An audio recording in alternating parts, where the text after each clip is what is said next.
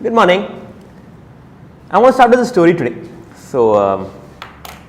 I want to share this incident that happened to me right after I cleared my final exam. After I cleared, the results came around 16th of July, I believe, and around close to the 20th, within the first week, I went to Chennai, where I had done my articleship. So I went to my alma mater, I went to my principal, distributed sweets, did all that. And then I had the opportunity of meeting MP Vijay Kumar sir. So he was in class and I went to his class. His class I think goes from 6:15 to 8:30. So I called up the institute, what is his class time? Okay, tomorrow it's till 8:30. So tomorrow, the next day morning I went there around at 8:15 to meet my guru MP Vijay Kumar sir. I wanted some career advice and some counseling, and I wanted to meet him because he's a hero. He's truly a hero. So I went the next day morning at 8:30, and there were a few other students, a couple of rank holders, one student who had not cleared that attempt. So a few students, around 5-6 of us. One of them came with his parents. So all of us were there, and we were waiting outside his classroom, and I would just peek into the classroom to see what's going on, and you could see this majestic figure. MPV sir is something else, man, truly. So you could see this majestic person taking class, and you're all nostalgic and dreamy-eyed, and I was watching that. And then class got over. I think he extended the class till 8:45 that day.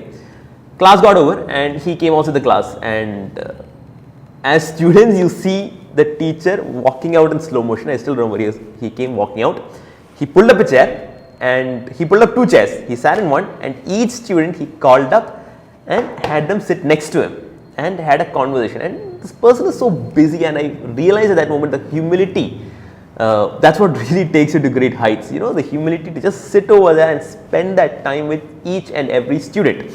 So even I got my chance. I went, sat next to him, and sir, I got so marks, I got so much in FR, and he's like, yeah, all your work, don't give me any credit, it's all your work. So, a very gentleman. And then I remember asking him about my career. So I said, sir, I want to be a teacher, I want to teach full time. That's my career, that was my dream at the moment. And funnily enough, before I had started teaching, nowhere in my life had I thought I'd become a teacher. So when I started teaching, all of a sudden I felt like, okay, this is it, I have to make this my career. And I told him, sir, this is my career, I want to become a teacher. And he said this thing, he told me, just keep this in mind, that becoming a chartered accountant, it's like becoming a doctor.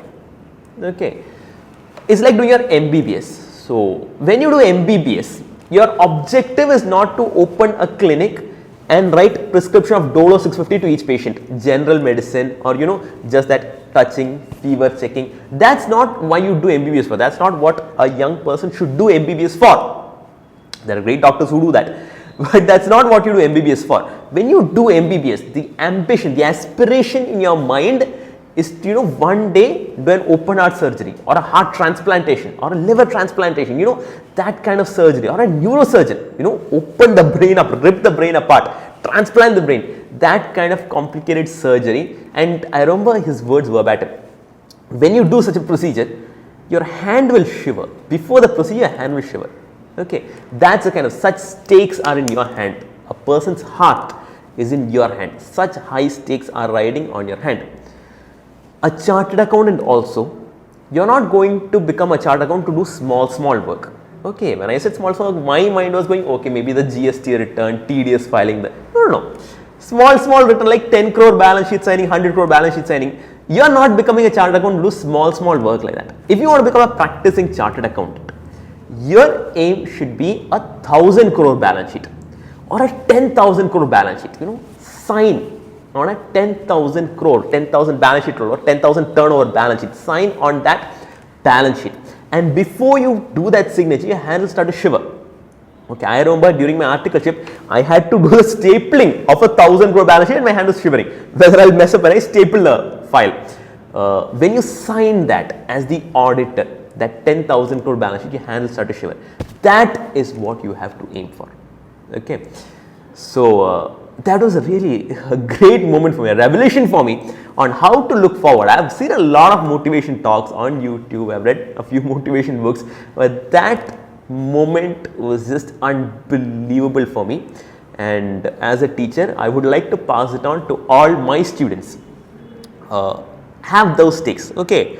It may not be necessarily signing the balance sheet, but those are the stakes. 10,000 crore, 1 lakh crore balance sheet, and you are the auditor, and your signature passes it, and after your signature, the general body, the shareholders approve it, okay.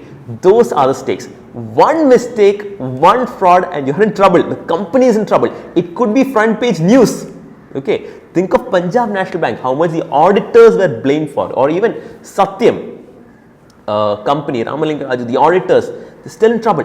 Those are the stakes, okay. So that requires a very high level of IQ, intelligence, a very high level of EQ, because when those are the stakes, the stress, because I've seen my own principal go through the kind of stress as the audit is about to be completed, when he is going to go for the board meeting, when he is addressing the directors of the company, of a bank, of a listed company, the kind of stress he has, the emotional quotient, and most importantly, the moral quotient to do your work with integrity, okay. So all those things put together, those are the stakes. Every student who is preparing for his or her exam must have his mind not in the exam that is 1 month down the line or 6 months down the line or somewhere down the line. That is not what you're going for. Remember that 10,000 crore balance sheet. That is what you're aiming at, okay. Always have that in mind as you're preparing. And on that note, let us come to the next topic, options. So in the last class, we discussed futures, and now we are going on in a journey of options. So today we will hopefully complete options and swap. 2 areas we will complete options and swap, and in the next class we will wind up with derivatives. That's our plan for the day, okay. So options is, according to me, the easiest area in your CA final syllabus. It's the easiest area in your CA final syllabus. You are certain to get a question from generally it will be from futures or options, okay. So options is an important area exam point of view, and a very simple area, easy scoring, and also quite fun to do it, okay. So shall we begin? So let us start with options. On those high stakes, let us start options, okay. So tell me, what is a forward contract? I think we haven't discussed, but you might have come across what's a forward contract in FR or accounts or even intermediate. You might have come across what is a forward contract. What's a forward contract? For a transaction, pay attention guys, what is a forward contract? For a transaction that happens on a later date, for any transaction that happens on a later date, you are fixing the price today. A transaction is going to happen after 1 month or 6 months or 1 year. A transaction that happens on a later date. What is the transaction? The transaction could be a purchase, it could be a sale, it could be a borrowing, or it could even be lending, okay. This we will discuss at length. Borrowing and lending we will discuss at length in FRA in the next class, okay. So in any of these transactions, if they are slated to happen on a later date, okay, after 4 months you are going to buy something, after 6 months you are going to buy something, you are worried about an increase in price. If you are going to buy something after 6 months, you are worried about an increase in price. We discussed that yesterday. If you are going to sell something, you are worried about a fall in price. So one option, I have to be very careful about using the words options and futures now. One choice you have is you can hedge using futures. Another choice you have, a more traditional, and this is something every company that has forex exposure, every company that has a forex exposure uses a forward contract. So if you are going to receive dollars, you have to convert dollar to rupee, we will discuss about that later in IFM, okay. So you have a purchase or a sale about to happen after 1 month or 3 months or 6 months, and you don't know what the rate will be. So you go to the bank, you go to the vendor, you go to the third party and tell him, Mr. Okay, suppose let's take the old example, you are going to a jeweler, okay, to buy gold for your daughter's marriage, and it's after 6 months, and you tell the jeweler, Mr. Jeweler, Gold I am going to buy after 6 months. I am going to buy gold after 6 months. After 6 months, the price I want you to sell me gold at rupees 3,500. At rupees 3,500. That is a forward contract. Okay. Difference between forward and futures. Futures is exchange traded. Forward is over the counter. Okay. You directly enter into a contract with the jeweler. That is a forward contract. Okay, it is not exchange. Forward contract is over the counter. Futures is exchange. There is an exchange in between. You can buy and sell. There is a great deal of flexibility. In forward, there is no flexibility. Okay, so consider you want to buy gold after 6 months. You meet the jeweler, Malabar Gold. You meet him and tell him, I want gold, so much gold after 6 months, and we agree upon a rate which is rupees 3,500 per gram. 3,500 per gram is the agreed upon rate. Now pay attention, pay attention. After 6 months, okay, it's a deliverable contract. Imagine it's a deliverable contract. After 6 months, you go to the jeweler. After 6 months, you go to the jeweler. Okay, and you realize that after 6 months, the price of gold is rupees 3,700. After 6 months, the price of gold is rupees 3,700. Okay, you ask him, Mr. Jeweler, can I have gold? I had asked for 500 gram. 500 gram for a wedding is, I don't know what the market rate is. I don't care. So after 6 months, you go ask your 500 gram, and the price is, he says 3,700. Sir, per gram 3,700. That's the rate today. You tell him, hello, I have a forward contract. I have entered into a forward contract with you at 3,500. I don't care what the rate is today. I don't care what the rate is today. You have to sell me gold at 3,500 itself. Oh yeah sir, I forgot you have entered the forward contract. Correct, correct. Okay, here's the gold, 3,500, rate is okay. Fine. Scenario 1. Scenario 2. You go to a jeweler and the price of gold on that day is rupees 3,000. Price of gold on that day is rupees 3,000. You go to the jeweler, ask him for 500 gram and give him, here sir, 3,000 rupees per gram. The jeweler will say, no sir, I remember you entered into a contract with me 3,500. It is a binding contract. Okay, forward is a binding contract. You cannot escape from it. You cannot escape from it. It's a binding contract. Whether the price increases or decreases, whatever is the case, if the price goes up or comes down, you have to pay 3,500 itself. It's a binding contract. Okay, so if the price becomes 3,000 or if the price becomes 3,700, you have to pay the agreed upon price 3,500 rupees. 3,500. Understood? So far it seems fair. Okay, you agreed upon, you gave your hand, you shook hands on a price of 3,500. On the due date, whether the price becomes 3,700 or the price becomes 3,000, you have to pay 3,500. That seems fair. Now consider third situation. After 6 months, it's a daughter's wedding and your daughter ran away with her lover. The wedding stands cancelled. Your daughter ran away, and you know the story, daughter's disgrace, family disgrace, blah blah blah, all that drama is going on. Okay, and you go to suddenly the jeweler comes to you. Sir, you remember contract 500 grams, you had entered into a contract 500 grams of 3,500. You tell him, sir, I don't know what the price is today. But see, this is my situation. My family has been disgraced and dishonored. I've lost all my reputation. I've lost my face. My daughter ran away with the person she loves. How can a young person love in these days? What crime is? What atrocious?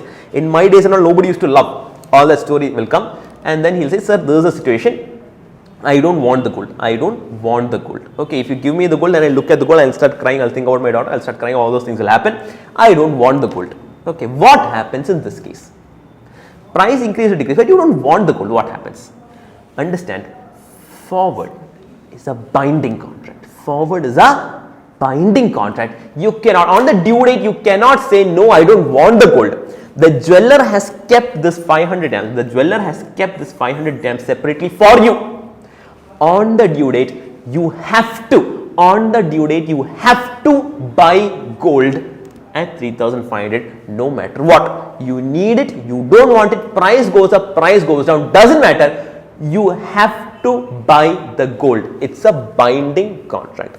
And mind you, this little condition of forward is extremely dangerous. One of the companies that I audited as an article, they entered a forward contract for currency. They were importing something, importing or exporting, I don't remember exactly. I think they did both. They did both import and export. So they entered into a forward contract for dollars. They entered into a forward contract for the dollars, and on the due date, they didn't want dollars. So the contract was to buy dollars. The contract was to buy so many dollars, and on the due date, they didn't want dollars. They were able to purchase that item locally. Okay, the original plan was to import something from US. Then later they found out I need not import from US, I can buy it locally. I can buy it from Hyderabad itself. I need not get it from all the way from US. So I got it from Hyderabad and I cancelled my purchase order. Suddenly the banker is coming. Sir, you said you wanted to buy dollars. You wanted so many dollars. I tell him, no, that contract got cancelled. Sir, contract cancellation, and I don't care. You have entered into a forward contract with us to buy so many dollars. You have to buy so many dollars. But I don't want the dollars here. Please understand, the import order got cancelled. What will I do with this dollars? RBI will come after me if I keep so many dollars simply lying in a bank. Okay, I don't want so many dollars. Please understand. Nothing doing, sir. Forward contract. Forward contract is non-cancelable. You have entered into a contract to buy dollars. You have to buy the dollars. There is no escaping, whether you need it or not, whether the price has gone down or gone up, doesn't matter. On the due date, at the agreed upon price, you have to buy. And then the company had to buy dollars and pay a huge amount of cancellation charges. Okay, how to cancel forward contract we'll discuss in international finance. Okay, forward is non-cancelable, but there is a way of getting about it which is very expensive, extremely expensive. Forward contract had to be cancelled. It was extremely expensive and the CFO lost his job. Okay, mind you, cancellation of forward contract has such high stakes. I have seen it myself. The CFO was regarded as a great man. The entire finance team loved him. The auditors loved him. My principal loved him. Great man, lost his job because of forward contract. This happened. Okay, so forward contract can be deadly if it comes to a point where you have to cancel. Okay, forward contract, the problem, it's a very fair contract. Okay, it's a very fair contract, but it is binding. It is non-cancelable, it's binding. Okay, to circumvent that trouble, we have options. Options is exactly like a forward contract. What is a forward contract? Transaction happening on a later date, the price being fixed today itself. Options is exactly like that, except that the holder of the option has the power to decide whether he wants to exercise it or lapse it. He has the option to cancel. Forward is binding. Forward is binding. In options, the holder has an option whether he wants to buy or not. For example, pay attention now. Same case, gold. Okay, 6 months later, you're going to buy gold at rupees 3,500. 6 months later, the price of gold turns out to be rupees 3,700. You go to the jeweler and see 3,700. I remember I have an option. I have an option to buy it at 3,500. I will exercise my option and I will buy it at rupees 3,500. 6 months later, the price of gold turns out to be rupees 3,000. 6 months later, price of gold turns out to be rupees 3,000. I go to the jeweler, I see that the gold is currently priced only at rupees 3,000. Hey, but you have an option? No, I will lapse this option. The jeweler will come, sir, you entered an options contract with us. I'll just tear it apart and throw it in his face. I'll tear it, and you won't do so much drama, but understand the point. You will tear it and throw it in his face. You will lapse the option and you can buy the gold at rupees 3,000 per gram. So option is exactly like a forward contract, except forward is binding. On the due date, you have to buy it at 3,500. But in options, it is your choice. In options, it is your choice. You can buy it, you can exercise and buy it at 3,500, or if it is favorable to you, you can buy it at 3,000.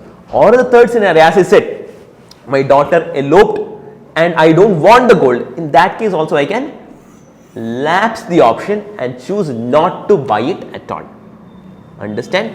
So an options contract is exactly like a forward. Did you understand what a forward is? A forward is a contract for a transaction on a later date where the price is fixed today itself. Transaction happening on a later date, the price is fixed today itself. It's a binding contract. Whether the price goes up or goes down or the contract itself is cancelled, the forward will not be cancelled. You have to honor it. You have to buy gold on the due date at the given price. Whether you need gold or don't need gold, or price goes up or goes down, you have to buy it at 3,500 itself. In option, you have the power to choose. You have an option with you. Do you want to exercise or do you want to lapse? Understood? Now, come to the terminology. There are two types of options.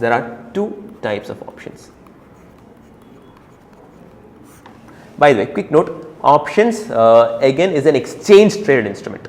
Okay, but we'll come to that later, I guess. There are two types of options. There is a call option and there is a put option. There is a call option and there is a put option. Call is an option to buy. Call is an option to buy. Put is an option to sell. You go to the jeweler and you want to buy gold. You go to the jeweler and you want to buy gold. You enter into a call option. You go to the jeweler and you want to buy gold at rupees 3,500. Pay attention. You go to the jeweler and you want to buy gold after 6 months at rupees 3,500. You have taken a call option. Call means to buy. Visualize it. Call means to buy. You have a call option for rupees 3,500. On the due date, if the price becomes 3,700, you will exercise the call option. On the due date, if the price becomes 3,000, will you exercise or lapse? Will you buy it at 3,500 or 3,000? You will definitely choose to buy it at the lower price 3,000. You will lapse the call option. Understood? So call option is an option to buy. The other way around, you go to the jeweler and you have some gold with you. You want to sell it after 6 months. Okay, or you are going to get gold after 6 months and you are going to sell it. Okay, so you can go to the jeweler and tell him, jeweler, I want to sell gold. I want to sell gold to you after 6 months. We will negotiate and come at an agreed upon price, rupees 3,450. You agree to sell gold to the jeweler after 6 months at rupees 3,450. It could be a forward or it could be options. Suppose you enter into option. This is called a put option. Option to sell. Put is to sell. Put is to sell. Okay, you enter into a put option to sell gold after 6 months for rupees 3,450. Now check it out. On the due date, that is after 6 months, the price of gold became 3,100. What will you do? Will you exercise or lapse? You go to the jeweler after 6 months and you notice in the market, the price of gold is 3,100. What price will you sell it at? Will you sell it at 3,100 or will you sell it at 3,450? Yes, you will sell it at 3,450. You will exercise your option. You will exercise your put option. Now scenario 2. On the due date, price of gold becomes 4,000. What will you do? Will you exercise or lapse? What price will you sell it? Will you sell it at 3,450 or will you sell it at 4,000? Definitely you will sell it at 4,000. This option will be lapsed. You will lapse it and you will sell it at the market price. You will sell it at the market price of rupees 4,000. Or in case you choose not to sell, I decide after 6 months I don't want to sell. Again, you can lapse your option. Your option is for 3,450. You can lapse it. That is a put option. Understand? Two options. Option to buy is a call option, option to sell is a put option. Two types of options, call option and put option. There are two parties involved in option, two people. There are two people involved in an option. Now consider this example where you went to the jeweler to buy gold. You went to the jeweler to buy gold. Okay. You went to the jeweler to buy gold. Okay. And you entered into what option? You want to buy gold. What option do you enter into? You enter into a call option.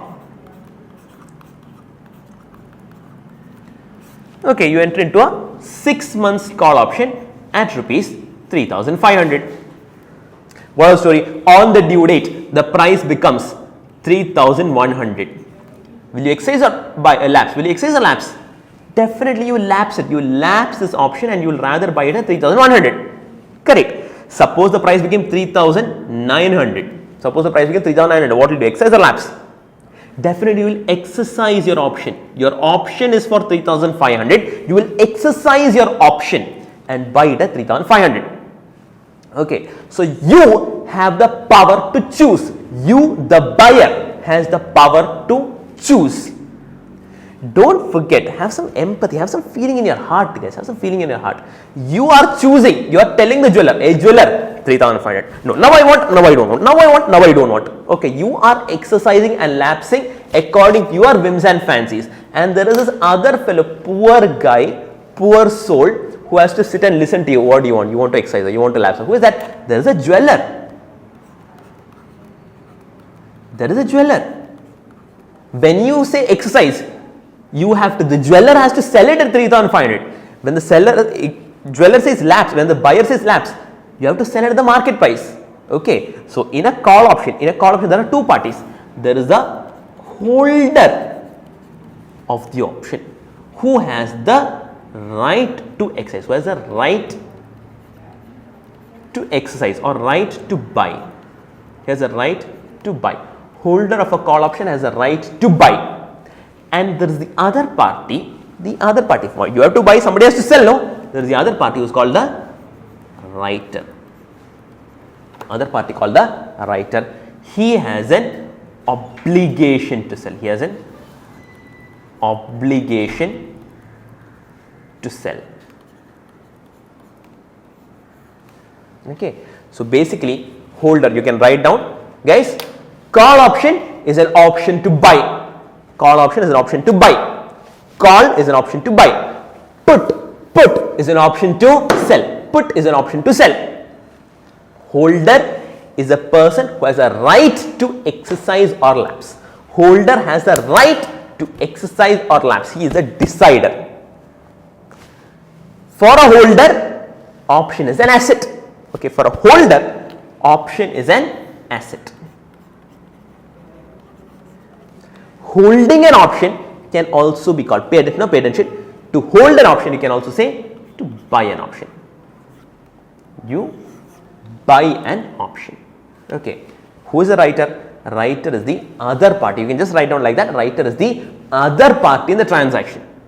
Okay. Writer is the other party in the transaction. For the writer, an option is a liability. For the writer, the option is a liability. A writer is basically selling an option. Now you can consider an option contract this way. An option contract is a right. An option is basically a right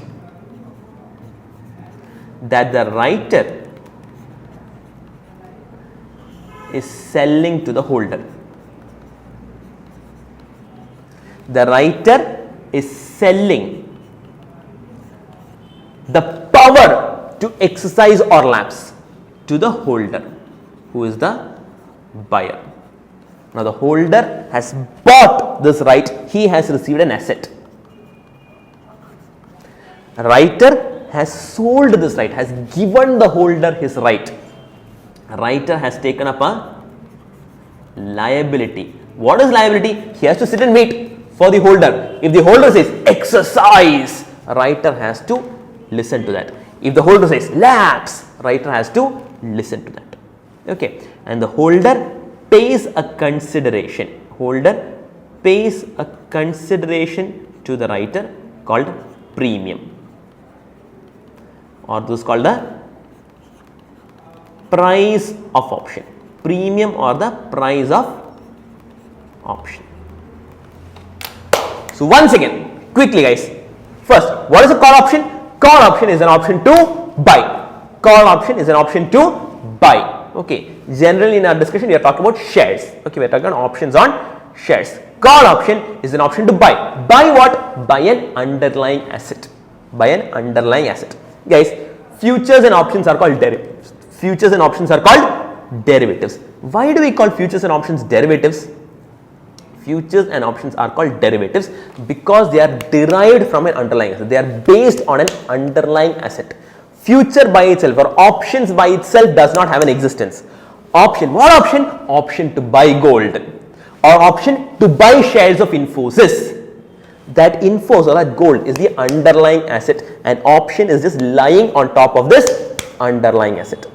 It derives, the option derives its value from the underlying asset. That's why it's called a derivative. Okay, futures, options and FRA, they are all called derivatives because they derive their value from this underlying asset.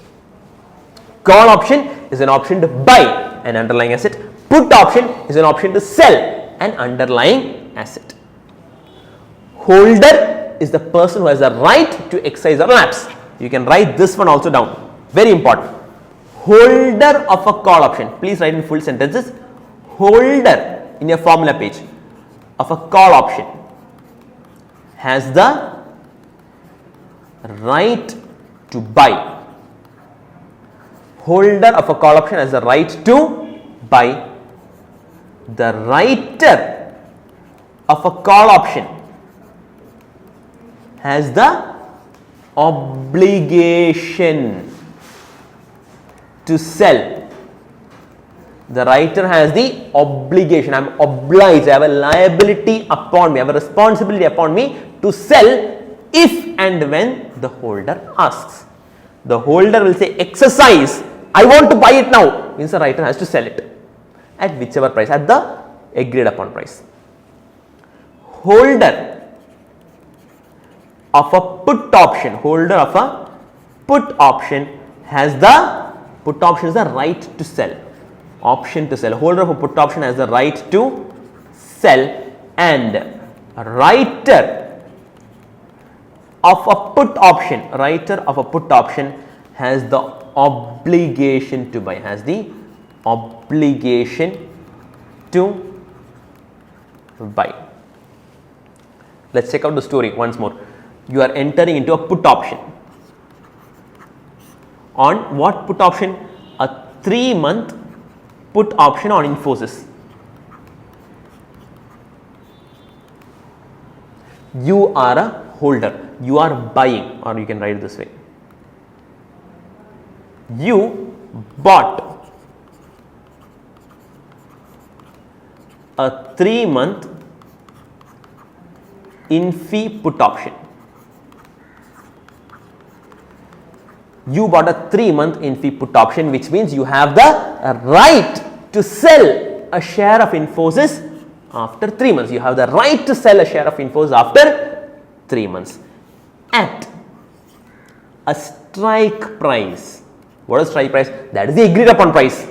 That is the agreed upon price at a strike price of rupees 1,200. At a strike price of rupees 1,200. 1,200 is the agreed upon price. For gold we said the 3,500. Over here 1,200 is the agreed upon price. This is called the strike price, and this 3-month is called the strike date or the due date or the exercise date. Okay, 1,200 is called the strike price or the exercise price. Strike price or the exercise price. The due date is called the strike date or the exercise date. Please note down these words. Strike price or exercise price is the agreed upon price, 1,200 in this case. Strike date or exercise date is the due date. Okay, so on the due date, on the exercise date,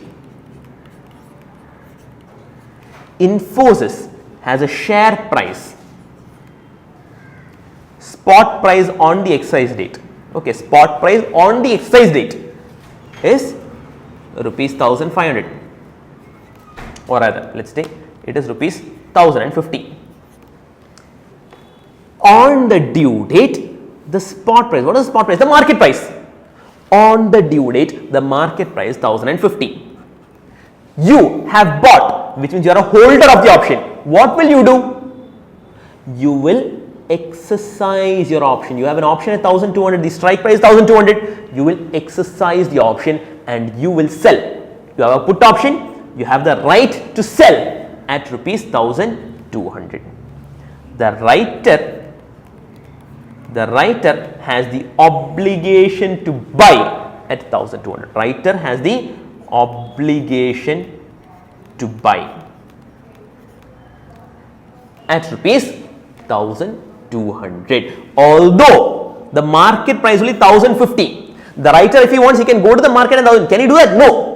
Writer has taken upon his head, he has taken an obligation. Even though the market price 1050, I have to buy it at rupees 1200. I am suffering a loss. I have to buy it at rupees 1200. I am incurring a loss. Okay. Suppose on the due date, the market price, the spot price on the due date becomes 1550. In this case, what will the writer do? What will the holder? Writer cannot do anything. Writer can only sit and listen. What will the holder do? Holder has an excise price of 1200. Will he use his excise price? No, this is useless for him. Excise price of 1200 is useless. He will lapse his option. He will lapse. Understand the word? Lapse his option. He will rather sell it. He will ignore. Writer, who are you? Please go, run away. I don't want you. Writer becomes irrelevant. You can sell it. You can sell it in the market at rupees 1550. Writer, if he wants to buy, he need not buy it from the holder. He cannot buy it from the holder rather. He can buy it from the market at rupees 1550. Okay. So, what is call option? Call option is an option to buy. Hope you are singing with me, guys. Behave like children. Call option is an option to buy. Put option is an option to sell. Holder has the right. Writer has the obligation. Holder has the right. Writer has the obligation. Holder of a call option, right to buy. Holder of a call option, right to buy. Writer of a call option, obligation to sell. Holder of a put option has a right to sell, and writer of a put option is the other party. He has the obligation. Here he has the obligation to buy at the strike price. When do you exercise? When do you lapse? That I am not going to tell you. Okay, that you have to think and find out. Whenever it is favorable to use the option, you will exercise the option. Whether it is buy, if you can get it at a cheaper price, buy call option. If you can sell at a bigger price, you will sell using a put option. Whenever it is favorable to you, you will exercise your option, you will exercise your strike price. Whenever it is not favorable to you, you will lapse and you will go to the market itself. Okay. Holder, writer, call, put, exercise, lapse. You also discussed exercise price or strike price, exercise date, and the writer is taking up liability over here. Over here, guys, understand? In the first example, when the price was 1050, the writer still has to buy it for 1200. The writer is suffering a loss. For this loss that he is suffering, or he is expected to suffer, he has to get a consideration. He has to get a consideration. It's called premium. Okay. So, today when the holder takes up an option, when the holder buys an option from the writer, he has to give a premium to the writer. Whether the option is exercised or lapsed, the premium has to be paid, guys. Whether the option is exercised or lapsed, the premium has to be paid upfront itself. When you take the option, that is 6 months back or 3 months back itself, you have to pay the premium. On the due date, you may exercise or you may lapse. Okay. Here, if the price becomes 1050, the holder of the put option will exercise the option. Otherwise, he will lapse. Exercise or lapse, the premium was paid 3 months back itself. On the day you bought, you have paid the premium. Okay. Now, think of it this way. Holder has to pay a premium, writer will receive a premium in any case. Okay. Now, think of it the other way. Holder of a put option has a minimum selling price of 1200. Okay, if the price becomes less than 1200, he can sell it at 1200. If the price becomes 1550, he can sell it at that price. So 1200 is basically the minimum price. He is protected. In any way, he stands to gain. Holder will not lose anything. Writer will never gain anything. Okay, so you understood the terms. Now next, write on the subheading, value, profit and cash flow. Value, profit and cash flow. Okay, now come to an example. Consider a call option on a share of Wipro at a strike price. What is the strike price? It is the exercise price. At a strike price of rupees 250. You have a call option. Consider a call option on a share of Wipro at a strike price of rupees 250 maturing in 3 months. After 3 months, Wipro has the following market prices.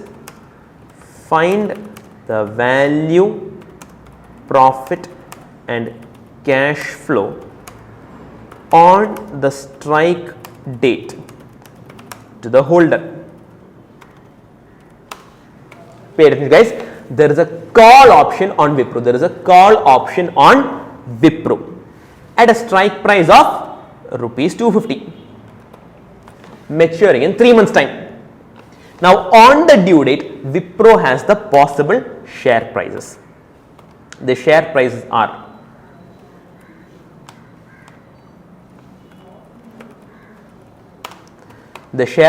can be rupees 235,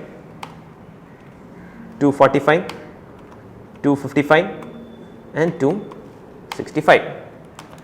These are the possible share prices on the due date. First of all, tell me, in each case, will the option be exercised or lapsed? Will the option be exercised price? You have a call option. You are a holder. You have a call option. Guys, understand? You have a call option on Wipro with a strike price of 250. Strike price of 250. Under each case, will you exercise or lapse? First of all, when the price becomes 235, tell me, will you buy it at 250 or 235? You will definitely buy it at 235. What is 235? These are the market prices. These are the market prices. 235. You will definitely, call option is an option to buy. Will you buy it at 250 or 235? You will definitely buy it at 235. You will ignore your call option. You will ignore your call option. Here you will lapse. When the market price becomes 245, tell me, will you exercise or lapse? Again you will lapse. Again you will lapse. When it is 255, you will exercise. You will rather buy it at 250 using the option. You have an option, you have a call option which allows you to buy at rupees 250. You will rather buy it at rupees 250. You will exercise your option. When it is 265 also, again you will exercise. I forgot to mention one thing. Option has a premium of rupees 12. Option has a premium of rupees 12. Okay. So you have found out exercise or lapse. In each case, are you going to exercise or are you going to lapse? Now, what is the value of the option? Very important. Please put it in bold, underline, do something. What is the value of the option? We have discussed earlier when we were discussing rights. Okay, right issue we were discussing. We have discussed what is value. We discussed price equals benefit, and we know value equals benefit minus value is equal to benefit minus price. Value equals benefit minus price. Now, let's consider this 265. Okay, you have a share worth 265. Okay, what are you going to do with this share? You are excising, you can buy the share. At what price will you buy the share? You have an option, you have a call option. You are exercising your call option and you are buying it at rupees 250. So, a share worth 265, you are able to buy it. Do you have to pay 265? No, you have to pay only rupees 250. A share worth 265, you are getting for 250. Why? Because of this call option. Because of this call option. This call option to you has a value of 15 rupees, or rather 265 minus. Don't buy hard the formulas, understand what is value. Over here, when the share price becomes 255, you have excise, you are going to excise it because it's favorable. Okay, so share worth 255, you are going to buy it for 250. You have a value of rupees 5, or that is 255 minus 250. Okay, so when it is 265, you have a value of 15. When it is 250, you have a value of 5. When it is 245, you have a value of. See, when it is 250, what is happening? A share. When it is 245, what is happening? A share of 245. At what price are you going to buy? Will you buy it at 250? Understand? If it was a forward contract, you would have to buy it at 250. Okay, if it's a forward, then 250 is binding. But in an option, when the market price is 245, you can very well lapse the option and you can buy it at 245 itself. So, a share worth 245, you are buying for rupees 245, option has no value to you. Option has no value to you. Don't say it is minus 5, okay? Minus 5 is wrong. It's not minus 5, it is 0 because you are lapsing it. Over here, a share worth 235, you are buying it for 235 rupees. It has a value of 0. Okay, so that is the value of an option. Value is equal to, understand, value is equal to benefit minus price. A share worth 265, if you are able to buy it for 250, you have a value of 15 rupees. A share worth 255, if you have a value of 5, if you are able to buy it for 250, you have a value of 5 rupees. Now, what is the profit or loss? Guys, see over here, what is the value of option? Value of option is 0. To get 0 value, okay, holder has 0 value. Is he okay? He is a little upset. He's a little upset. Why is he a little upset? Because he got no value. The option was useless for him. Okay, he could have not taken the option and still he will be able to buy the share at 235 rupees. Okay, simply bought an option, no value. He simply had to pay a premium of 12 rupees. He simply had to pay a premium of 12 rupees. But for that 12 rupees, did you get any value? You wouldn't get any value. Your profit is 0 minus 12. You have a loss of 12 rupees. Okay, profit or loss. Loss is given in brackets. You have a loss of 12 rupees. Here again, you have simply paid 12 rupees. Any value to you? No value to you. You again have a loss of 12 rupees. Here, is there any value? There is a small value. You have 5 rupees value.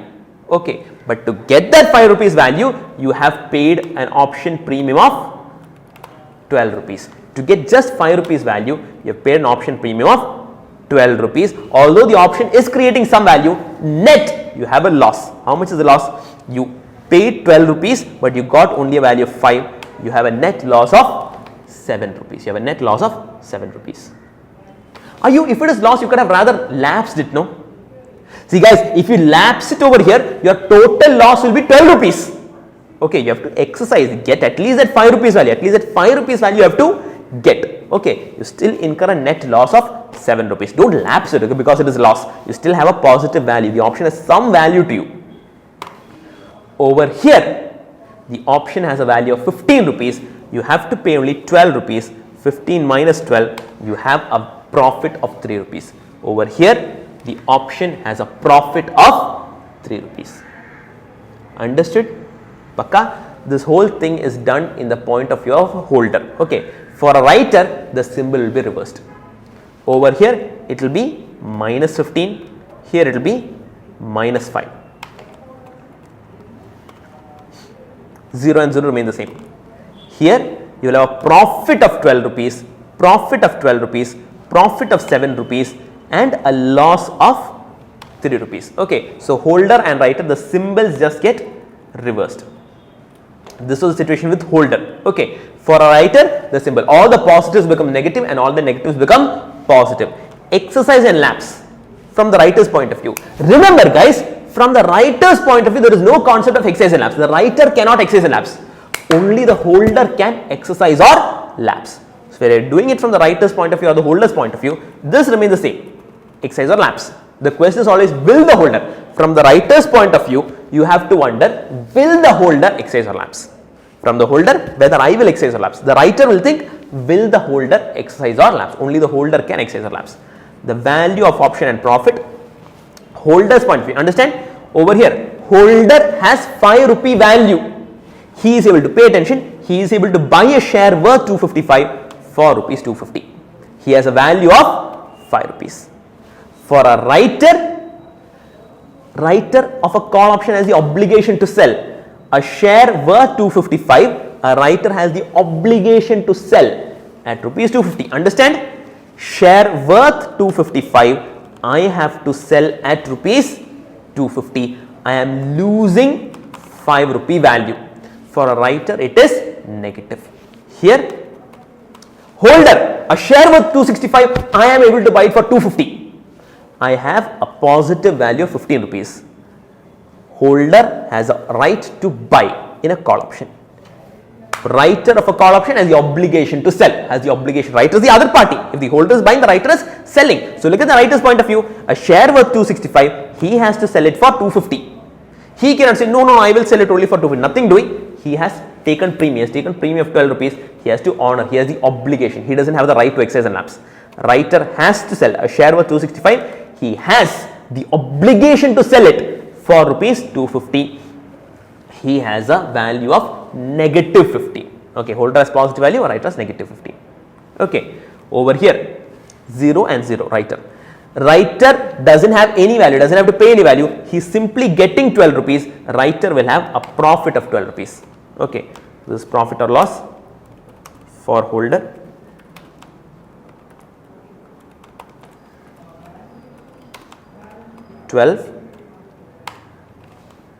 Here writer is still receiving 12 rupees, but value is only minus 5. For the writer, it is minus 5. So, writer has a profit still of 7 rupees. Okay. A share worth 255. He was forced to sell it for 250. He lost 5 rupees over there, but still he gained a premium of 12 rupees. His net profit is 7 rupees.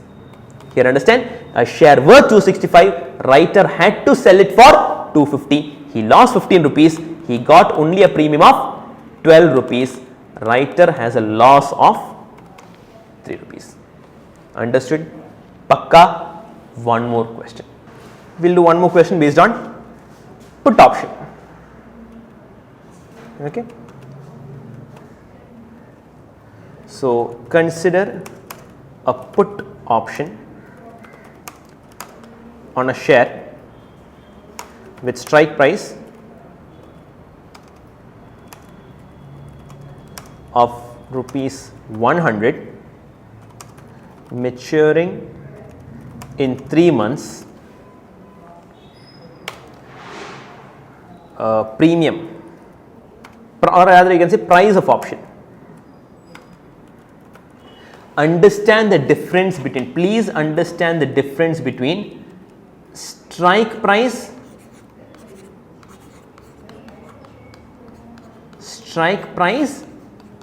and price of option. Strike price is the agreed upon price. It's the agreed upon price. That is where you decide whether you should exercise or lapse. The price of option is just the premium of the option. It's just the premium payable by the holder to the writer on the option. Okay. So, price of option is rupees 7. price of option is rupees 7.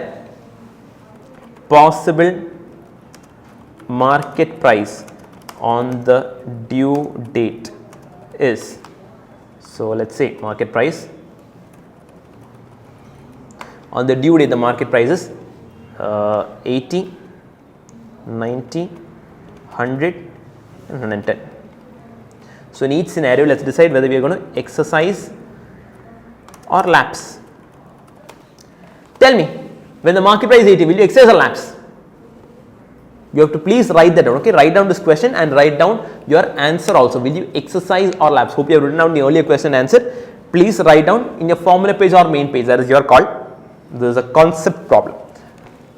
Will you exercise or lapse? See, what option is this? It's a put option. It is a put option. What is the put option? Option to sell. Option to sell. Okay. So when the market price becomes 80, strike price is 100. What will you sell at? Will you sell it at 80 or will you sell it at 100? Definitely you will sell it at 100. Definitely you will sell it at rupees 100. So you will you exercise or lapse? You will exercise your option. Your option is being exercised over here. This is a market price. You don't want the market price, you want the option. This is the market price. You don't want the market price, you want to use the option. You are exercising option. Over here also, market price is 90. You will definitely exercise the option and buy it at rupees, sell it at rupees 100. You have the option to sell it at rupees 100. You will definitely exercise your option. When the market price is 100, it is indifference point. You are indifferent. You exercise or lapse, you will sell it at 100 only. Okay, you are indifferent. Exercise or lapse doesn't matter. You can exercise or lapse. Over here at 110, will you exercise or lapse? You have the choice to sell it at 100 or 110. What will you sell it at? You will definitely sell it at the market price itself. You will not care for the option. You will ignore the option or you will lapse the option and you will sell it at 110 instead. Understood? Guys, it will take time. Okay, I am warning you, it will take time. Be very attentive for options. Don't take breaks. Sit and listen to it in one flow, in one stretch. Okay, I am repeating. Some of you might find it boring. Some of the most intelligent ones of you might find it boring. Please bear with me. Okay, exercise lapse you have decided. Let's see, value to the holder or to the writer. We'll do it to the holder. Okay, writer is just the opposite sign. Value to holder. An option worth 80, you are able to sell for rupees 100. What is the value? The option is creating a value of 20 rupees to you. Correct or not? Something that is only worth 80 rupees, you have the privilege of selling it for 100 rupees. How did that 20 rupees come? That is because of the option. The option is creating a value of 20 rupees to you. Over here, 10 rupees, here 0, 0. Okay, something for 100, you are selling it 100 only. Whether the exercise or lapse, you are selling for 100 only, no value. Here also something for 110, you are selling for what price? You are selling for 110 only. Okay, because you are lapsing the option, you are selling 110 for 110 only. It is 0. Profit or loss. Here you have a value of 20 rupees and you have a premium of 7 rupees, which means you have a profit of 13 rupees. Here a profit of 3 rupees. Here you have a loss of 7 rupees and loss of 7 rupees. Understand that for a holder, the value will not be less than 0. Value is always 0 minimum and the loss will be maximum 7 rupees. Loss will not be more than that. Okay, the profit will go down. Rock bottom is minus 7 rupees loss. That is the worst case scenario. It can keep getting better. If you have, suppose,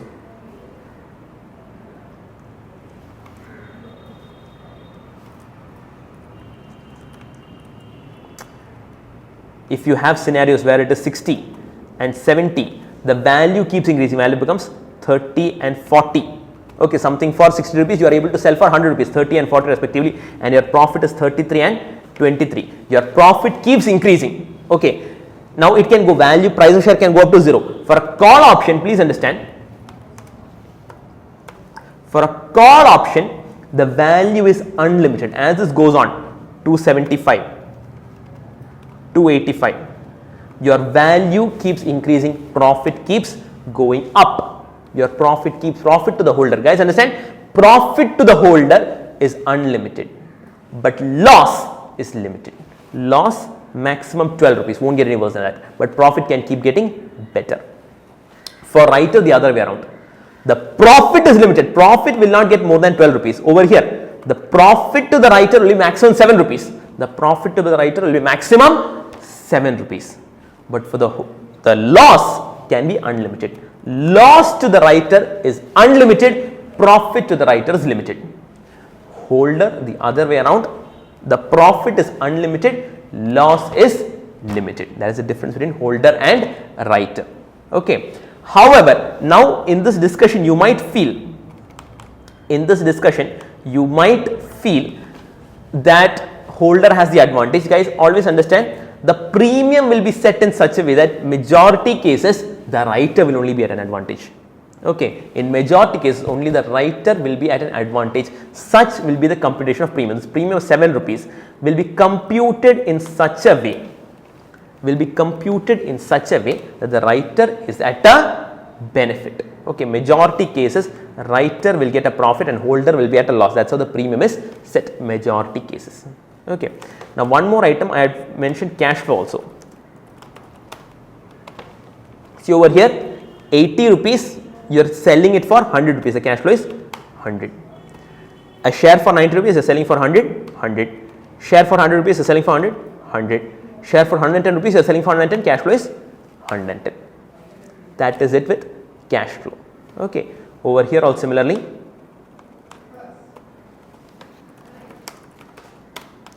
share for 235, you are buying it for 235 itself. Cash flow is 235, 245, 250, 250. Such is the cash flow. Okay, so that is value, profit and cash flow. Small area. We had this discussion just to give you that clarity, on how call option and how put option works. Okay. Now I just mentioned that writer will be at an advantage. The option premium, the price of the option, this rupees 12 in this case or rupees 7 in this case, will be set in such a way that writer is at a premium. So how do you find out the price of the option? Come to the last subheading.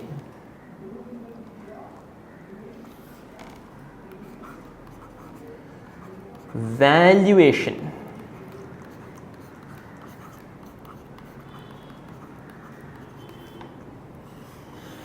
of options. How do you compute the price of this option? Earlier in the question it was given 12 rupees or 7 rupees. How do you compute that price? How do you fix the price as so much? There are basically 4 methods to compute the value of an option. Method number 1, delta model.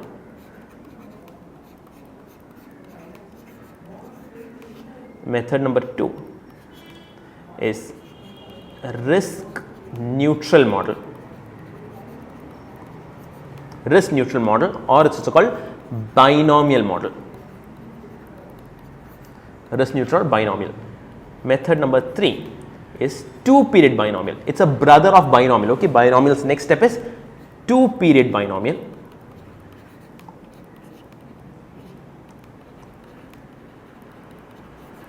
And method number 4 is the legendary Black-Scholes model.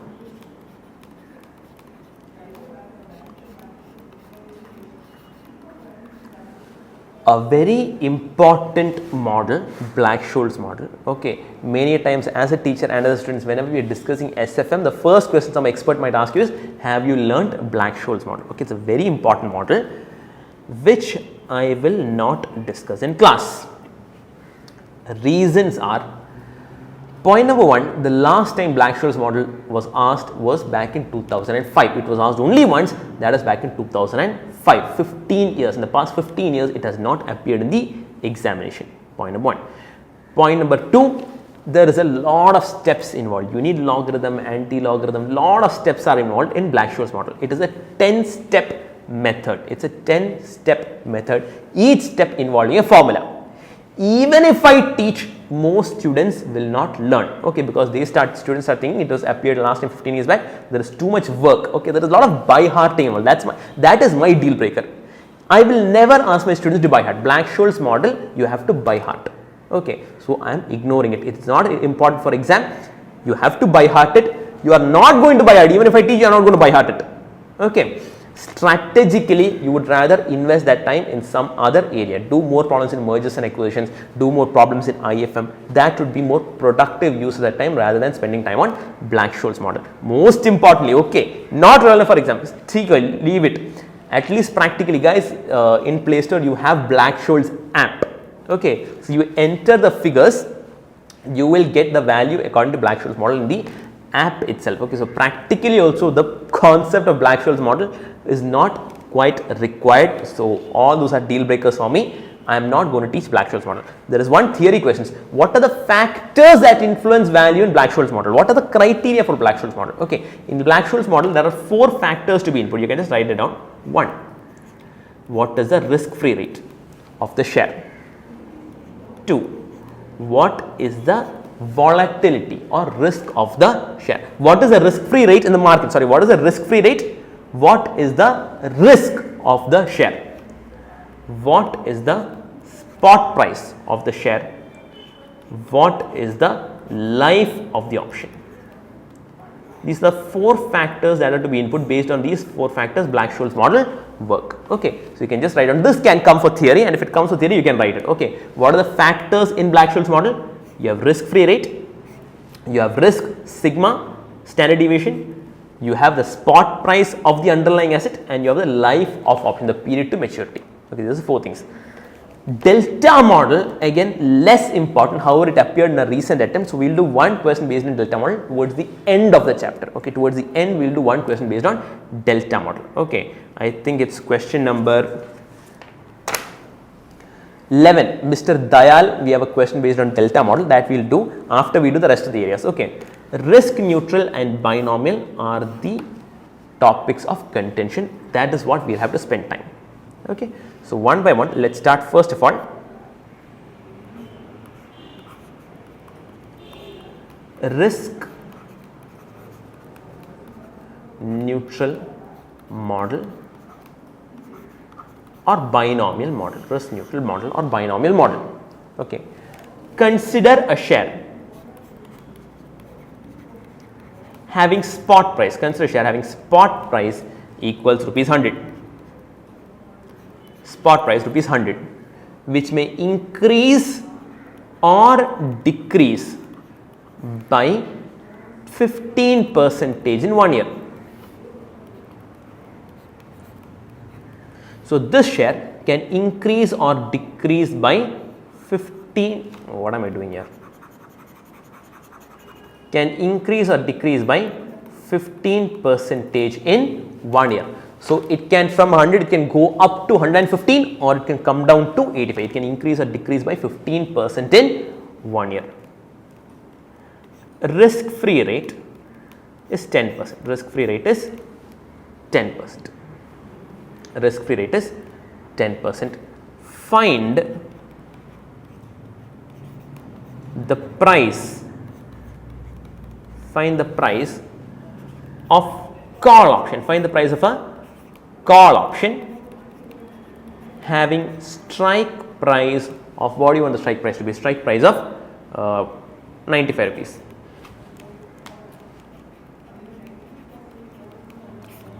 Strike price of 95 rupees. Okay, this is the question. You have a share which has a spot price of 100, which may increase to 115 or decrease to 85. They will either tell increase or decrease by 15%, or they will give 115 and 85 or 110 and 90 or whatever they will give it. Okay, in 1 year, period is 1 year.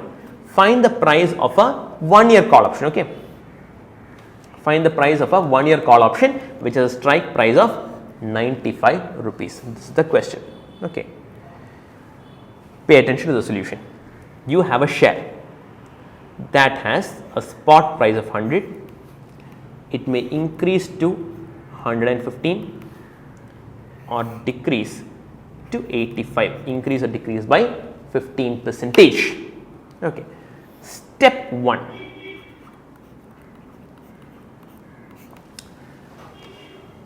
Guys, tell me something. Options. Like futures, I told you options is something the writer is selling to the holder. Okay, you can call it as an asset. Okay, it's something the writer is selling to the holder. Okay, futures also there is a buy and sell. Both are assets, both are derivative products. Tell me, options like futures, is it a risky asset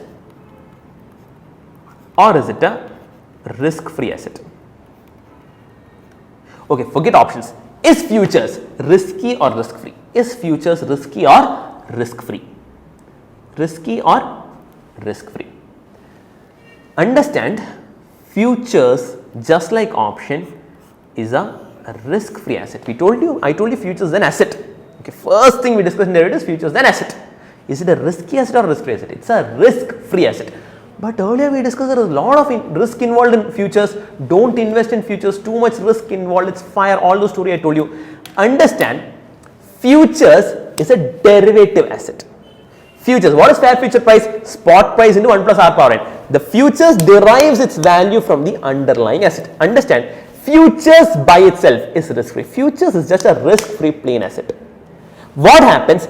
It derives its risk from the underlying asset. Futures is risk free, but the underlying asset gives it a lot of risk. Okay, same is the case with options. Option, when you speak practically, is a very risky. The value, the price of option that you are discovering over here keeps changing every minute, every second. It fluctuates like anything. There is a lot of gambling involved with options also. A lot of investors use option for gambling also. Also there lot of risk involved in options, high stakes, you can make a lot of profit. Just like futures, you can have a lot of rewards in options. Okay, but understand, option by itself is a risk free asset. Because of the underlying, the risk of the underlying asset is being absorbed by this thing. Options by itself is risk free. Okay, then why does it seem risky? It is a risk of the underlying asset that is coming to this options. Understand, options by itself is risk free. The underlying asset has risk. Okay, underlying share of Infos or Wipro or whatever has some risk. That is getting passed on. That is getting reflected over here. Options by itself is risk free. Okay. Now in this situation, see, the share is risky. The share price can increase from 100 to 115 or 85. You don't know. It could go up or it could go down. You don't know. Okay. Step 1. You have to assume that the share is risk free and find out the risk neutral probability. Risk neutral probability. Pay attention. Let the probability of price being 115 be P. Always take the upward probability as P. Okay, diagram should be like this only. Take the upward probability as P. The probability of price being 115 is P. In that case, probability of price being 85 is 1 minus P. Only two options, P or 1 minus P. Okay, what is this probability? Not even God can tell you. Not even God can tell you what is the probability of this share price increasing to 115. But if you assume it's a risk free asset, if you assume the share is risk free, then you can find out the probability. Pay attention. Price can be 115 or 85 with the probability of P and 1 minus P. See, step 1.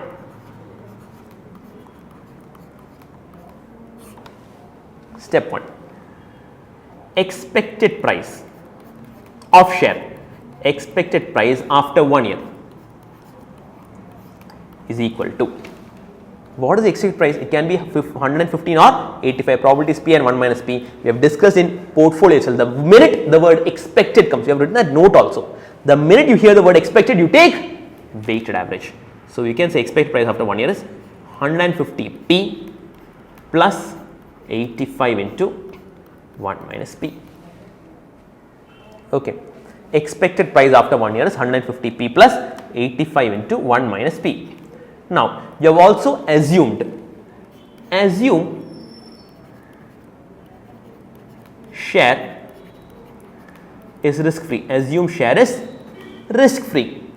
In that case, the expected price after 1 year has to be 100 into 1.1. What is 1.1? you know from here that the risk free rate is 10%. The risk free rate is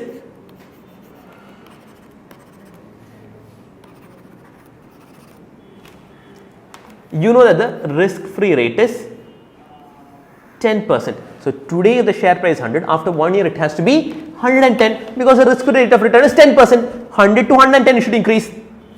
So if the risk free rate is 10% and you assume share is risk free, after 1 year share price should be 110 rupees.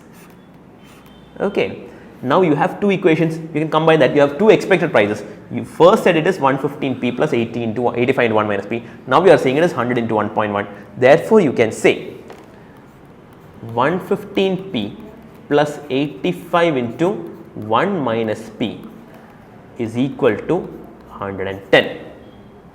Solve the equation very quickly. I think 115 minus 30p minus 85.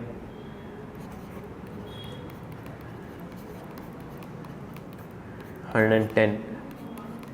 P is equal to 1525 by 30, 5 by 6.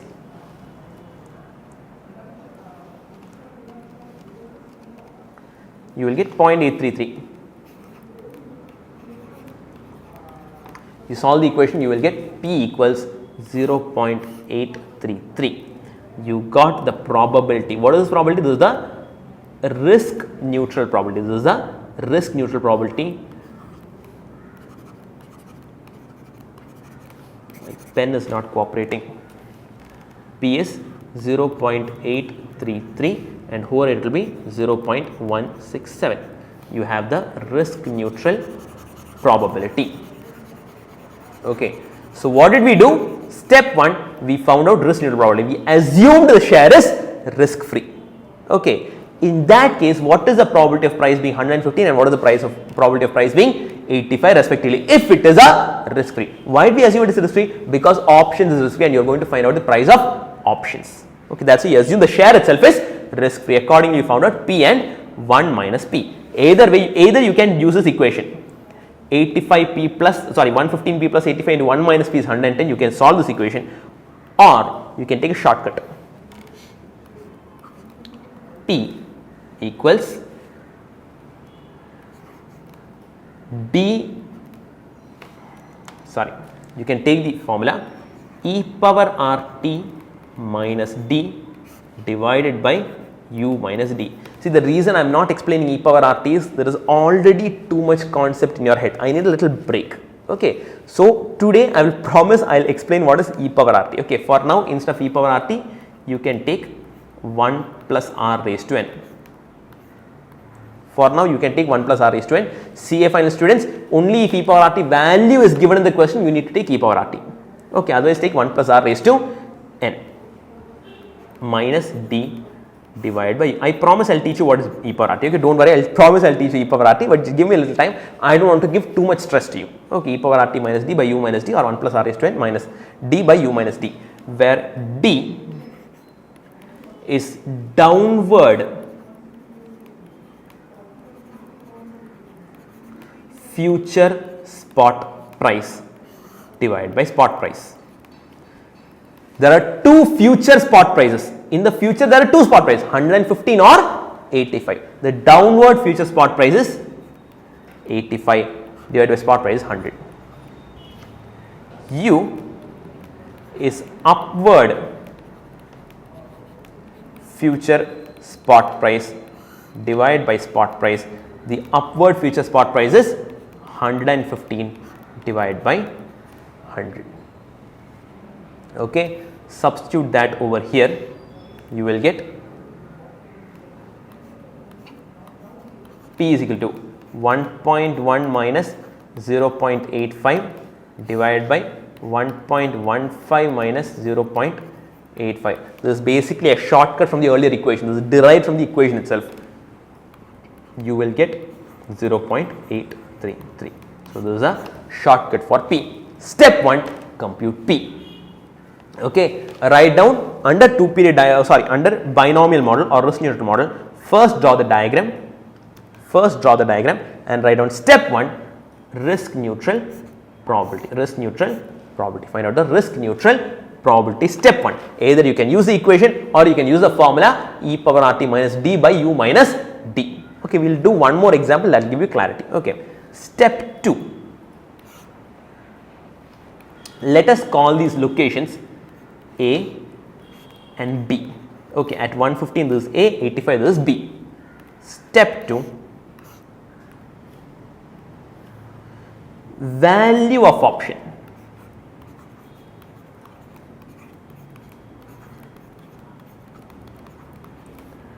Pay attention. Value at A is equal to, you have an option which has a strike price of 95. You have an option which has a strike price of 95 after 1 year. When the market price becomes 150, is it a call option or put option? It's a call option. So, an asset worth 115, you can buy it for 95. This option has a value of 20 rupees. This option has a value of 20 rupees. Over here, it has a value of 0 because the option will be lapsed. Okay. So, you can write down value at A. Okay. Fill the figures in the diagram. Okay. Over here 0.83, 0.16 and fill all the figures and write down the steps also how you are getting it. Okay. The diagram and the steps are important. Okay. Diagram and the steps are important. Value at A is 20 rupees, value at B is 0. Write that down. Value at A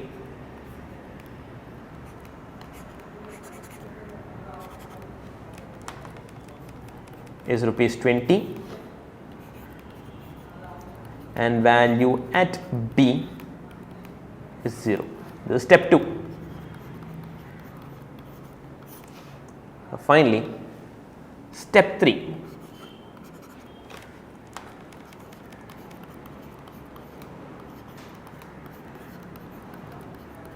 Price of option.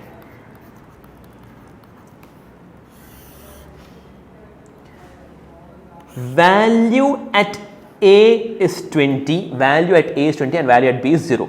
The probability of going to A, the probability of going to A is 0.833 and the probability of going to B is 0.167. Accordingly, you can find out the expected value. What is expected? Weighted average.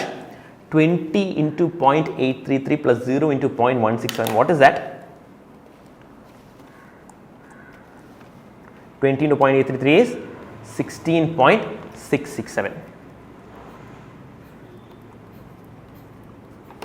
You have an option which after 1 year may have a value of 20 or may have a value of 0. May have a value of 20 or may have a value of 0. The probability of value being 20 is 0.83, we found out in step 1. The probability of value being 0 we found out in step 2, 0.167. Take the weighted average. Okay. This is the price of option. Wait for it. Price of option is 1.6, but this is after 1 year. This is after 1 year. The current price, premium is payable today. Premium is payable today. Okay. This is the price of option after 1 year. What about today? Take the present value. So, you can say step 3, price of option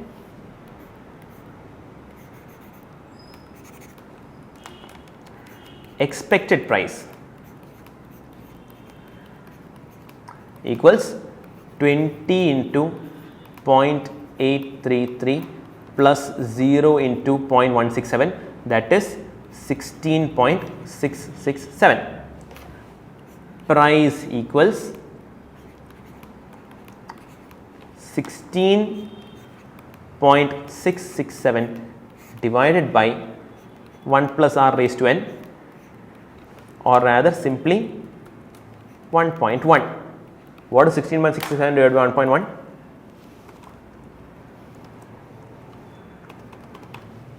15.152.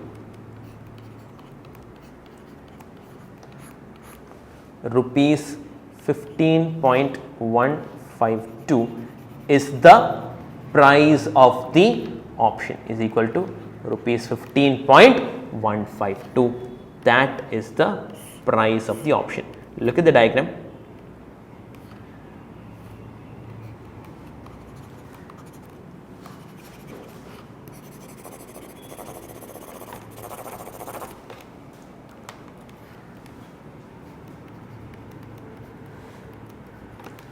15.152 is the price of the option. Okay, guys, listen, what is step 1? We found out the risk neutral probability. You used an equation for that. Either we said 115p plus 85 into 1 minus p is equal to 110. We either use that equation or there is a shortcut formula, p equals e power rt minus d by u minus d, where d is the downward FSP by spot price, u is the upward FSP by spot price. I will use this formula henceforth because this formula is easier than it looks. It might look a little complicated, but in the next problem I will give you one more shortcut. It becomes very easy. Either method you can take. Okay, e power rt minus d by u minus d. Step 1, we found out the probability. Probability is 0.833 and 0.167. Step 2, find out the value of option at A and B. Value at A, value at B. Okay, it is 20 and 0. Step 2, value of A and value at B. Step 3, what is the expected value? We took the weighted average and then we took the present value of that 15.152. This is the price of the option. Got it? Understood? Check it once again, write the notes, review the notes once again, and we will do one more question. Check out one more question. We will do one more question. Okay. We did call option, now we will do put option. Consider put option. Put option having life of 6 months on a share having spot price is rupees 200, which can increase or decrease by let us say 5%, increase or decrease by, take 15% or let us say 10% in 6 months. It can increase or decrease by 10% in 6 months. Okay.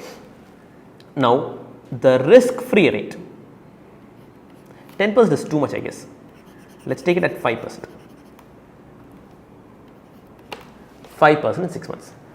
Risk free rate is 14%. Is that too much? No, risk free rate is 8%. Risk free rate is 8% per annum. Find the price of the option. Find premium.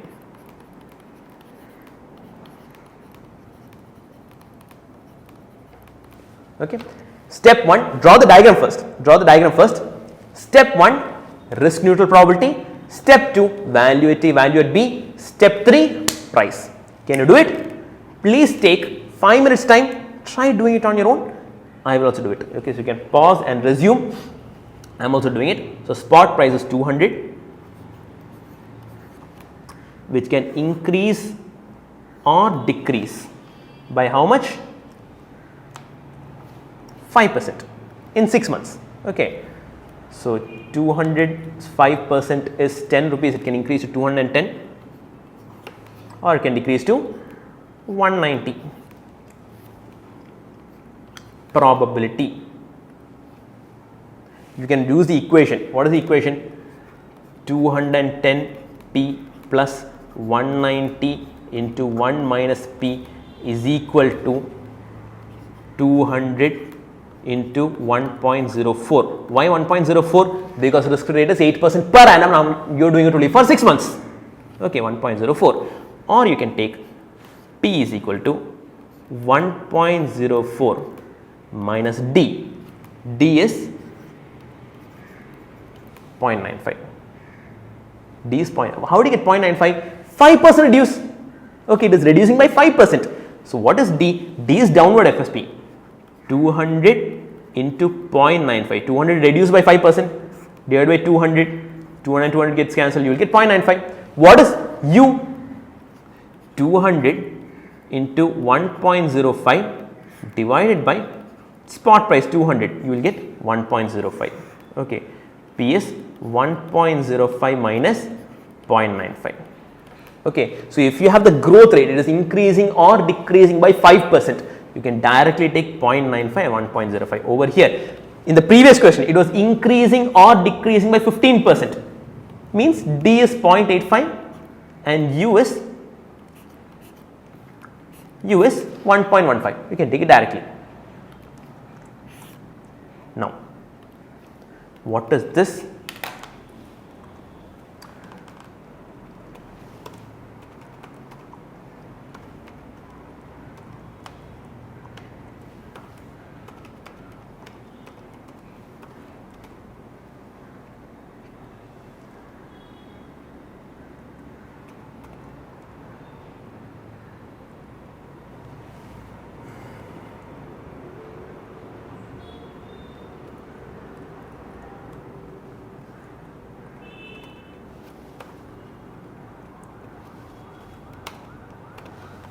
.9.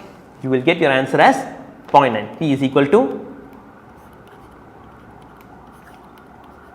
step 1. Please write it very neatly. Step 1 computation of probability.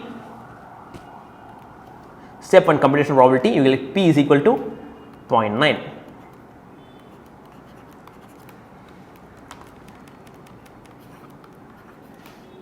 And here it is 0.1. Value at A, value at B. What is strike price of the option? I didn't give the strike price of the option. I am so sorry, guys. I am so very sorry. Strike price, let's say, is 210. I am so very sorry. Strike price is 210. Okay, or let's call it 205. Let's call the strike price as 205.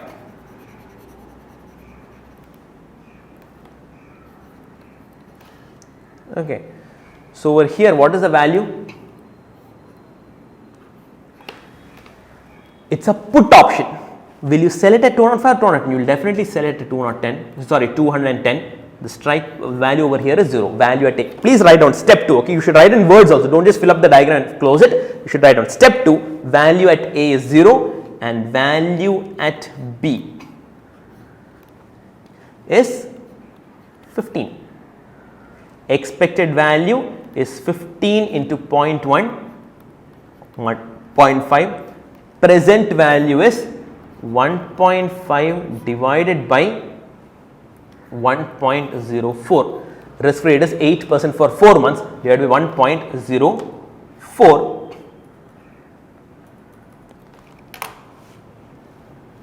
(1.5) divided by 1.04, you will get 1.442. Step 3, expected value, you should get 1.5. Price of option is 1.5 divided by 1.04, which is 1.442.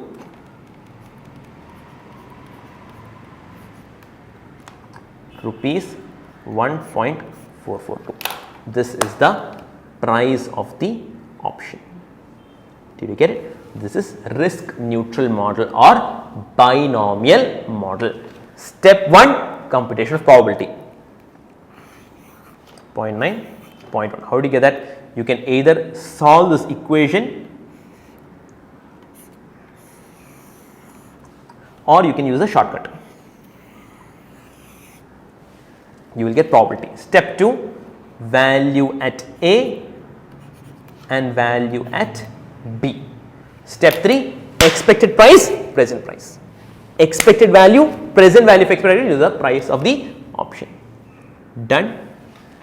Now give the next subheading, 2-period binomial model. Give the next subheading, 2-period binomial.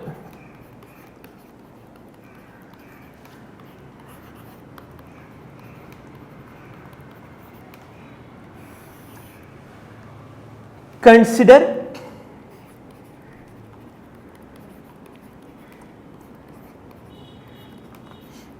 put option. Consider put option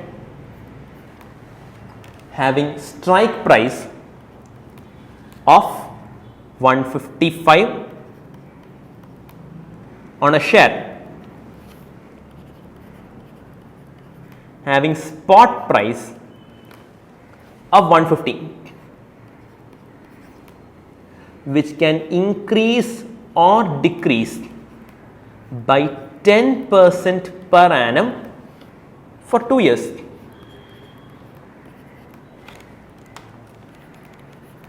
Okay, this is a 2-year put option. Consider a 2-year put option having strike price of 155 on a share having spot price of 150, which can increase by 10%, increase or decrease by 10% for 2 years. So, instead of 1 year, we have 2 years, that is 2-period binomial. Okay. Risk-free rate is, I think, 8%. Risk rate is 8% per annum. So, what happens? Our diagram goes something like this. Pay attention, our diagram goes, you start with 150, you go up or you go down by 10%. So, you can go up to 165 or you can come down to 135. This is 1 year. Second year again, from here you can go up 165, add 10%, 16.5, you will get 181.5. You can come down to 148.5. That's correct. 15 is 150, 1.5, 148.5. 135 again, you can go up to 148.5 or you can come down to 121.5, 130, 120, 121.5. This is what is happening. Okay. This is basically 3 questions of binomial model. Question number 1,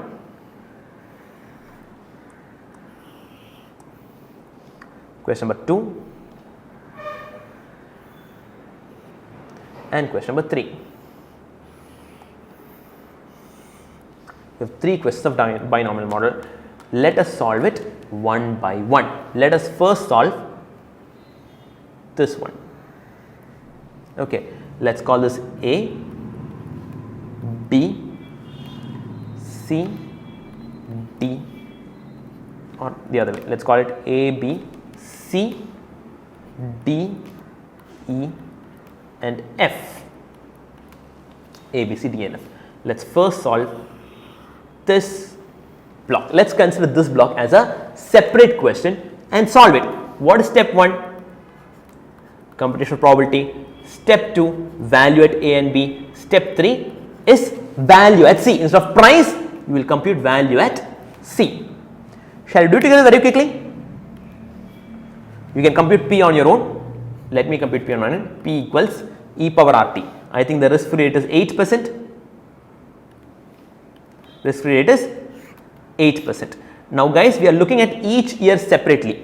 Okay, so you don't have to take 2 years, you have to take only 1 year. Okay, P equals e power RT minus D divided by U minus D. Instead of e power RT, it's like 1 plus R power n, that's 1.08.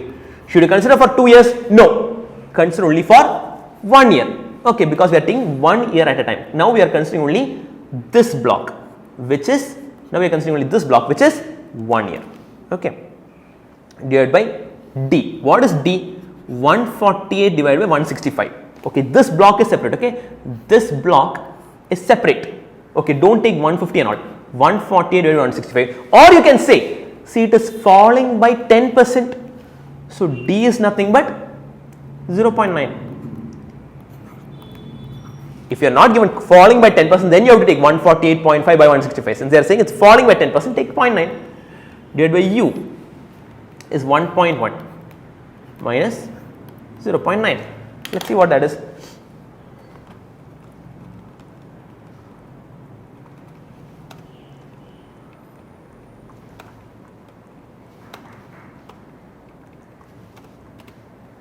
Again, you will get 0.9.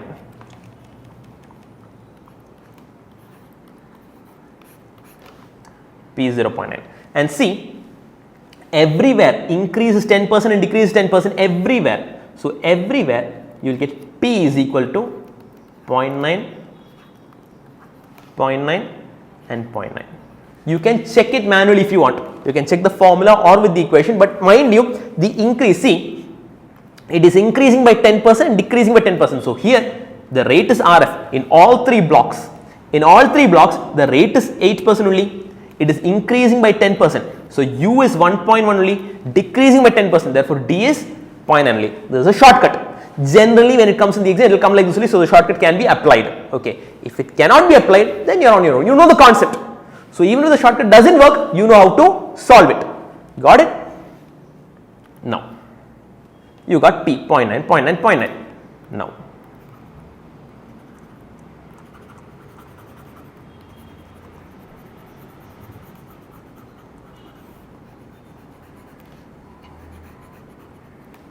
find out the value of option.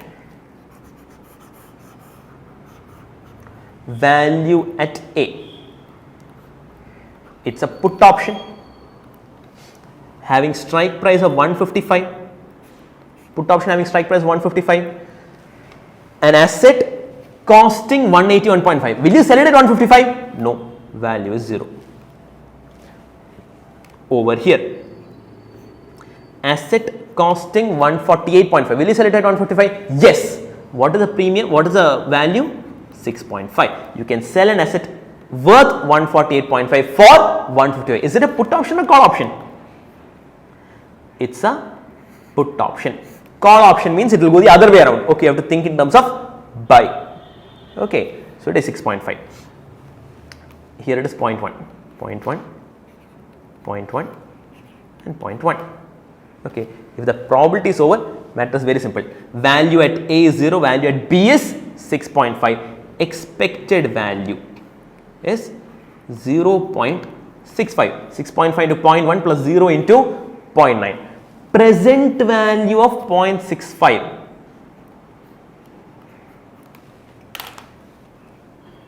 So, you will have 0.65 divided by 1.08. You will get 0.602. This is part 1. Part 1, we have considered this separate block. Okay, probability we took 0.9 and 0.1, value at A is 0, value at B is 6.5, expected value 6.5 into 0.1 plus 0 into 0.9, you got 0.65. Take the present value 0.602. That block is over. Now consider the next block. In the next block, probability you already know 0.9 and 0.1. If you want, you can check it once again. If you want, check it once again, the shortcut works. Okay, now value at D. Okay, so you have to write down. When you are writing it, please write down this way.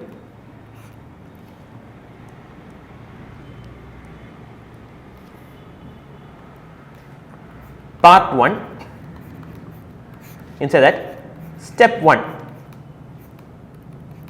probability equals 0.9. Step 2, value at A equals 0, value at B equals 6.5. Step 3,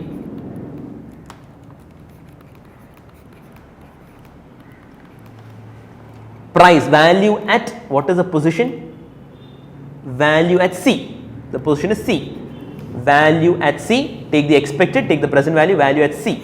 Don't simply write C is equal to, okay, value at C is equal to 0.602. You have to write this much in words. Then you can come to part 2.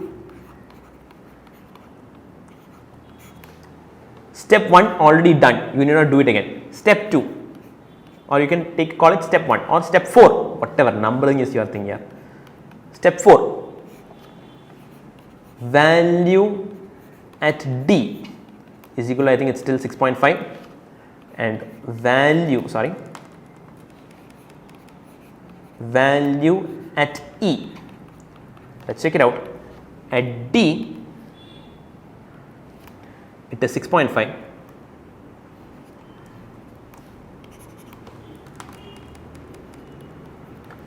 At E,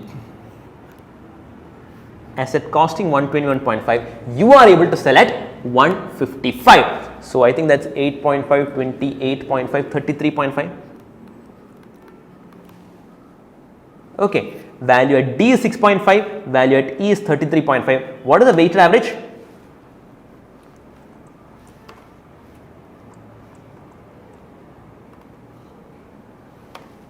6.5 into 0.9, probability over here is 0.9, 6.5 into 0.9 plus 33.5 into 0.1, you will get expected values 9.2.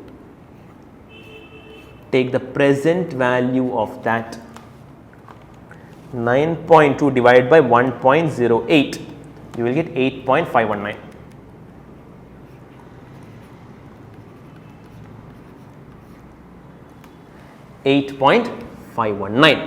Value at C is 0.602, value at F is 8.519. Now consider this final block. This final block. You know the probability. You know the value at C and you know the value at F. Step part 3.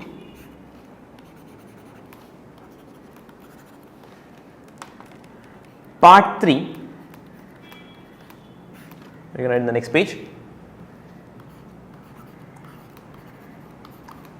Part 3, or you can call it step 6. Price of option. What do you do now? Guys, don't take the value again at C and F. The reason is the option cannot be exercised at C and F. The option cannot be exercised at C and F. The option can only be exercised at A, B, D and E. So over here you have taken the values. Over here 0.602 and 8.519, you have computed the values. Take the expected value, take the present value. The expected value comes to 0.602 into, what is the probability? Again it is 0.9. 0.602 into 0.9 plus 8.519 into 0.1. Expected value is 1.394. Take the present value of that, divide by 1.08, 1.29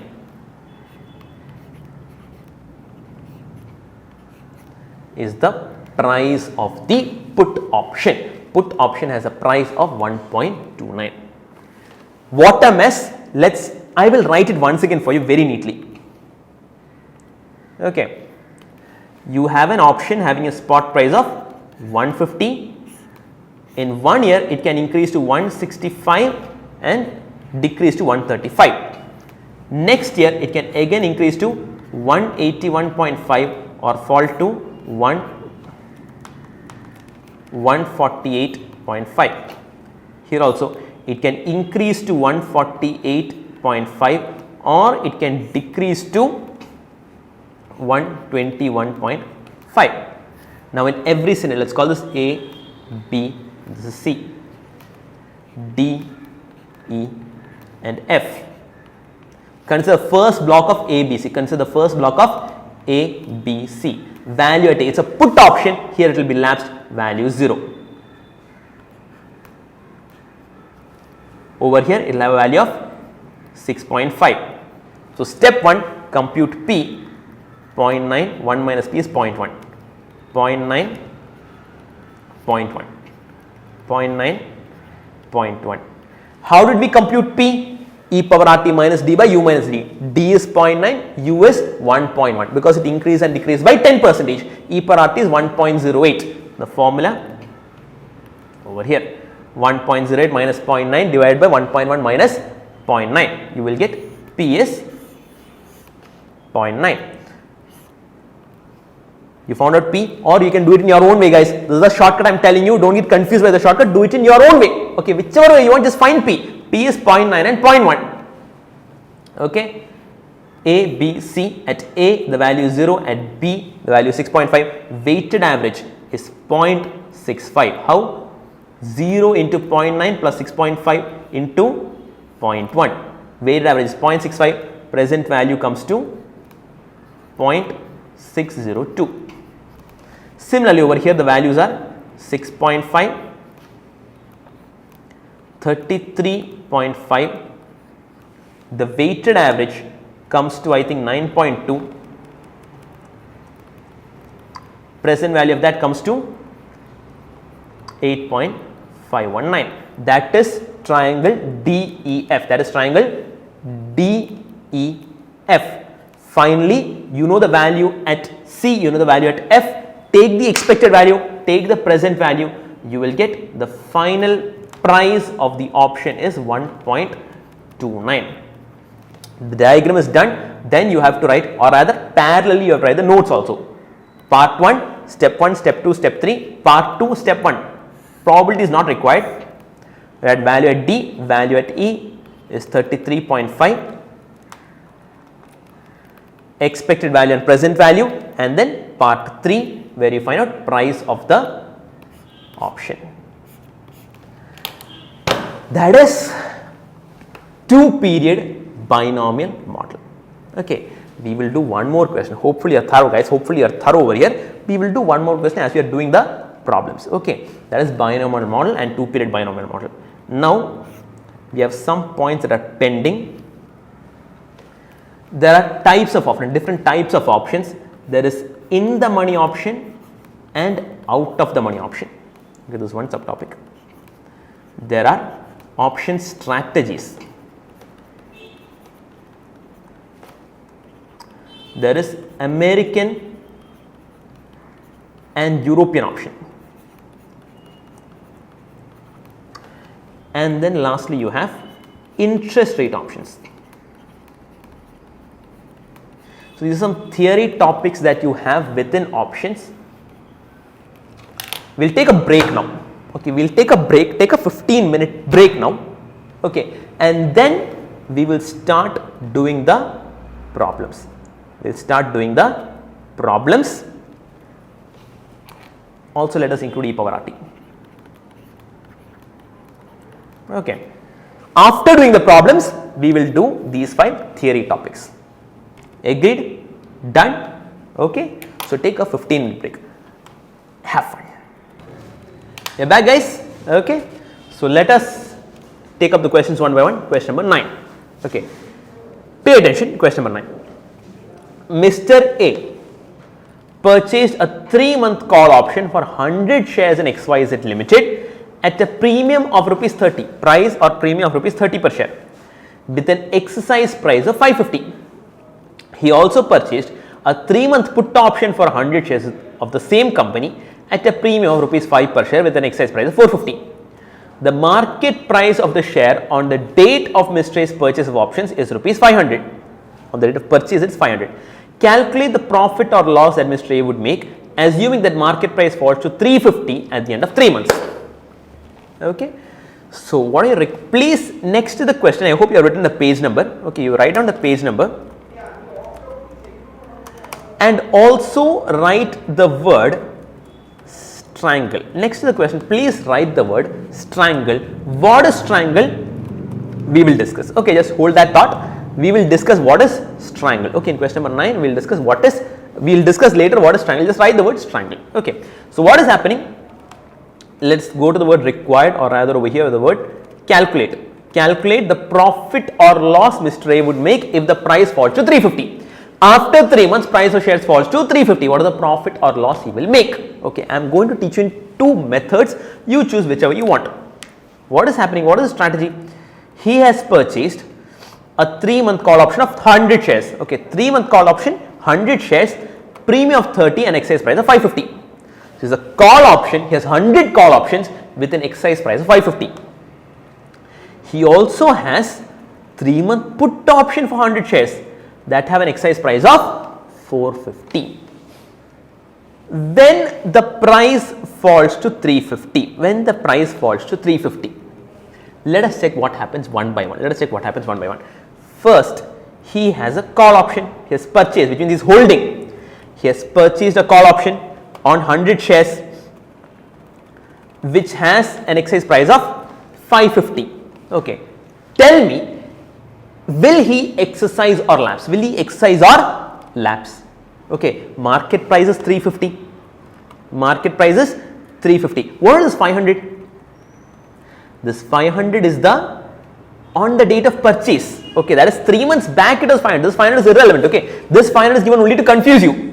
Okay, on the due date, the market price is 350. Due date is when you are exercising or lapsing. That is when the options come into play. 3 months back it was 500. We have no use of that information. On the date of the due date of the option, on the strike date, market price 350. Call option has an exercise price of 550. Tell me, will you exercise or lapse? Will you buy it at 350 or will you buy it at 550?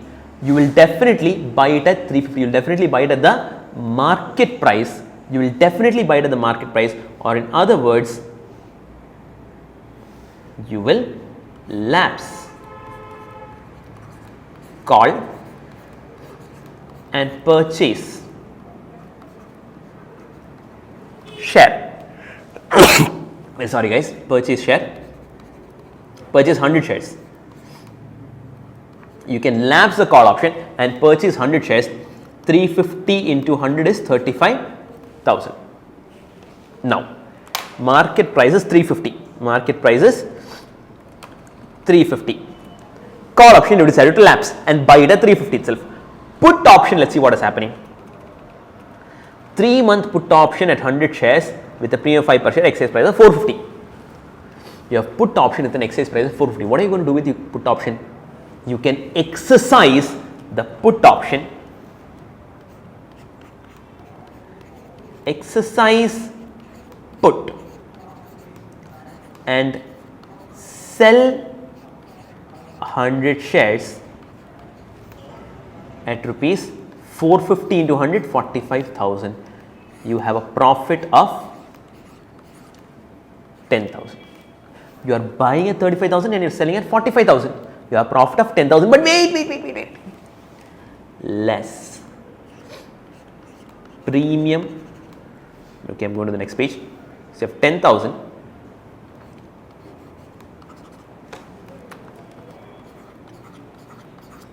Less premium on call.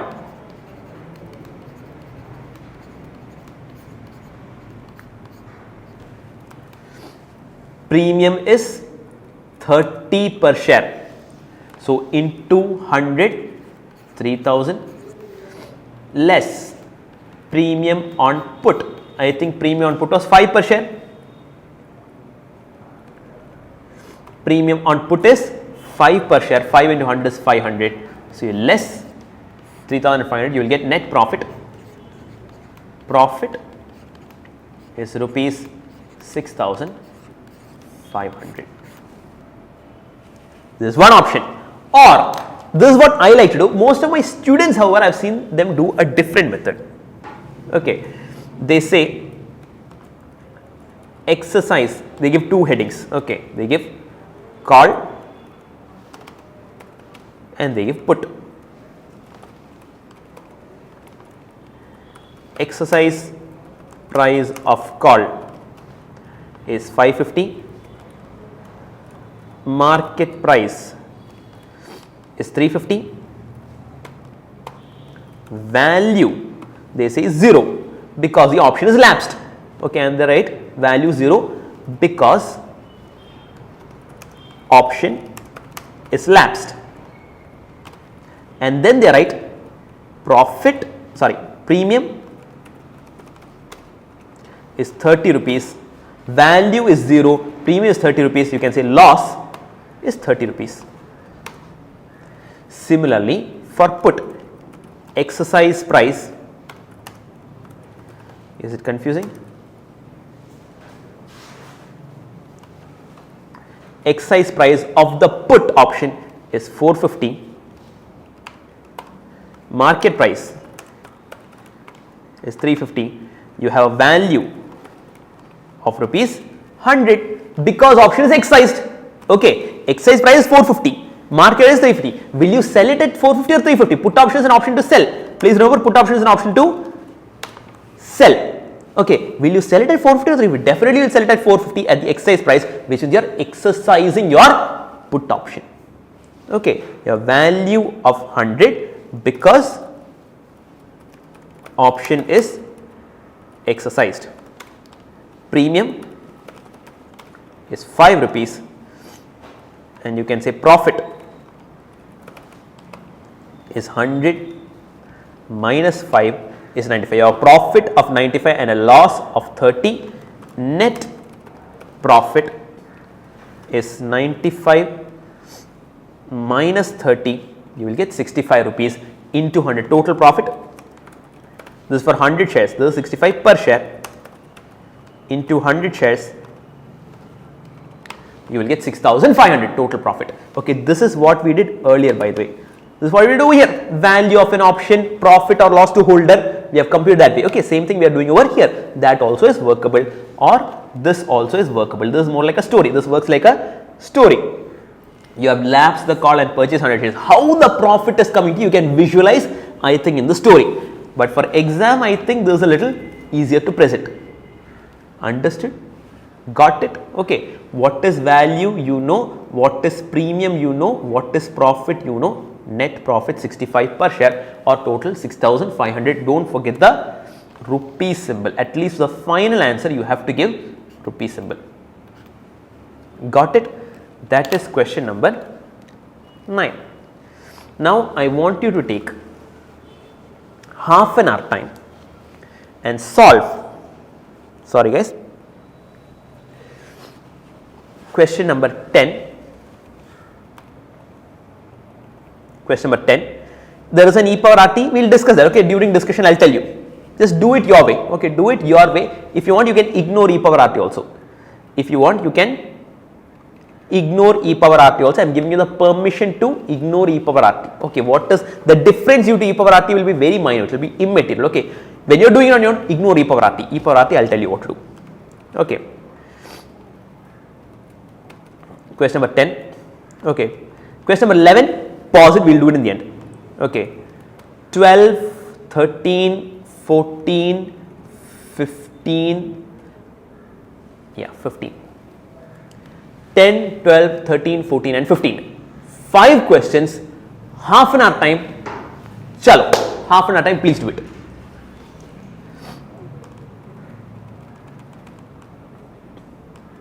Done?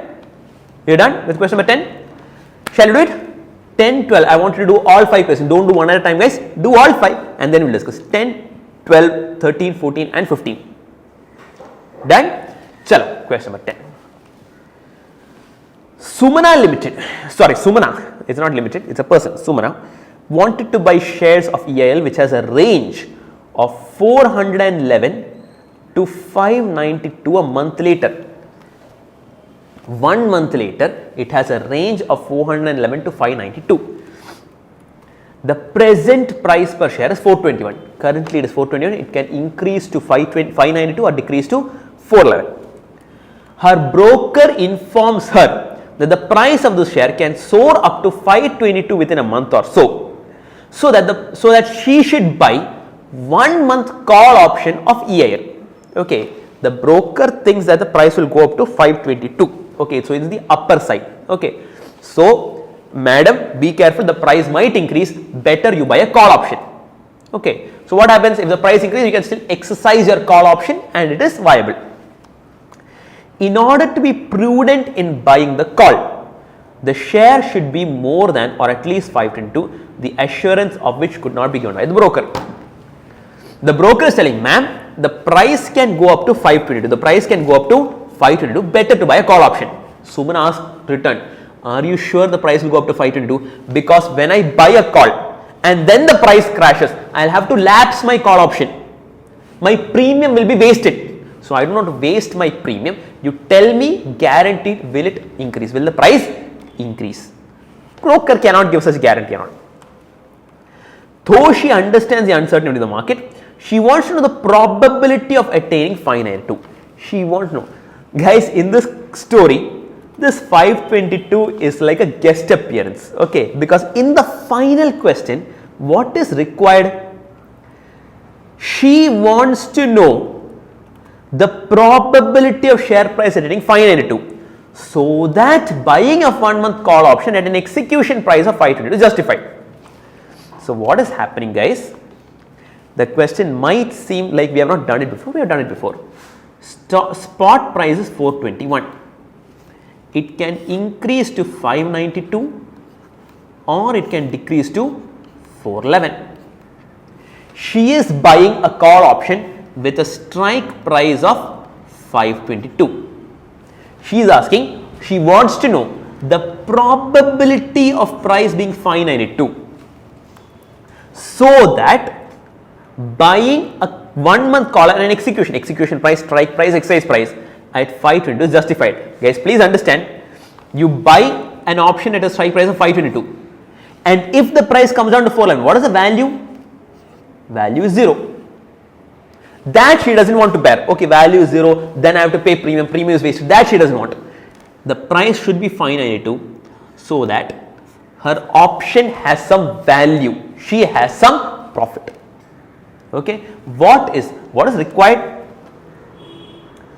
She wants to know, okay, she wants to know the probability of attaining 592. You don't have to find the premium or price of the option, you just have to tell her what is the probability.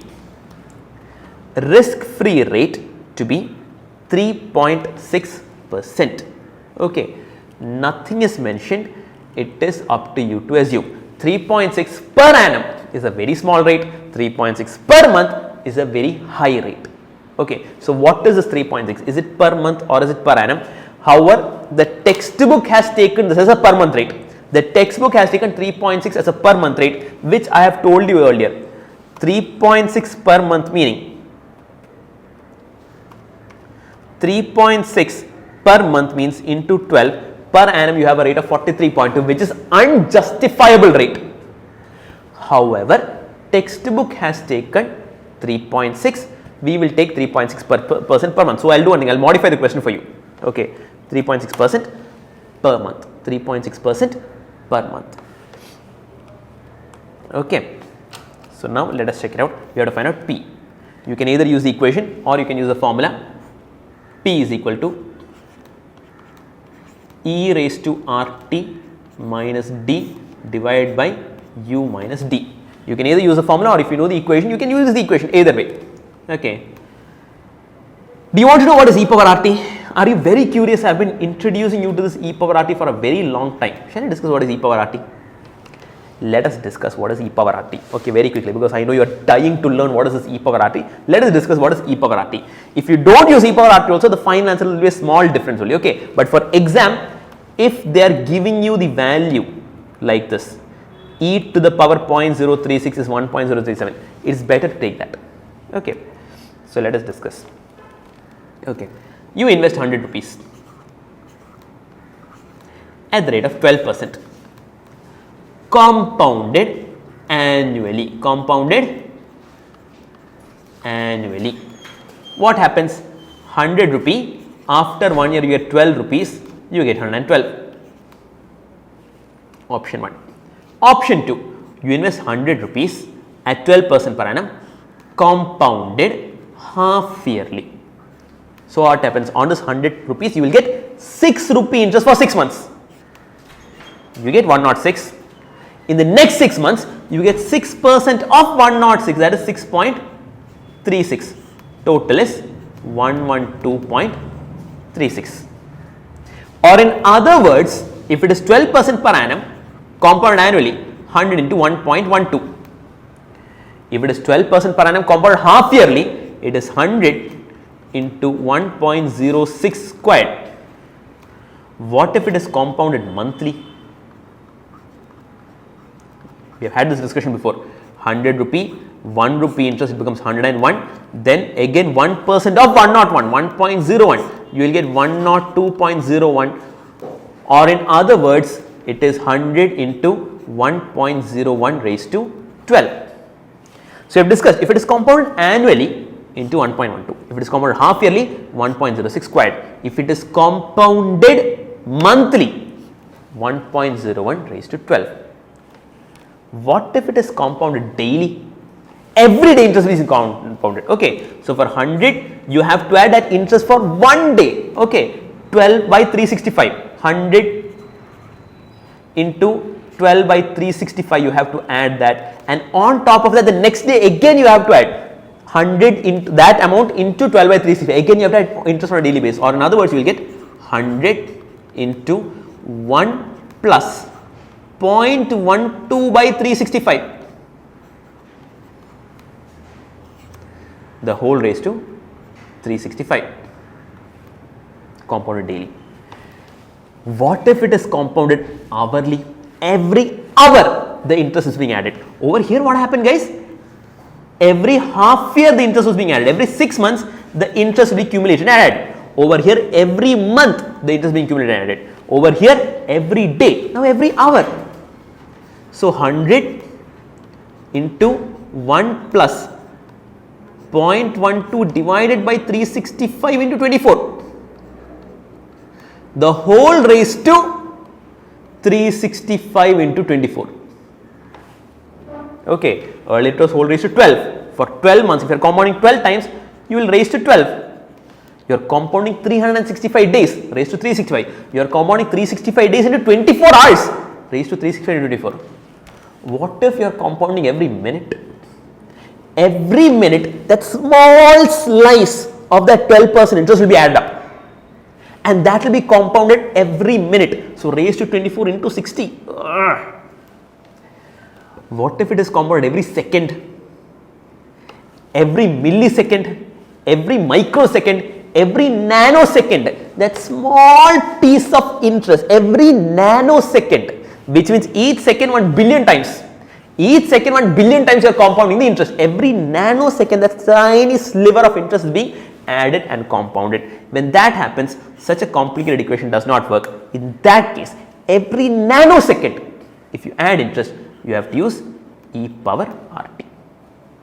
Okay, suppose 100 rupees at 12% for 6 months, 12% for 6 months, compounded continuously,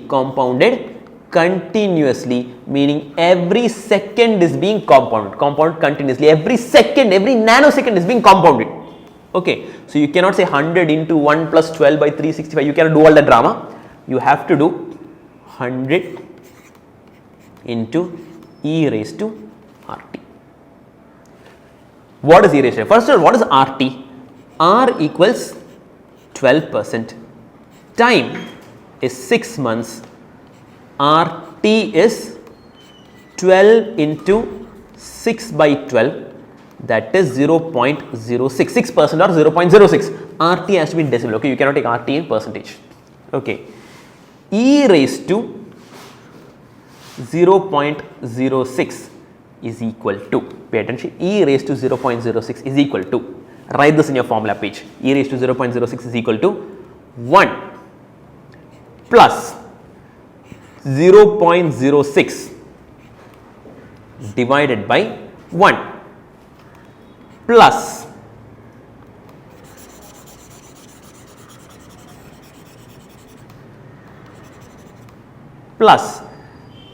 0.06 squared divided by 2 plus 0.06 raised to 3 divided by 3 into 2 plus 0.06 raised to 4 divided by 4 into 3 into 2, which is called 4 factorial, plus 0.06 raised to 5 divided by 5 factorial, 5 factorial is something, 5 into 3 into 2 into 1, plus it goes on so on and so forth.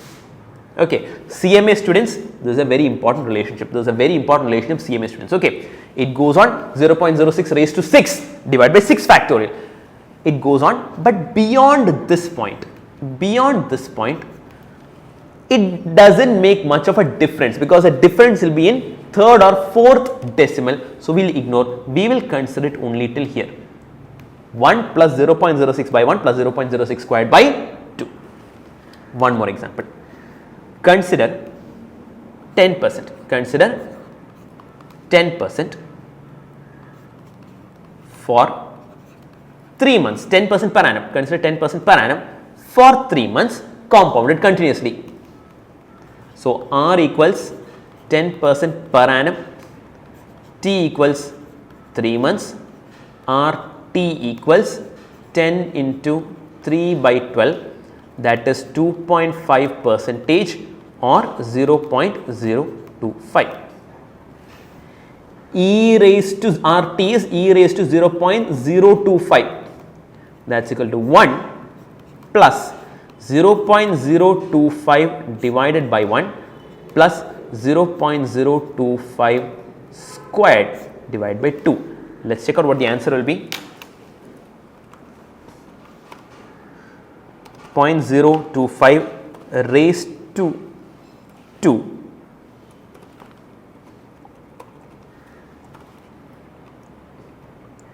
divided by 2 plus 0.025 plus 1, you will get 1.025. Some more decimals will come over here. Hold on a second.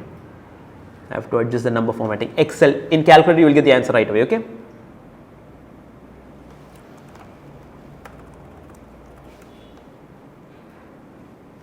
$1.025312. Okay. If you simply, again over here, let me tell you, if you take simply 1 plus r, 1 plus r, that's equal to 1.025. If you take e power rt, you are getting 1.0253125. So the difference between e power rt and 1 plus r is very small. In the final answer, it will have a very small impact. One more example. Interest rate is 2% per month for 4 months. R equals 2% per month. Time equals 4 months. RT is equal to not 2 into 4 but look at 2 is per month, not per annum. Okay, so R is 2% per month into 4 months. 2 into 4 is 8% or 0.08. RT is 0.08. E raised to 0.08 is equal to 1 plus 0.08 plus 0.08 squared divided by 2. When you do it in the calculator, 0.08 squared divided by 2 plus 1.08. Okay, what is the answer coming to?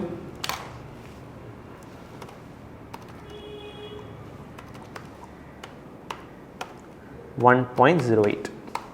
You will get 1.083832. That's it. A very minute difference comes. 1.0832.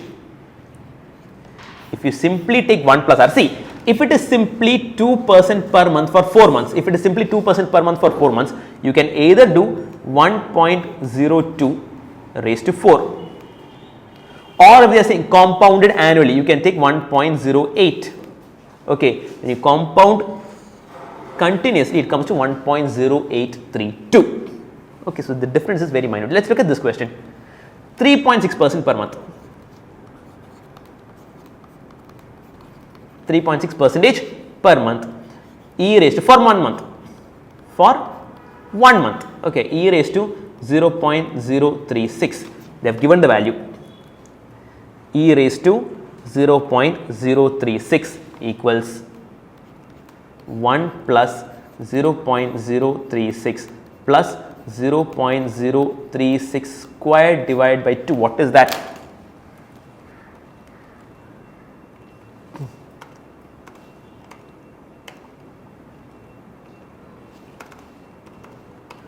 $1.036648. That is what they have given the answer, round up to 1.037. Okay, if you have not taken e power rt, over here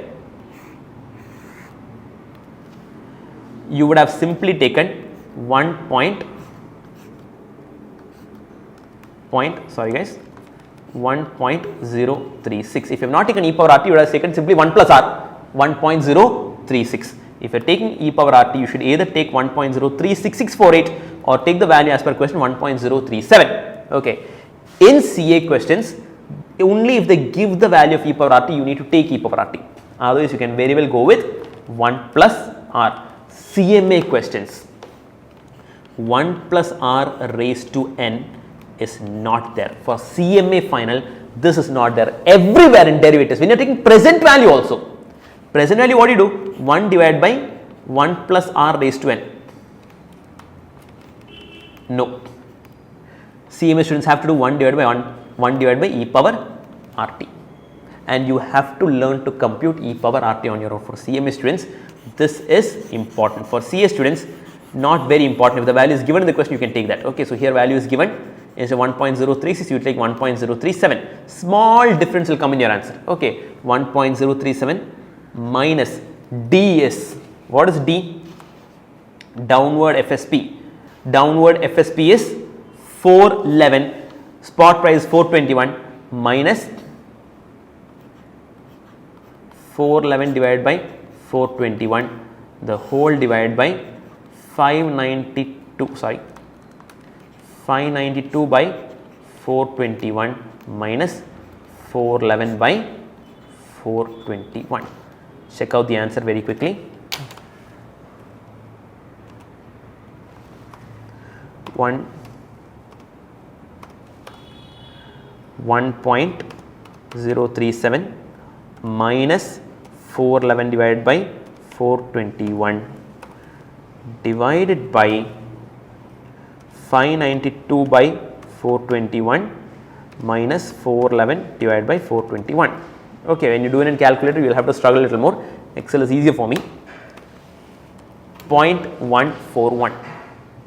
0.141. When you do it in calculator, you will get around 14%. 0.141 or 14.1% is your probability.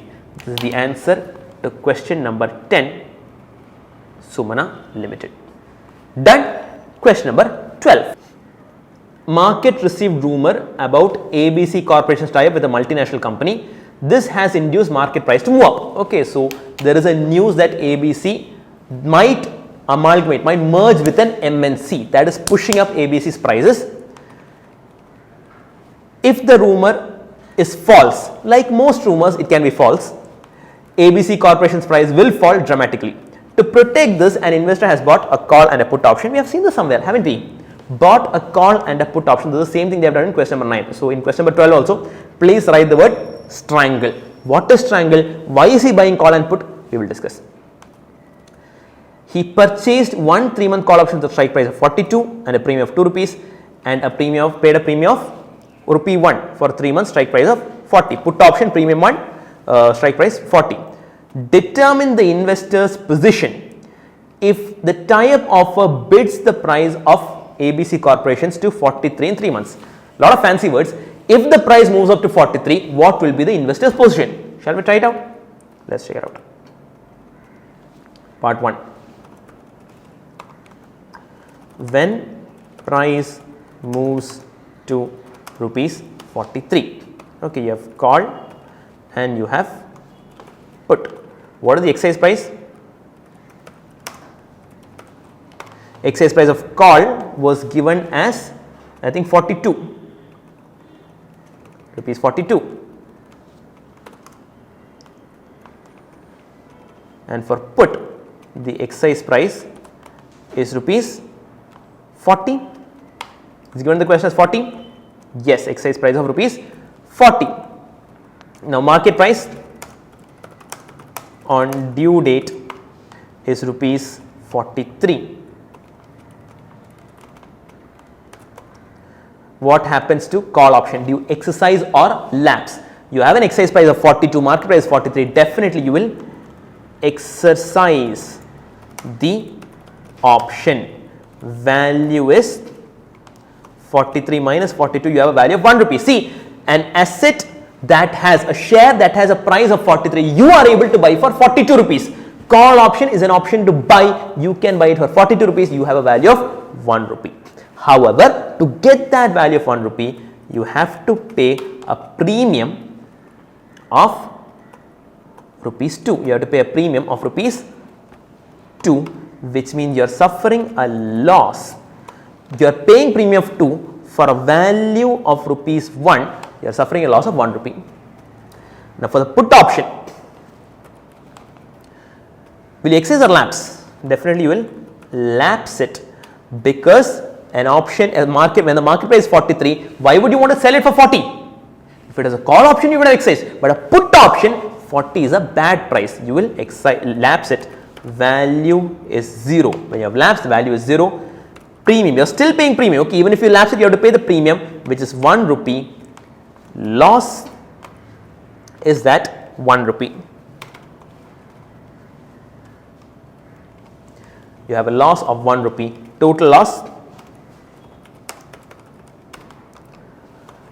is 1 rupee loss over here and 1 rupee loss over here, you have a total loss of 2 rupees. In part 2, determine the investor's ending position if the tie-up program fails and the stock price falls to rupees 36 in 3 months. So, part 2, when price falls to rupees 36, same thing you have to do. Market price becomes 36. Call option, do you exercise or lapse? Market price 36, will you pay 42 rupees for a 36 rupee asset? You will definitely lapse the call option, value is 0. Okay, earlier see value cannot be negative 6, okay, please mind you value cannot be negative 6, value is 0, but put option, see a 36 rupee share you are able to sell for 40. Put option is an option to sell, you can sell for 40, definitely good option, no? So, definitely you will exercise that option. You have a value of 40 minus 36, you have a value of 4 rupees. Premium of 2 and 1. Call option, you have no value, you are paying premium of 2 rupees is wasted, but for put option, you have a profit of 3 because you are getting a value of 4 rupees and premium only 1 rupee is being paid, you have a profit of 3 rupees. Total or rather net profit is rupees 1.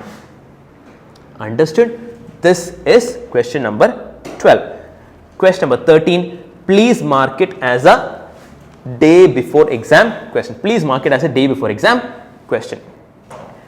Consider a 2-year American call option. What is an American call option? Understand there are 2 types of options, American and European. There are 2 types of options, American and European. American option can be exercised any time before the strike date or before the due date. European option can be exercised only on due date. Please make a note in your formula page. This is theory. Okay. Understand, European option can be exercised only on due date. American option can be exercised anytime before the due date. However, see, suppose the due date is 31st December. Any prudent buyer, any prudent holder of the call option will not exercise and buy it before. Okay, whatever the price is cheap, so what? The price can be cheaper on due date. Okay, what if it becomes expensive? So what? You have a call option. There is no incentive to exercise or lapse. Why would you simply lapse it? Okay, you can wait till the end, no? If its position becomes more favorable, what if it becomes more adverse? If it becomes more adverse, no problem. You have a call option or a put option. Okay, so even though you can exercise before due date, generally nobody has the incentive to exercise before due date. So generally nobody will exercise before due date. Okay, so over here, although the word American is there, it has no relevance in the question. It is treated as a normal call option. Okay, the point that can be exercised before has not much relevance. You can do it, but normally nobody will do it. Okay, so consider 2-year. It's a 2-year option. Okay, 2-year American call option with a strike price of 50 on a stock, the current price of which is 50. Assume that there are 2 time periods of 1 year each, and in each year the stock price can move up or down by an equal percentage of 20. So every year the stock price will increase or decrease by 20%. The risk-free interest rate is 6%. Use binomial option. Calculate the probability of price moving up and down. You know how to calculate the price. Also draw the 2-period binomial tree, 2-step binomial tree showing prices and payoffs at each node. Draw the tree at each node. Payoff in bracket, please write down value. Payoff also means value. Okay, what is the value of option at each point, and finally what is the price of the option? You know 2-period. I hope you have done it. Okay, so if you have any doubts, just check out the answer. This is a 2-period binomial tree. 50 goes up by 20% every year, so it can increase to 60 or decrease to 40. From 60 it can again move up by 20% to 72, or it can come down to 48. 40 again can move up to 48 or come down to 32. Okay, your nodes are A, B, C, D, E, F, and if you want you can call this T. What is step 1? Step 1, find out, you know it, find the probability. P equals e power RT minus D divided by U minus D. Okay, CMA students have to find out e power RT.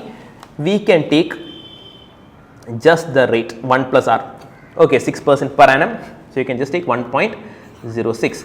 If you find out e power RT, I think the value comes to 1.0618. Okay, so a small difference will be there, 1.06 minus D. See, it is going down by 20%. Okay, 50 is going down by 40, going by 20%. How do you get 40? 50 into 0.8. Okay, how do you get 60? 50 into 1.2. So, D is nothing but 0.8. When you later do 40 by 50, you are getting same 0.8. U. How did you get the 72 over here? How do you get the 72 over here? 60 into 1.2, add 20%. So, 72 by 60 is again 1.2. 1.2 minus 0.8. I think the probability is 0.65. Okay, probability is 0.65. You can write that down. Probability for all nodes will be the same, 0.65, 0.65 and 0.65. That is step 1. Step 2, value at A. What is the value over here? Is it a call option or a put option? Check it out, guys.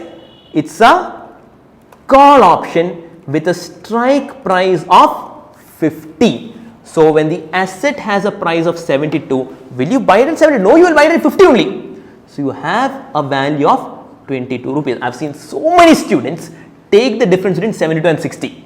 Okay, design, oh looks nice, there is a 60, there is 72, let's take the difference. Doesn't work that way. Please think, every step please think.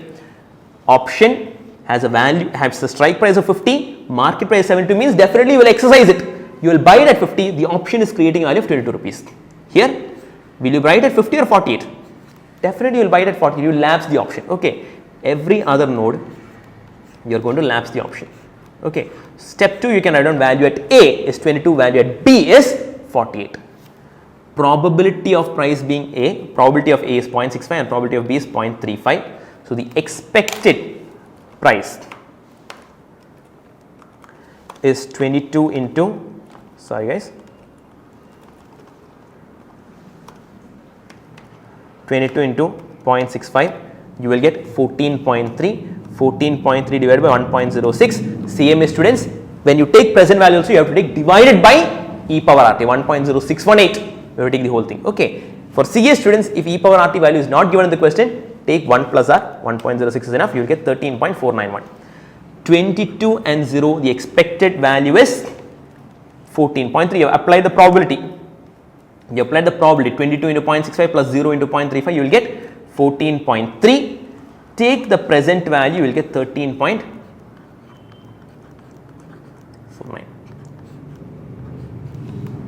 Okay. Sorry. Over here at F 0 0, everything boils down to 0. Now last, value at C is 13.49, value at F is 0. What is the price?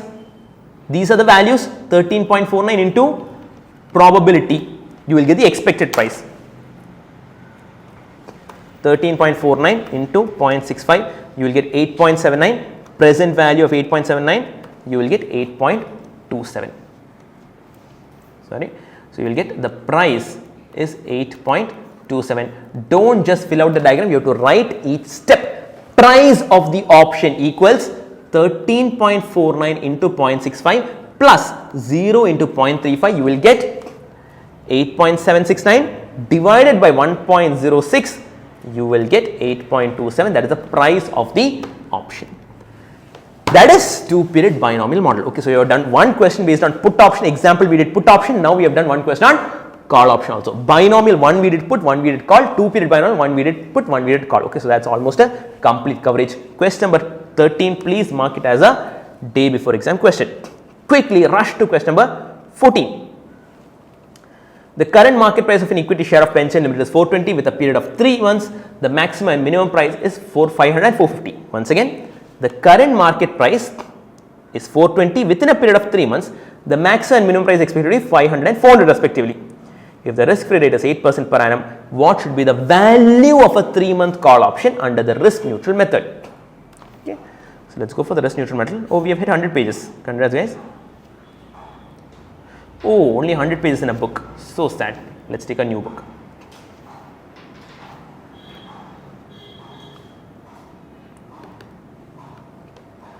Let us take a new book. Okay, open sesame. Yeah, there you go. So, you have a share which has a current market price of 420. It can increase to 500 or decrease to 400. Strike price X equals 450. Okay, what are you required? Required, find the value of a 3-month call option. Find the value of a 3-month call option. What is step 1? Step 1 is probability. P is equal to e power RT minus D divided by U minus D. E power RT is given in the question. So, let us find out. R is 8% per annum. T is 3 months, I guess. T is 3 months. So, RT is equal to 8 into 3 by 12 is 0.02. E raised to 0.02 is given in the question as 1.0202. CMA students know to find it on your own. CA final students, if it is given in the question, let us take that itself. Okay, so e power RT is 1.0202 minus D. Okay, what is the lower FSP? 400 divided by 420. D is 400 divided by 420. The whole divided by U is 500 by 420, 500 by 420 minus D is again 400 by 420. I think you will get probability equals P is equal to, let us take the next page. I think when you work it out, P is equal to 0.285. You will get 0.285. Probability is 0.285 and 0.715. What are the value? Again, I have seen many students subtract 500 and 420. Don't do it. Strike price 450, point number 1. Point number 2, is it a call option or a put option? Because generally in practice, a lot of questions are in call option. So, students just go for a rush. Okay, they assume it's call option and proceed. Always check. Is it a call option or a put option? 3-month call option. You're talking about a call option. Always check that. Okay. So, call option, market price is 500, strike price is 450. Exercise or lapse? Definitely you can buy it at 450. You have to exercise and value 50 rupees. Here you will lapse it. Okay, market price you can buy it at 400 itself. Call option is an option to buy. Call option is an option to buy. You will buy it at 400 itself. Price is 0. 50 into 0.285, you will get the expected value. Take the present value of that. Okay. 50 into 0.285 is 14.25. 14.2 divided by, don't take 1 plus r, divided by 1.0202. If you have e power RT, present value is taken based on e power RT. Okay, you will get 13.97 is the price. Don't just write down the diagram, you have to show the notes. Value at A. Step 1, probability. Step 2, value at A and value at B. Step 3, price of option is present value of the expected value. Done. Question number 15. Mr. X established the following spread on Delta Corporation stock. Purchased one 3-month call option with a premium of 30 and exercise price of 550. Purchased one 3-month put option with a premium of 5 and an exercise price of 50. I think it's the same question. Same data as in question number 9. Okay, again 30 and 550, 550, everything is the same. Stock is currently, same thing they are given, currently selling at rupees 500. Determine the profit or loss if the price of Delta Corporation remains at 500 after 3 months. Part 2 is exactly the same. Falls at rupees 350. That's what we had done in question number 9. Okay. And part 3 is rises to rupees 600. So, I am not going to redo everything. Part 2 you have done it already in question number 9. part 1 and 3, I am just going to show you the final answer. I am not going to work it out. I will show you. I think the final answer is over here. Okay, this is the final answer. The final answer is over here. So, in part 1, when it increases, you are lapsing at both stages, by the way. Okay, you are lapsing at both places, you are totally losing 35 rupees per share. Okay. In part 2, when it is increasing to 600, you will have a profit of 15 per share. This is your final answer. Okay. Had a good look. I hope you have done it on your own. That's it with question number 15. Question number 16 is a simple question, but there is some discussion involved in question number 16. There is some discussion to be had in question number 16. Shall we do it? Chalo. You want a break? You want a 5-minute break? Take a 5-minute break and resume. Okay. Question number 16. Equity share of PQR Limited is presently quoted at rupees 320. The market price of the share after 6 months has the following probability distribution. So, the probability that it becomes 180 after 3 months is 0.1, 260 is 0.2, 280 is 0.5, 320 is 0.1, 480 is 0.1. A put option with a strike price of 300 can be written. Okay, just like can be sold is available. The can be written means is available in the market. That's all it means. Now, you are required to find out the expected value of option at maturity, that is 6 months. Okay, don't take the present value. What is the expected value of option after 6 months? It's very simple. Let's check it out. Expected price. Pay attention, guys. Expected price. You have 180. Sorry, 180.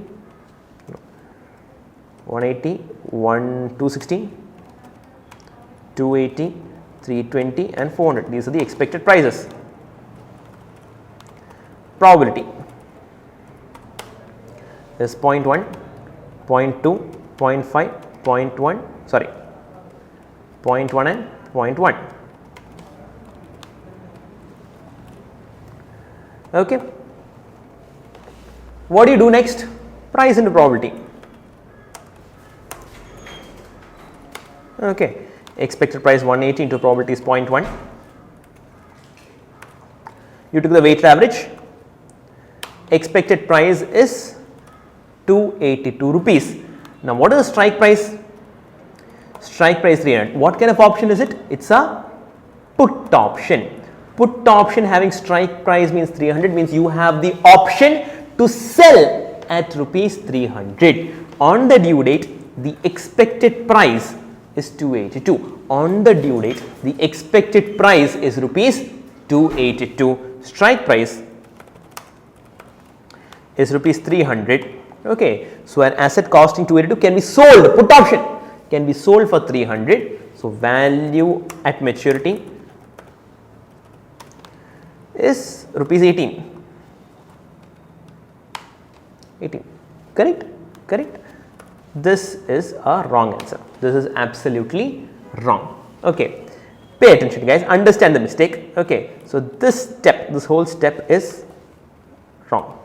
Okay, very important that you note the mistake, because very often I see that they don't know the mistake, they don't know the wrong answer. In the exam, this careless mistake happens. Okay, understand what is the mistake and why is it wrong. Check it out, guys. Value in each case. Okay, for each price, when the price is 180, what is the value? Okay, it has a strike price of 300. When the price is 180, a share worth 180 can be sold for 300. It has a value of 120. Now, when it is 260, it can be sold for 300. It has a value of 40. When it is 280, it has a value of 20. When it is 320, what is the value? It will be lapsed, value is 0.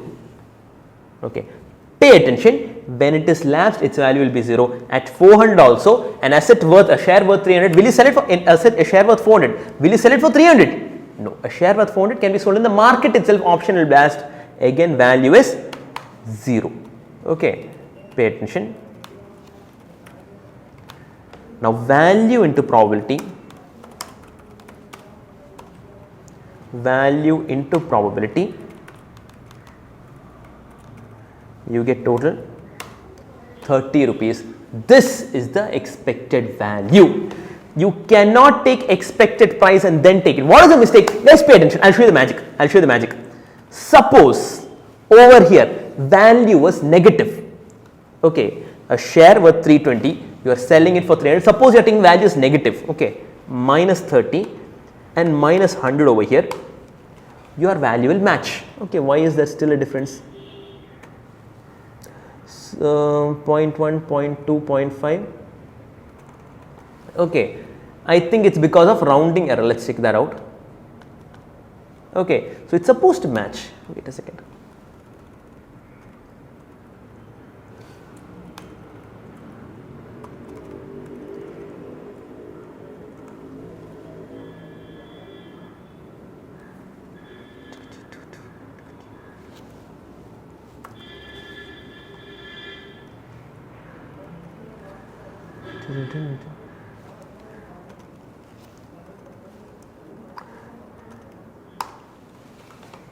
Its value is minus 18. Okay, value is minus 18. This matches. Okay, but that is wrong because over here you are not having a negative value. You are lapsing the option and value becomes 0. Okay, guys, when you take the expected price, the impact of this lapse.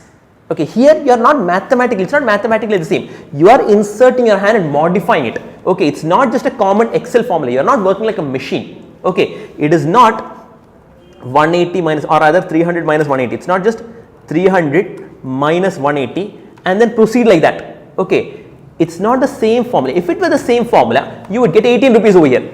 But it is not the same formula. Over here and here, you are inserting, you are modifying, you are saying, I am lapsing it, I am making it negative.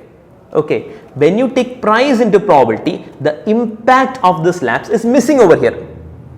Okay, or you have to manually put, you have to put the price over here as 30 and 30, and then you will get value of maturity, which is again mathematically complicating it. Okay, so I am just explaining the mathematical reasoning behind it. Don't take price into probability. This is wrong. This is wrong. Take the value and then go value into probability. Understood? That is a mistake I want to point out to you. The only reason I am doing this question is to point out that one mistake. Okay, please point out the wrong answer also. This is wrong. Okay, this is a wrong answer. Please note it down. Okay, that's it with question number 16. Question number 17. Please mark it as homework. You can do it on your own. Okay. Question number 17, you can do it on your own. Question number 18 deals with swap. But before that, there is one more question, a few more theoretical concepts that we have to discuss. Come to question number 11. Okay. So you are almost towards the end of options. Okay. Let's look at question number 11. Mr. Dayal. Okay. Mr. Dayal is interested in purchasing equity shares of ABC Limited, which are currently selling at rupees 600 each. He expects that the price of share may go up to 780 or may go down to 480 in 3 months. Okay, it may go up to 780 or go down to 380. You can use binomial model over here. Let us see. Okay, because 600 going up to 780 coming down to 480. If they are asking for price option, you can take binomial model also. The chances of occurring such variations are 60 and 40 respectively. Okay, so the probability of going up is 60, the probability of coming down is 40. For binomial model, we won't use this. For binomial model, we will use risk neutral probability, not this probability. Okay. A call option on the shares of ABC Limited can be exercised at the end of 3 months with a strike price of 630. What combination of share and option should Mr. Dayal select if he wants a perfect hedge? What combination of share and option will give Mr. Dayal a perfect hedge? So this is based on a new model called the delta model.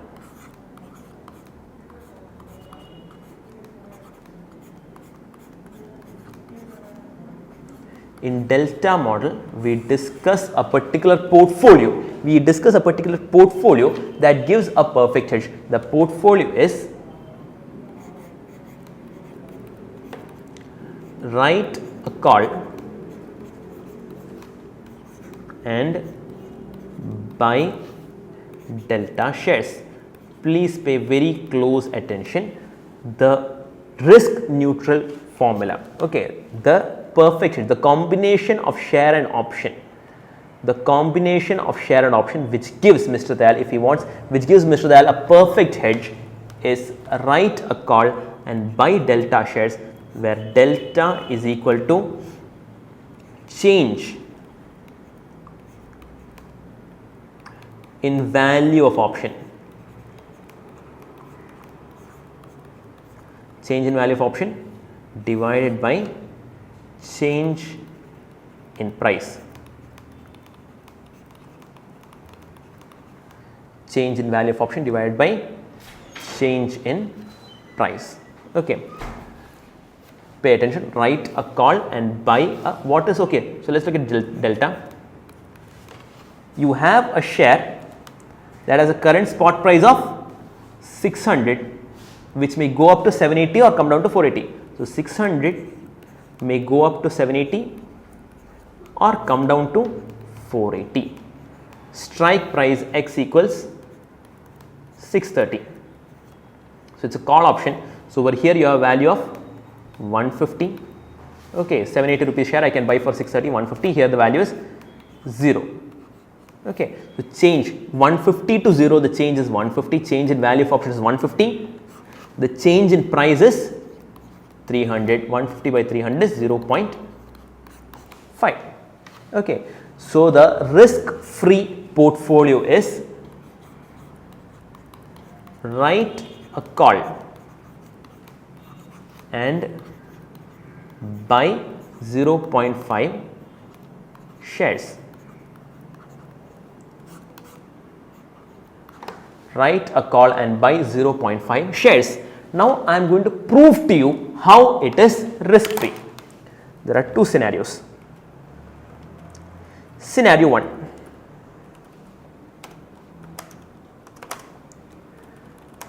Price of share increases to 780. What happens when the price of share increases to 780? So, guys, pay attention. You have a portfolio. What is a portfolio? You have written a call option. You have written a call option and you are holding, you have bought, you are holding 0.5 shares. Okay, 3 months have elapsed. After 3 months, the share price becomes 780. What happens? First of all, you have written a call. Okay, call option which has a strike price of 630 rupees. Call option having a strike price of 630. When the price moves up to 780, you can say loss on call option is rupees 150. Okay, let us call that a negative. It is a loss. Let us put that in negative. You have minus 150 rupees loss in call option. Or you can think of it this way. On the due date, the holder will come. Hey, writer, give me, I want to buy one share for 630 rupees. You have to immediately go to the shop, buy one share for 780 rupees and sell it. You have the obligation to sell. You have to sell it to him for 780 rupees. You will incur a loss of 150 rupees. Correct. Understand the story. Always visualize going to a supermarket. Okay. So, you have a writer has the obligation to sell one share at 630 rupees. Strike price 630. You have to sell it for 630. Go to the shop, buy it for 780 because the market price is 780 and sell it to him for 630 rupees. You will suffer a loss on call option of 150 rupees. Second, you have 0.5 shares. You can sell 0.5 shares and get each share has a price of 780 into 0.5 you will get 390 rupees. Total you will get 240 rupees. After 3 months you are getting 240 rupees. Scenario 1. Now let us look at scenario 2.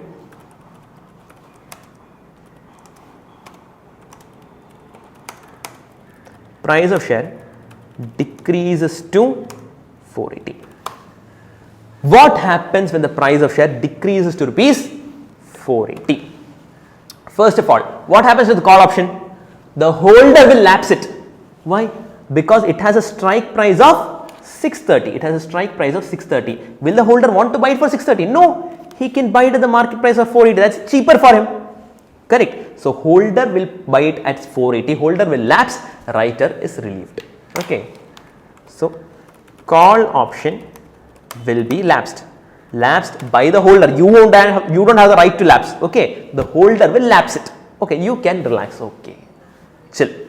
Now you still have 0.5 shares. You can sell that. sell 0.5 shares. You bought it 3 months back, now you are selling it. Each share has 480 rupees, 480 into 0.5, 240. Look at this, guys. Under both scenarios, scenario 1 and scenario 2, after 3 months, you are getting a cash flow of 240 rupees. In scenario 2, the share price was reduced to 480 rupees. So, you sold 0.5 shares, you got 240 rupees, call option got lapsed. In scenario 1, you are suffering a loss on call option 150 rupees, you are suffering a loss and you are selling that 0.5 shares, 780 rupees, 0.5, you are getting 240. So, in both scenarios, you are getting a cash flow of 240 rupees. Therefore, this is a risk-free portfolio. Therefore, I can say that write a call and buy delta shares is a risk-free portfolio, because after 3 months there are only two possibilities. Price can be 780 or price can be 480. In both cases, you are getting cash of 240 rupees. So, it is a risk-free portfolio. Now, pay attention. Part 2. Okay, so part 1, what combination of share and option should Mr. Dayal select if he wants a perfect hedge? He can write a call and buy delta shares. That is a combination. Okay. What should be the value of option today? What is the price of the option? Let us check it out. Pay attention, guys. What is the price of option? Let price of option be P. Let the price of option be P. Investment, initial investment.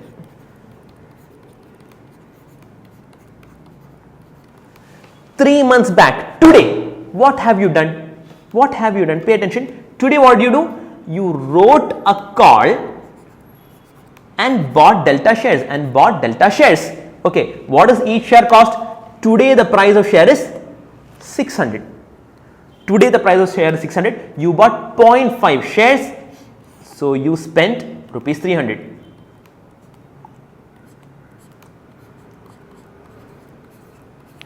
Minus you wrote a call, which means you are receiving P, minus P. So, you have invested 300 minus P. Am I correct? What is the initial strategy? Write a call and buy 0.5 shares. Over here we have written, write a call and buy 0.5 shares. 0.5 shares will cost you 600 into 0.5. That is rupees 300. And write a call, you will receive premium of P. Receive P, which means your initial investment is 300 minus P. You are paying 300 and receiving P. This initial investment of 300 minus P after 3 months, guys, pay attention. Today, you invested 300 minus P. After 3 months, you are receiving 240. Are you sure you will receive 240? Yes, you are sure you will receive 240. You just proved it. In scenario 1 and scenario 2, you are receiving 240 rupees. Okay. So, after 3 months, so can I say this 300 minus P after 3 months, okay, is guaranteed to become, after 3 months means, what is the risk free rate? What is the risk free rate? Risk free rate is 10%. Risk free rate is 10% per annum. For 1 year, it is 10%. So, for 3 months, it is 2.5% into 1.025. Guys, initial investment of 300 into 300 minus P after 3 months is equal to 240 rupees. Your initial investment of 300 minus P after 3 months. 3 months time value of money I have adjusted is 240 rupees. Or you can say 300 minus P is nothing but the present value, 240 divided by 1.025. 300 minus P is the present value of 240 minus P, or you can say 300 minus P is equal to, let us check it out, 240 divided by 1.025 is 234.146.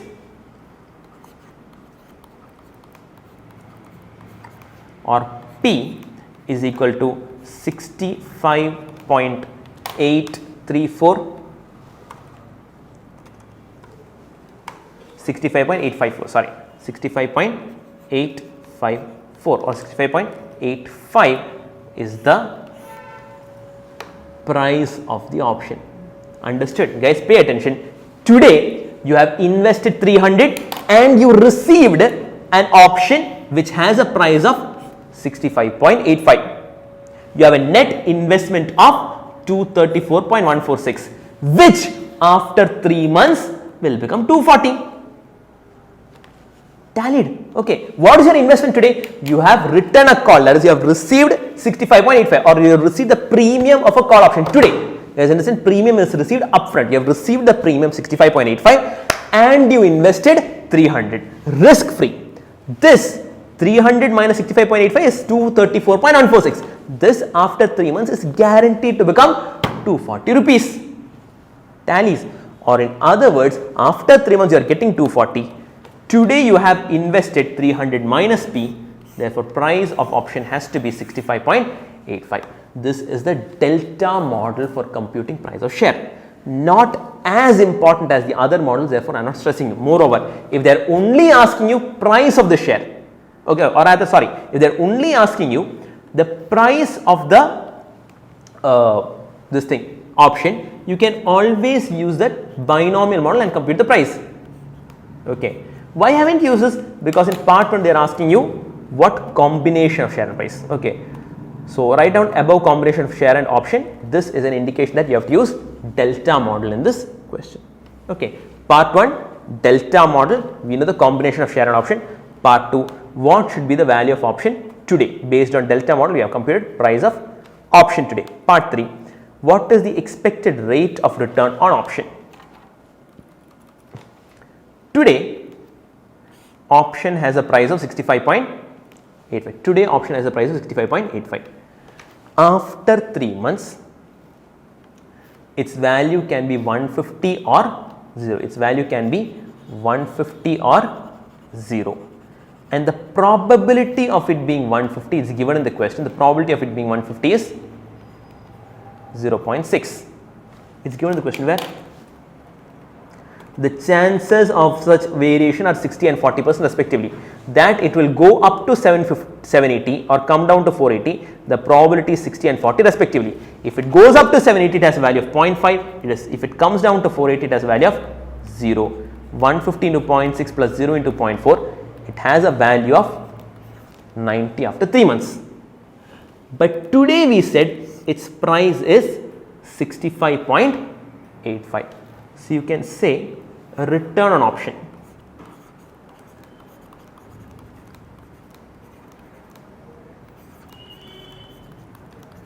P1 minus P0 by P0, 65.85 minus 90, rather the other way around, P1 minus P0, 90 minus 65.85 divided by 65.85. This happens in 3 months, no? So you have to adjust for into 12 by 3. The rate is, let's check it out.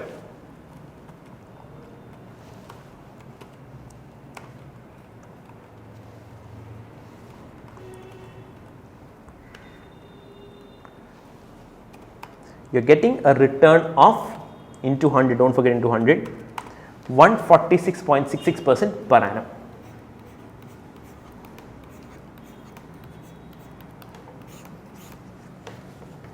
Which is okay. Options and derivative instruments can give such massive returns. Okay, they can give such massive negative returns. So the risk is also high. Practically, when you see, the risk upon options is also very high. The return is also equally high. Understood? Question number 12. Question number 11. Okay. So there is a good chance that you are a bit hazy with question number 11. That's why I decided to take it in the end. Okay. Again, it's not a very important question. That's why I'm not giving it too much stress. Okay. So with that, we have completed all the problems in options. Now there are a few more theoretical areas to be discussed. Okay. One such area are different types of options. Okay.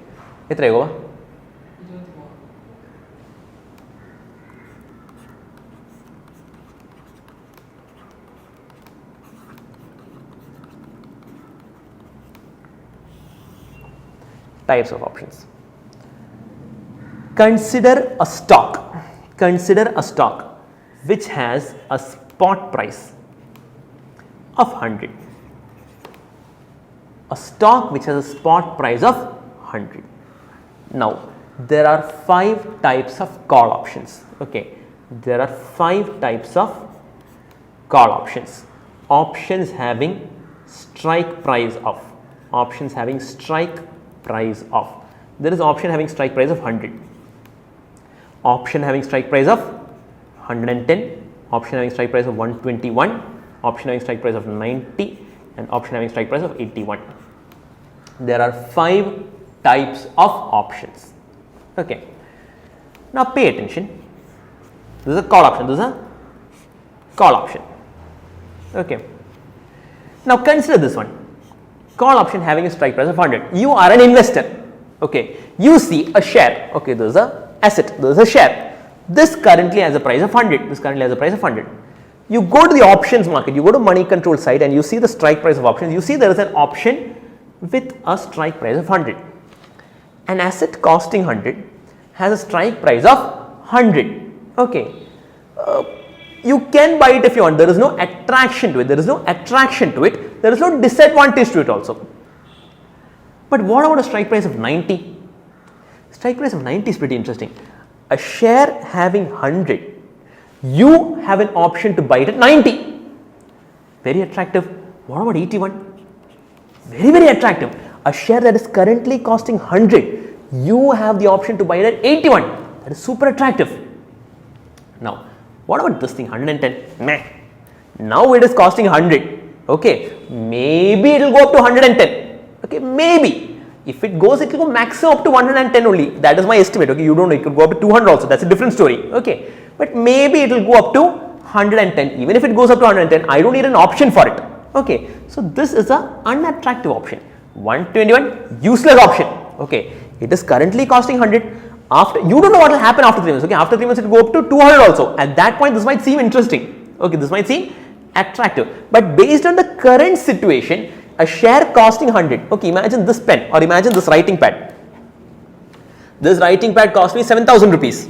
Okay, if somebody tells me, sir, I have an option for you. After 3 months, you can buy this writing pad for 10,000 rupees. Actually, get lost here. After 3 months, maximum this price will go up to 8,000. I'll buy it from the market itself. I don't need your option or not. Okay. But what if there is an option? Sir, now it is worth 7,000 rupees. You can buy it after 3 months for 2,000 rupees. That is attractive. Okay. So, call option, these two call options are attractive and these are unattractive. Okay. This is meh, indifferent. Okay. Call option having strike price of 100 or strike price equal to market price is called at the money. 90 and 81 are called in the money. It is favorable, it is attractive, it is called in the money. Okay. Again, 90 is called in the money and 81 is called deep in the money. Very, very attractive. Okay. 110 and 121 are useless. Who wants them? Okay. They are called out of the money. Again, 110 is out of the money and 121 is deep out of the money. Okay, so understand, think of it this way. In the money means attractive. Sounds nice. Okay, this share, this classroom, this video class is for 3,000 rupees. Okay, I am giving you an option. Okay, after 1 month, you can purchase it for 1,000 rupees.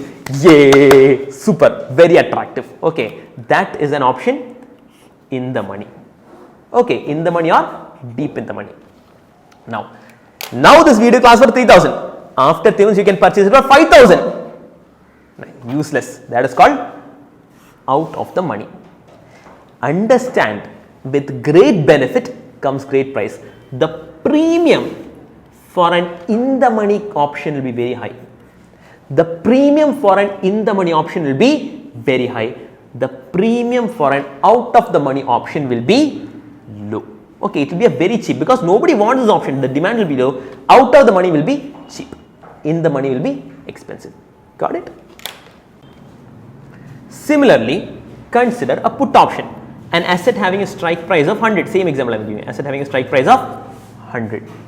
You have a put option having strike price of 81, 90, 100, 110 or 121. It keeps increasing by 10% if you notice. Okay. An asset that is costing 100 rupees, you have the option to sell it at 100.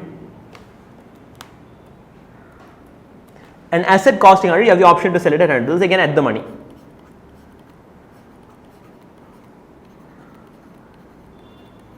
An asset costing 100, you have the option to sell it at 81 or 90 rupees. You have the option to sell it at 81 rupees. An asset that is today costing 100, you can sell it at 81 rupees. Is it exciting? It is useless. Okay. This one, this writing pad costs 100 rupees. After 3 months, I can sell it for 81 rupees. Hey, why would I want to sell it for 81 rupees? It's not such a bad writing pad. Its price won't crash so low also. It might go down to 50 or 60 or 40 or whatever. But again, that doesn't seem that reasonable. Okay. So for a put option, 81 and 90 are not attractive. They are called out of the money. These strike prices are called out of the money. Now, an asset costing 100, if you want to sell it for 110 or if you want to sell it for 121, that is exciting. This is called in the money. Okay. So, this is just theory topics. Okay, what is in the money, what is at the money, what is out of the money. Okay, just write this example. If it is attractive, it's in the money. If it's don't write that in exam, by the way. If it's attractive, it's in the money. Okay. For put option, if the strike price is greater than the current market price, it is in the money. For a put option, if the strike price is less than the current market price, it is out of the money. Okay, you have to write down that example, but if I give you the definition, you will get confused. That's why I am using the word attractive, unattractive, may and all that. Don't write that for exam. Okay. For a call option, if the strike price is less than the spot price, then it is in the money. If strike price is greater than spot price, it is out of the money. The premium for an in the money option will be greater, premium for at the money option will be meh, premium for out of the money option will be very low. Understood? That is in the money, at the money and out of the money. That is theory concept number 1. Another theory and practical concept is, what do you want first, strategy or interest rate options? Let us go for interest rate options first. Interest rate options. We have this in the end of the chapter. We will discuss interest rate options again, once again in detail at the end of the chapter. Okay, now pay attention. Interest rate options. Call is an option to buy. Correct? Call is an option to buy. Basically, call option is an upper price on the buying limit. You have a call option of rupees 100. Pay attention. If you have a call option of rupees 100, you have a call option for rupees 100. If the price becomes 90, what will you do? You will lapse it, you will buy it at 90. If the price 80, what will you do? Again, you will lapse it, you will buy it at 80. If the price becomes 110, what will you do? You will exercise, you will buy it at 100. So, 100 is basically an upper limit. 100 is basically an upper limit on your buying price. Okay. Similarly, instead of buy and sell, you can have borrow and lend. Similar to call option, there is an option called cap. Cap is an option to borrow. Cap is an option to borrow. Call is an option to buy. Cap is an option to borrow. Basically, cap option is an upper limit on your borrowing rate. Suppose you have a cap. Suppose you have a cap at 9%. If the interest rate on the due date, see what is happening, you are taking a loan. You are taking a loan after 6 months, not today. Today you don't want. After 6 months, you are taking a loan. For that loan, you have taken a cap because you are worried whether the interest rate will go up or go down. You are worried. So, you have taken a cap at 9%. After 6 months, the interest rate turns out to be 8%. You are very happy, you will borrow at 8% itself. After 6 months, the interest rate turns out to be 7%. You are jubilant, you will borrow at 7% itself. After 6 months, the interest rate becomes 12.5%. Worry not, guys, you have a cap option. You can borrow at 9% itself. So, cap option like call option, they are very similar, you can put them in the same grouping. Cap, like call option, is an option to borrow. It's an upper limit on your borrowing rate. Cap is similar to call, buy and borrow. Okay, cap is an option to borrow. You take a cap at 9% means anything below 9, if it comes at 8 or 7, you will lapse and you will borrow at this rate. If it goes beyond, you will exercise your cap and borrow at 9% itself. Understood? Similarly, pay attention. We will discuss this once again. Okay. Put. What is put? Put is an option to sell. Okay. You take a put option for 140 rupees, 140. If the price becomes 120, what will you do?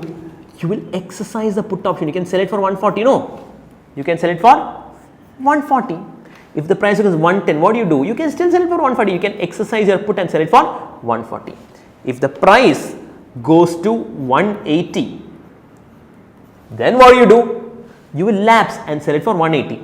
If it goes to 200, you will rather sell it at 200 rupees. So, put is basically a lower limit on your selling price. Understand? Put option is a lower limit. You can write that word also in your formula page. Put option is a lower limit on your selling price. Correspondingly, you have a floor. More better names, cap and floor rather than call and put. Floor is an option to lend. You take a floor at 4%. You take a floor at 4%. If the interest rate becomes 2%, you will exercise your floor and lend at only 4%. If the interest rate becomes 1%, you will exercise your floor and lend at 4%. If the interest rate goes up to 8, then you can lapse, you can lend at 8 itself. So, floor is basically a lower limit on your lending. It works similar to a put option. Floor option is an option to lend. Floor is an option to lend. Okay. So, similar to call and put, you have cap and floor. Cap is an option to borrow. Floor is an option to lend. Floor is a lower limit on your lending rate. Cap is the upper limit on your borrowing rate. Done. Last theory topic, you have option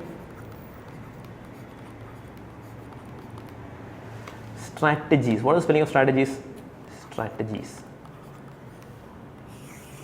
Very quickly, I am going to discuss 3 strategies. One is called straddle. There are many option strategies. There are many option strategies. First is straddle. Straddle is, no doubt, straddle is buy or hold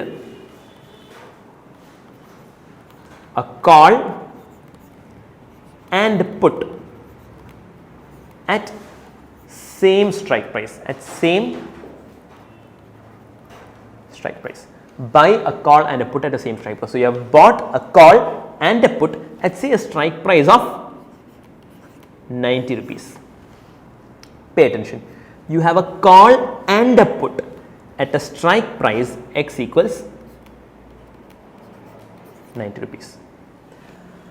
On the due date, when the price becomes 100, what will you do? You can exercise call. You can exercise call buy at rupees 90. Okay, buy at 90, exercise call buy at 90, lapse put and sell at 100, you are making 10 rupees profit. Next option, what if it was, what is the market price on the due date? Becomes 85. You can lapse call, buy for 85, exercise put, sell for 90. Again you have 5 rupees profit. Understood? So, straddle is a strategy whereby you buy a call and a put at the same strike price. No matter what the price becomes, you will get a profit. unless the price on the due date becomes 90 where your profit is 0. Okay, for any other price, the further it goes from, if it becomes 200, you can exercise call buy at 90, lapse put sell at 200, you have 110 rupees profit. So for any, no matter how much it deviates, if it becomes 10 rupees, lapse call buy at 10, exercise put sell at 90, you still have 80 rupees profit. For any price, rather the more it deviates, the bigger will be your profit. But the issue is, you have to buy, call and put. Buying both of them will be expensive, because pay attention, put option for rupees 90 will be out of the money. Put option for rupees 90 will be out of the money, it will be cheap. Okay, but a call option for 90 will be in the money, it will be expensive. Okay, so correct, you will make a profit in any scenario, in every scenario you make a profit, but is the profit sufficient to cover your premium? You are paying a large amount in the form of premium. Okay, so if your profit is just rupees 5 or 10, maybe it won't be sufficient to cover your premium. You will incur at a net loss. Although you will have a basic profit, you will go for a net loss. That is straddle. Okay, more familiar is, a more familiar one is strangle.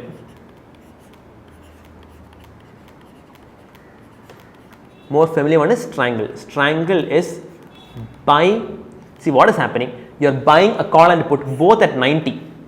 Okay, so 90 put option is out of the money, it will be cheap, but 90 call option is in the money, that is expensive.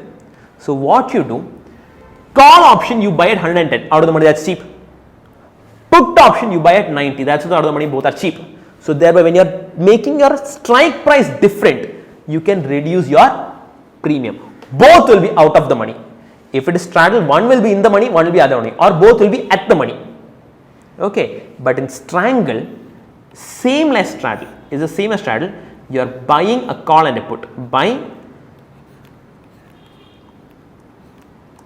call and put. Call and put at different strike price, at different strike price. For example, take out question number 15.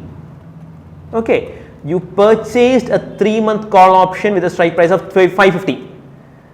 You purchased a 3-month put option with a strike price of 450. Look at the answer. I think the answer somewhere over here.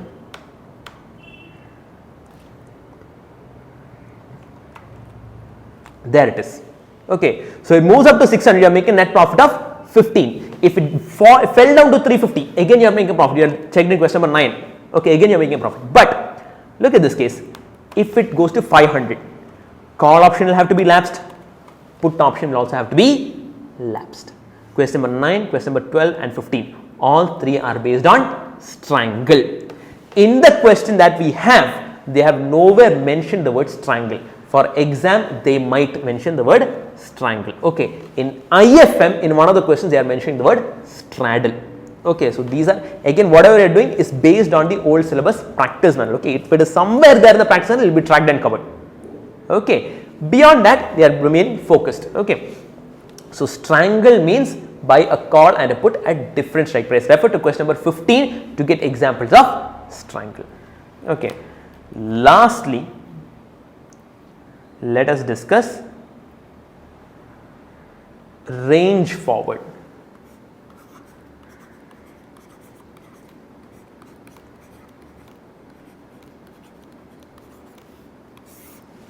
Very interesting, very practical. Okay, range forward, very interesting and very practical. There are two types of range forward. There is a range forward buy and there is a range forward sell. Pay attention, I will explain buy, you will figure out sell on your own. Sell I am not going to explain, buy I will explain. Okay, range forward buy is hold a call and write a put. Hold a call and write a put. For example, you are buying a call option.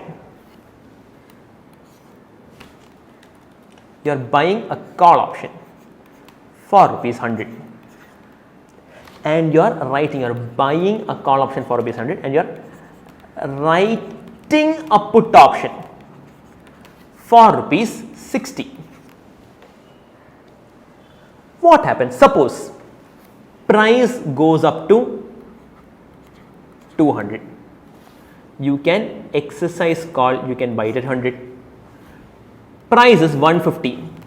Again, you can exercise call, buy it at 100. Price is 80. Lapse call, you can buy it at 80. Price comes down to 40. Price comes down to 40. You will again lapse call. But now this fellow will take place. Put option. See, there is a holder of the put option. There is a holder of the put option who has taken an option. The holder of a put option has taken an option to sell it at 60. He will force you. He will tell, I am the holder, I am going to sell at 60. You are the writer of the put option. You have the obligation to buy. You will be obliged to buy it at 60 rupees. So if it goes below 60, you are happy, you want to buy at 40, but you won't be allowed to. The holder of the put option will force you to buy it at 60.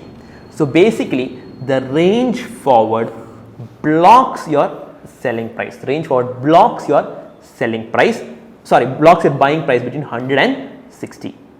Why do this? You can simply go for a call option. No, call option alone may be expensive. Call option alone may be expensive. So you are buying a call option, you are paying a heavy premium. Okay, it's an in the money call option also, rather it's an at the money call option. Okay, the premium is huge. What do? You write a put. When you write, you will receive some premium. Okay, for buying a call option, you are paying premium. For selling a put option, here you are writing a put, rather you are selling a put option, you will receive premium. Okay, selling a put option, you will receive premium. These two premium will cancel each other out and your net premium will be reduced. So the advantage of range forward is that premium will be low. Okay. Now there is another option. Okay, there is another choice. You can take a forward contract, but understand, for a forward contract is a particular point. You take a forward contract of 95 rupees. You are frozen at 95. You cannot move here and there. Range forward gives you a range between 100 and 60. Between 100 and 60, you are quite flexible. Okay. Beyond 100, if you go, you can exercise call and lock it. You have to pay only 100. But below 60, if it goes, the put option will be exercised by the holder. You will be forced to pay 60. So the advantage is, one, compared to a forward contract which locks you at one particular point, a range for it's like a forward only, but it gives a particular range. Okay, and the premium compared to a normal call option or a put option will be much lower. Okay, so for a buy, it is hold a call and write a put. For a sell, reverse, hold a put, buy a put and sell a call.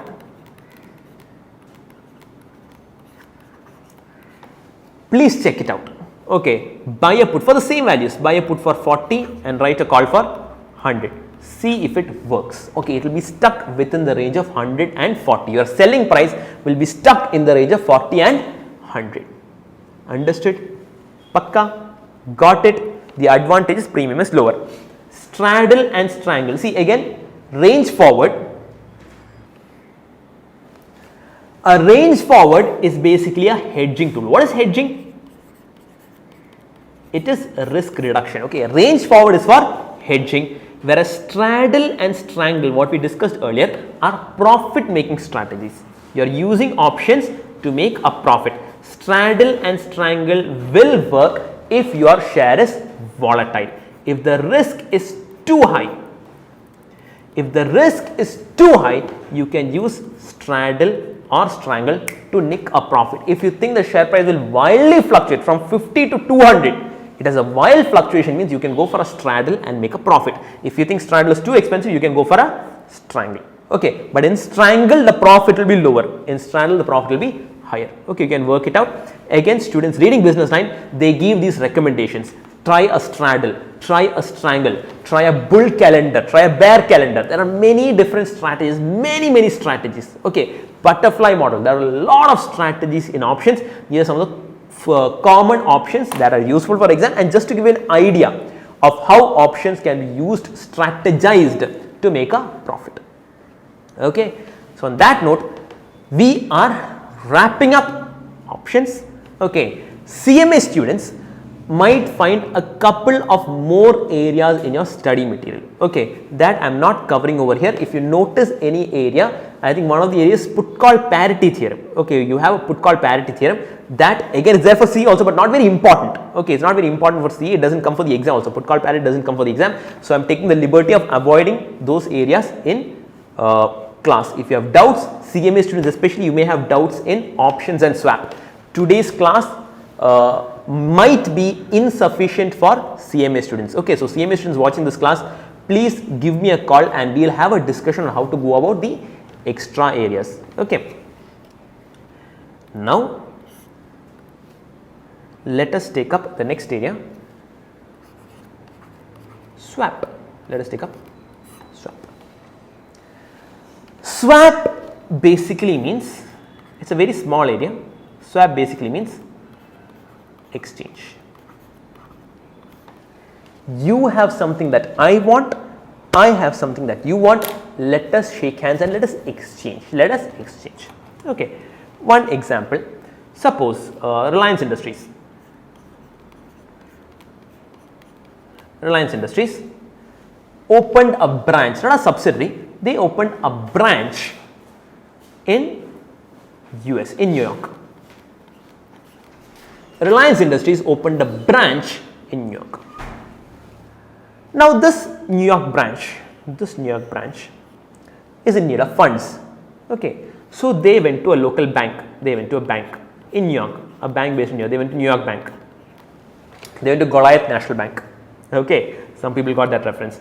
They went to Goliath National Bank and they asked GNB, GNB, can you give me a loan? GNB said no. Not possible. No, GNB actually said yes. GNB initially said yes, and then they asked, okay, Reliance sounds like a reliable name. Tell me, what is your registered address? Give me, fill out this form, and the form there is column registered address. So registered address is in Mumbai.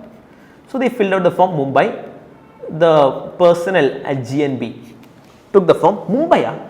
What is this? Where is this? Which part of America is Mumbai? No, it's not in America, it's in India. It's the financial capital of India. No, we cannot process this loan. We cannot give you the loan. Why? Because you are registered in Mumbai. I cannot catch my own fellows. You are registered in Mumbai. How will I catch you if you abscond?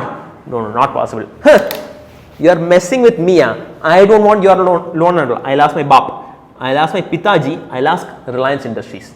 So I immediately give a call to Mukesh Ambani sir. Ambani sir, these New York bankers are not giving me a loan. Please send me funds. Ambani sir didn't tell him. Why? Because at this point he said, sorry beta, I cannot lend it to you. I cannot lend to you right now because rupee is quite volatile right now. If I lend you loan and the exchange rate fluctuates, by the time you repay, I might start to suffer. Okay, so rupee is a bit risky, and moreover in my balance sheet I cannot show an item called loan to foreign branch. Okay, the minute you have a foreign exposure in your balance sheet, that adds to your risk. The minute you have in your balance sheet a foreign exposure, loan to foreigner, loan from foreigner, some foreign exposure, your risk will go up. When your risk goes up, your cost of equity will go up. When your cost of equity goes up, your price will go down, and Ambani's name will be removed from the Forbes list. That I cannot tolerate. Sorry, I cannot give you a loan right now. I am really sorry for you, beta. I am really sorry for you, but I cannot give you a loan right now. Achacho. Now they are sad. Suddenly, this happens. They come across this news that Microsoft is going through a same experience. Microsoft opened a branch in Mumbai. This branch went to State Bank of India and asked for a loan. State Bank of India refused to give. Okay, UK people I will give loan. US person, sorry, I cannot give loan. Okay, so State Bank of India refused. They asked Microsoft. Microsoft said, sorry, I cannot give a foreign loan right now. So both these companies are upset, and that's the time when Satya Nadella had the opportunity to meet Mukesh Ambani. They met and they had a discussion. They discussed their problems, the problems of their branch, and they said, see, Satyanarayana said, Mr. Ambani, see, I cannot give a loan to my own branch because in Mumbai, but I can give a loan to your branch. It's in dollars, it's in US, I trust you, let's swap. I will give a loan to your New York branch. You please make a loan to my Mumbai branch. Instead of lending to their own children, they are lending to each other's children, thereby cutting the forex risk. Instead of lending to your own child, you are lending to the child of another person, thereby this forex risk is being avoided. That is an example of a swap. Let's take one more better example. Let's consider two companies, Infosys and let's say Muthoot. Let's take Infosys and Muthoot. Muthoot, by the way, is an NBFC, non-banking financial company. Okay, both these companies want a loan. Okay, they went to the bank and asked for a loan. Muthoot, being an NBFC, is a very strong company, has well capitalized. They got a loan at a fixed rate. Keep it beta 8% fixed rate because I trust you. Okay, stronger companies will get a fixed rate. Infosys also, it's a huge company. It is not as well capitalized as Muthoot. Muthoot is NBFC, RBI is regulating it, a lot of regulatory requirements. Infosys is not that strongly governed. Although the corporate governance of Infosys is admirable, they still have issues. They are not an NBFC, so they got a loan which is at a floating rate. Now, what is a floating rate loan? In the bank document, there is no interest rate. They said the interest rate is base rate plus 5%. What is the base rate? That I will decide. I will keep changing from time to time. Okay, whenever I feel happy, I will increase it. Whenever I feel sad, I will decrease it, or vice versa. Okay, the bank will keep changing it. Okay, on a serious note, whenever the market fluctuates, RBI reduces its repo rates or exchange fluctuation happens, whenever some action happens in the economy, the bank will alter its rates, alter its base rate. And if you have taken home loans or vehicle loans, I am not sure, but home loans generally, if you look at the loan document, when you take the loan, they will say the interest rate is 13% or 12% or whatever. But if you look at the loan document, nowhere is it mentioned 12%. It will be only mentioned base rate plus so and so percent. Which means as the interest rate increase, you will receive a message from the bank saying your EMI has gone up. You have to pay so much EMI. Henceforth, your EMI will be so much. Okay, so that is a floating rate loan. Infosys received a floating rate loan. Okay, now both of them are extremely upset. Both of them are extremely upset because see, Infosys now has to pay a floating expenditure. Has to pay a floating expenditure, adding to its tension. He is worried daily. Will the interest rate go up? Will the interest rate come down? He is worried. He is tensed on a daily basis. Will the interest rate go up tomorrow? Will the interest rate come down? Oh my God, when will it come down? You are tensed. Infosys risk is up. Risk is up means again KE will be up, price will be down. Muthoot is also upset. Why? Because for Muthoot, the income is floating in nature. Look at Muthoot. Muthoot is an NBFC. Okay, it is giving loans. It is giving loans at this rate, base rate plus 5%. It's giving a floating rate loan. So now what happens? Muthoot is also upset. You see, Infosys is not worried about the income side. Income side is fixed. Muthoot income side is fixed. Okay, only the expense side is floating. Although this line is not straight, it's fixed. Muthoot, the income side is floating. It is worried. Will the interest rate go up? Will the interest rate go up? He is worried. Okay, so now what they do? These two meet and they hatch up an idea. Infosys says, see, dude, Mr. Muthoot, Infosys telling to Muthoot, Mr. Muthoot, I have a floating rate loan. I will straight away give it to you. This floating rate loan, I will give it to you. What is the advantage of Muthoot? Now pay attention. Muthoot has income is also floating, expenditure is also floating. If its interest rate goes up, its income will also increase, expense will also increase, profit will be stabilized. When the interest rate falls, income will also fall, expense will also fall, your profit will be stabilized. Okay. For Infosys, in return, Muthoot will pass on this loan to Infosys. Now look at Infosys. His income is stabilized, his income is stabilized, his expense also stabilized. Infosys has a fixed income, he wants a fixed expenditure. But sadly, he got a floating rate loan. Muthoot has a floating income, he wants a floating expenditure. Sadly, he got a fixed rate loan. These two will decide to exchange. floating for a fixed rate. That is how a swap works. Let us look at question number 18. Small question, simple question. Okay. Suppose a dealer quotes an all-in cost for a generic swap at 8% against 6 months LIBOR flat. What is LIBOR? LIBOR stands for London Interbank Offered Rate. It's an international standard. It is the average base rate of top 15 banks in the world. It is the average base rate of top 15 banks. So now when a corporate wants to lend, he doesn't have to set his own base rate. He can just quote LIBOR. So when the banks change their base rate, LIBOR will automatically change. Okay, so LIBOR is like Sensex. It's a index. Okay, it's an index. When the top 15 banks are quoting 6% base rate, LIBOR will be at 6%. When they increase the rate, automatically LIBOR will increase. So when corporates are lending, they can use LIBOR. Instead of setting their own base rate, they can base it on LIBOR. LIBOR is a little old concept. Of late, it's being out of use. It's not that used in market right now. So suppose a dealer quotes all-in cost for a generic swap 8% against 6 months LIBOR. So there is a swap happening. What is the swap? The swap is 8% fixed rate against 6 months LIBOR. If the notional principal amount is 5 lakh. Guys, over here also, in this example, the actual principal need not be swapped between Infosys and Muthoot. They only have to swap the interest rate upon a notional principal, say 1 crore. Doesn't mean Muthoot, that is crazy. Muthoot will have to give Infosys 1 crore, Infosys will have to give Muthoot 1 crore, then the income tax person will come. What is 1 crore for? Is it an income expense? What is this? It will create confusion. Okay, so 1 crore is only a notional principal, it's not actually exchanged. Now, here the swap is happening between fixed rate of 8% and LIBOR for a notional principal of 5 lakh. 1. Calculate the semi-annual fixed payment. What is the fixed payment? The fixed rate is 8%. What is the fixed payment? Semi-annual fixed payment? 8% into 5 lakh into 6 by 12. That is 8% of 5 lakh, I think is 40,000. It will be 20,000 rupees. Check out your calculator. I think it's 20,000 rupees. Okay.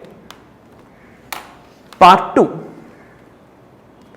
Find the first floating rate payment for above if 6 months period from the effective date of swap to the settlement date comprised of 181 days. Number of days is 181 and the corresponding LIBOR was 6%. LIBOR is 6%. Find the floating rate payment. Floating rate payment will be 6% into 5 lakh. They are giving number of days. Let's take number of days 181. Are they giving number of days in the year also? Last time they are giving 30 by 360. 181 by 360. It will be close to 15,000. I think 15,000 something. Okay, let's take it as 15,000. If it was exactly 6 months, you could have taken it as 16,000. Else it will be 15,000 something. Some odd decimal figure will come. Okay, this is the fixed rate payment. This is the floating rate payment. They are exchanging it. In part 2 above, if the settlement happens on net basis, how much a fixed rate pair will have to pay to the floating rate pair? See, fixed rate pair is paying 20,000, floating rate pair is paying 20,000. They are exchanging. Okay, so this fellow will pay him 20,000 and he will pay him 15,000. Net payment will come over here from the fixed to the floating of 5,000. Understand? Two parties, A and B, are exchanging a loan. A says, I will pay you a fixed rate. Why? You instead pay me a floating rate. As happened over here. Muthoot and Infosys are exchanging. Okay. So A will pay a fixed rate. Maybe he has a fixed rate loan. He is giving it back to B. B has taken a floating rate loan. He is passing it on to A. Okay. So they are exchanging. Okay. So A will pay at a fixed rate of 8% and B will return it at a floating rate of LIBOR, which in the first month happened to be 6%. Okay, so they will have to net approximately 2%. So in the first installment, A will have to pay B 2%. That is the net settlement. Did you understand the concept of swap? Okay, swap is just an exchange. All right, let's go on to question number 19, which is a day before exam question. Shall we check it out? Please mention question number 19 as a day before exam. It's a very important question. It's a beautiful question. Chalo? So, question number 19. So, I know we are coming to the close of a very long day, 19 and 20. Just two more questions and we'll call it a day. Okay, 19 is a pretty lengthy question, a good question. That's right. Day before exam question. A Incorporated and B Incorporated intend to borrow $2 lakh and $2 lakh in yen respectively. So, what does A want? A wants to borrow $2 lakh. What does B want? B also wants $2 lakh in yen. What is yen? Yen is the currency of Japan, by the way. Okay, yen is the currency of Japan. So, they want $2 lakh and $2 lakh in yen respectively for a time horizon of 1 year. They want that loan for 1 year. The prevalent interest rates are as follows. So, A Incorporated will get a yen loan rate at 5% and a dollar loan rate at 9%. Okay, so if A Incorporated is planning to borrow from Japan, borrow in yen currency, he will get 5%. If he borrows in dollars, he will have to pay 9%. B Incorporated, if he borrows in yen, he will have to pay 8%. If he is borrowing dollars, he will have to pay 10%. Okay, maybe A is a bigger company. Okay, so bigger companies, less risky companies, companies that have greater capital will have a lower interest rate. Maybe that's the thing. Let's see. The prevalent exchange rate is $1 is 120 yen. They entered in a currency swap under which it is agreed that B Incorporated will pay A Incorporated at 1% over the yen loan interest rate, which the latter, this is not later, this latter, which the latter will have to pay as a result of the agreed currency swap, whereas A Incorporated will reimburse interest to B Incorporated only to the extent of 9%. Keeping the exchange rate invariant, quantify the opportunity gain or loss component of the ultimate outcome resulting from the desired currency swap. That's it. You can solve it, no? Let's read the question once again. Okay. So, we know the exchange rates now. They entered in a currency swap. Okay. Understand, guys, this is what is happening. So, you have A Incorporated and B Incorporated.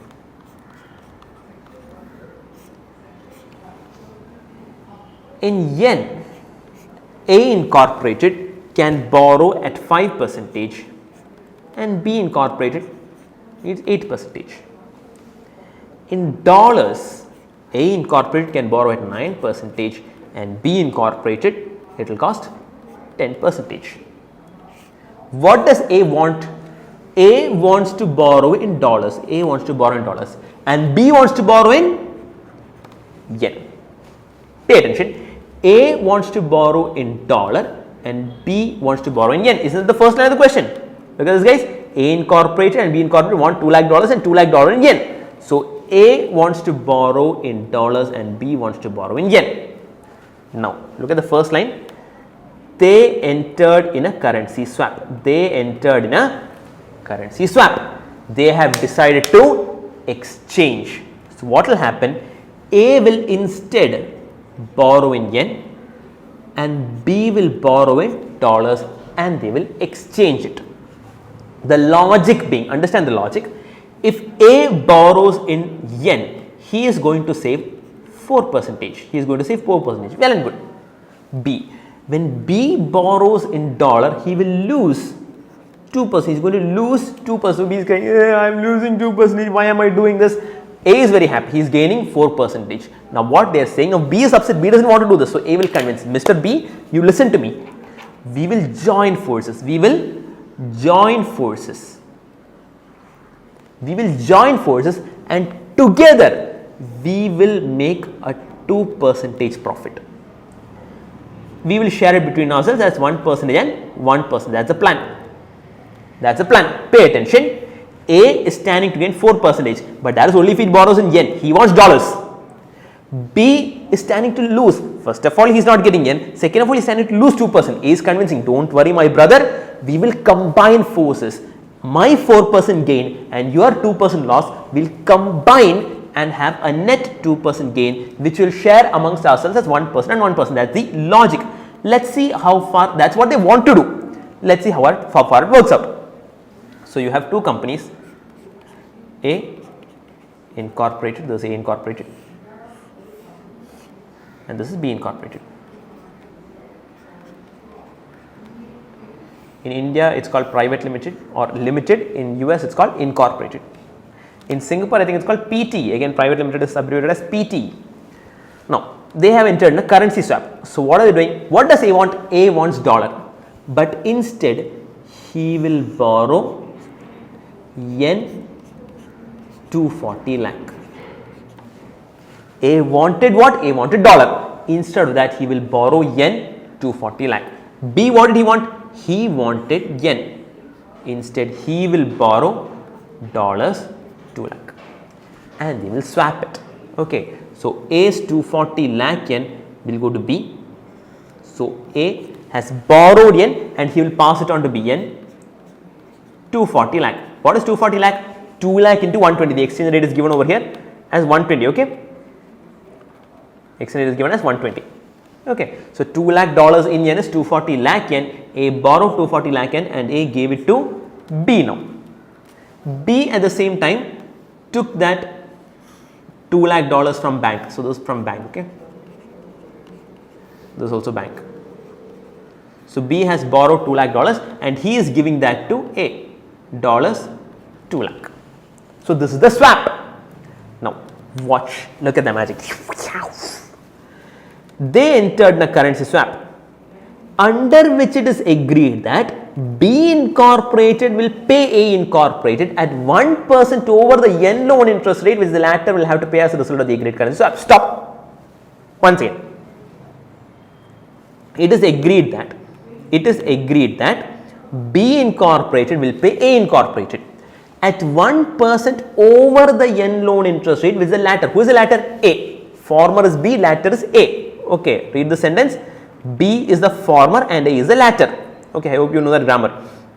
It is agreed that B Incorporated will pay A Incorporated at 1% over the yen loan interest rate, which A will have to pay as a result of the agreed currency swap.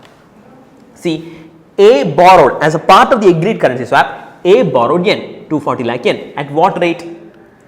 A borrowed yen at 5%. A borrowed yen at 5%. So, A has to pay 5%. B Incorporated will reimburse A Incorporated 1% over the yen loan interest rate, which A has decided to pay as a result of the currency swap. So, because of the currency swap, A is paying on its yen loan 5% and B will repay 1% over that. B will repay 6%. Okay, read the sentence once again. Now, does it make sense?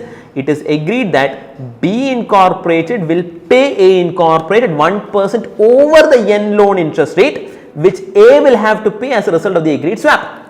So, because of the swap, A has to pay 5%, B will pay A 1% over this 5%, that is 6%. Now, next sentence. Whereas A Incorporated will reimburse interest to B only to the extent of 9%. B has borrowed 2 lakh dollars. For that 2 lakh dollars, how much is he paying? He is paying 10%. He is paying 10%. B is paying 10%. Smaller represents payment, larger represents principal. Okay. And A will reimburse that only to the extent of 9%. A will reimburse that only to the extent of 9%. This is the story. This is the story.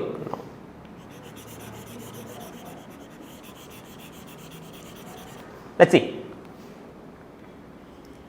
Let's look at what happens because of the story. Okay, let's look at A Incorporated. What is happening to A Incorporated? What are the interest rate transactions of A Incorporated? Look at this. A borrowed from bank 240 lakh and he is paying 5% to bank. Let's look. A is paying to bank. A is paying to bank 5%, correct? But instead of that, he is receiving from B 6%. He is receiving from B, he is receiving 6%. He stands to gain 1%. He stands to gain 1%. Now A has to pay B. Look at this, A has to pay B. A stands to gain 1% over here, but A has to pay B also over here 9%. So to B 9%.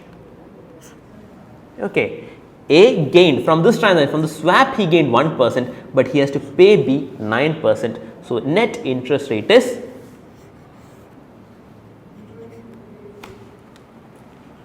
8%. Net interest rate is 8%.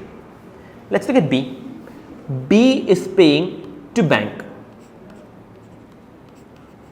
B is paying to bank 10%. B is paying to bank 10%.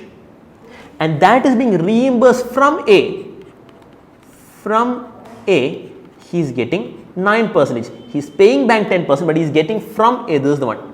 From A, he is getting only 9%. He is standing to lose 1%. Additionally, he has to pay to A. See this, from B, here it goes to A. He has to pay 6%. So total, as a result of the swap, he has to pay a net interest rate of 7%. Look at the magic. A is paying a net interest of 8%. Without the swap, A would have paid 9% for dollar loan. Without the swap, A would have paid 9%. He is standing to gain 1% because of swap. Look at B. Without the loan, without the swap, B would have paid 8% for its yen loan interest rate. B would have paid 8%. Now, because of the swap, he is paying only 7%. He is standing to gain 1%. They have both gained 1% from the swap. Ta-da! How is that? Check it out, guys, once again. A wants dollars. A wants dollar and B wants yen. They decide to swap. Why? Why they decide to swap? Because there is a differential. Okay, because there is a differential over here. A stands to gain 4% and B stands to lose only 2%. There is a form of arbitrage. There is a form of arbitrage. What is arbitrage? You are exploiting a mistake in the market to make a gain. Okay, so they enter into swap. So A wants dollars, instead he will borrow 240 lakh yen. And B wants yen, he will borrow dollars and they will exchange it. A will pass it on to B, B will pass it on to A. B will pass it on to A. According to the interest rates, A will pay 5% to bank and he will get 6% from B. Instead, he will reimburse B only to the extent of 9%. Okay, so A paying to bank 5%, from B that is being reimbursed 6%. Look at it over here, guys. Sorry, look at this. B will pay A incorporated at 1% over the yen loan interest rate, which the latter has to pay. So A is paying 5%. Instead of that, B will pay. He will receive from B 6%. So he is standing to gain 1% to B. Look at the next sentence. A will reimburse B only to the extent of 9%. So A is paying B 9%. Effective interest rate is 8%. Without the swap, he would have paid 9%. Without the swap, he would have paid 9%. He is standing to gain 1%. Draw this diagram very neatly. Draw this diagram very neatly and then write down. I think I can space over here. Okay, then write down first subheading 1 I. Principal transactions of A. Okay, this diagram is for you. You can write in the exam also. It gives clarity. Okay, CMA textbook is plenty of diagrams like this. Okay, this gives clarity, good diagram. But then after the diagram, you have to write the story. Principal transactions of A. Borrow from bank 240 yen. Okay, I am giving a Y. It's yen symbol. Okay, yen 240 lakhs. Lend to B. Yen 240 lakhs. Yen symbol, this is a yen symbol. Okay, it's a Y with a track. You have it in the question also. You have the question, you have the symbol in the question also. Okay, so check that out. I don't know how to do it in Excel. Okay, lend to B, and then finally borrow from B. dollars. Dollar symbol, I think that's there in the keyboard. It's not there. Oh, it's there in the mobile. Ah, it's there. Yes, I have dollar symbol. Okay, dollars 2 lakh. Okay, you can say net borrowing is dollars 2 lakh. Okay, these two, lending and borrowing, gets cancelled. You have a net borrowing of dollars 2 lakh. Now, interest transactions of A Limited, A Incorporated rather, A Incorporated. Okay. Pay bank. In one column write 5%. In one column write 5%, and the next column write the amount. 5% of 240 lakh yen. 5% of 240 lakh yen is 240 into 0.05, 12 lakh yen. Mention it as yen. Okay, you are paying bank, A is paying bank 12 lakh yen. Over here, for this diagram, the percentages are enough. But for your fair answer, for your exam presentation, this is the exam presentation by the way. Okay, you have to write the amounts also. Okay, I don't know how to put yen symbol and it's getting pretty difficult for me. So you have to write, I am writing it this way, you can put the symbol. Okay, pay bank 5%, receive from B Incorporated 6%. What is 6%? 240 lakh into 6% is 14.4 lakh yen. You have a gain of 1%, which is 14.4 minus 12 lakh yen.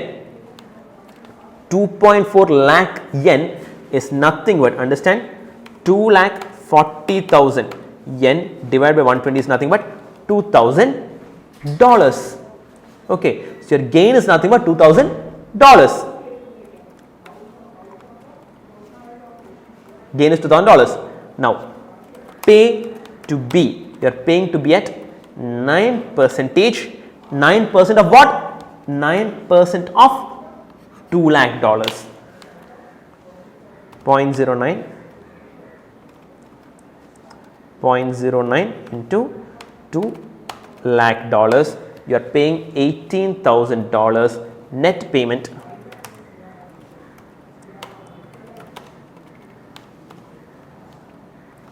Minus gain of 2,000, you are paying net $16,000. Net payment is $16,000. You are paying interest of 18,000, gain is 2,000, net payment is 16,000. Now, what is the final question? You are required to, keeping the exchange rate invariant, no change in exchange rate, okay? Quantify the opportunity gain or loss. They are not asking you to find the net interest. They are asking you interest payable without swap.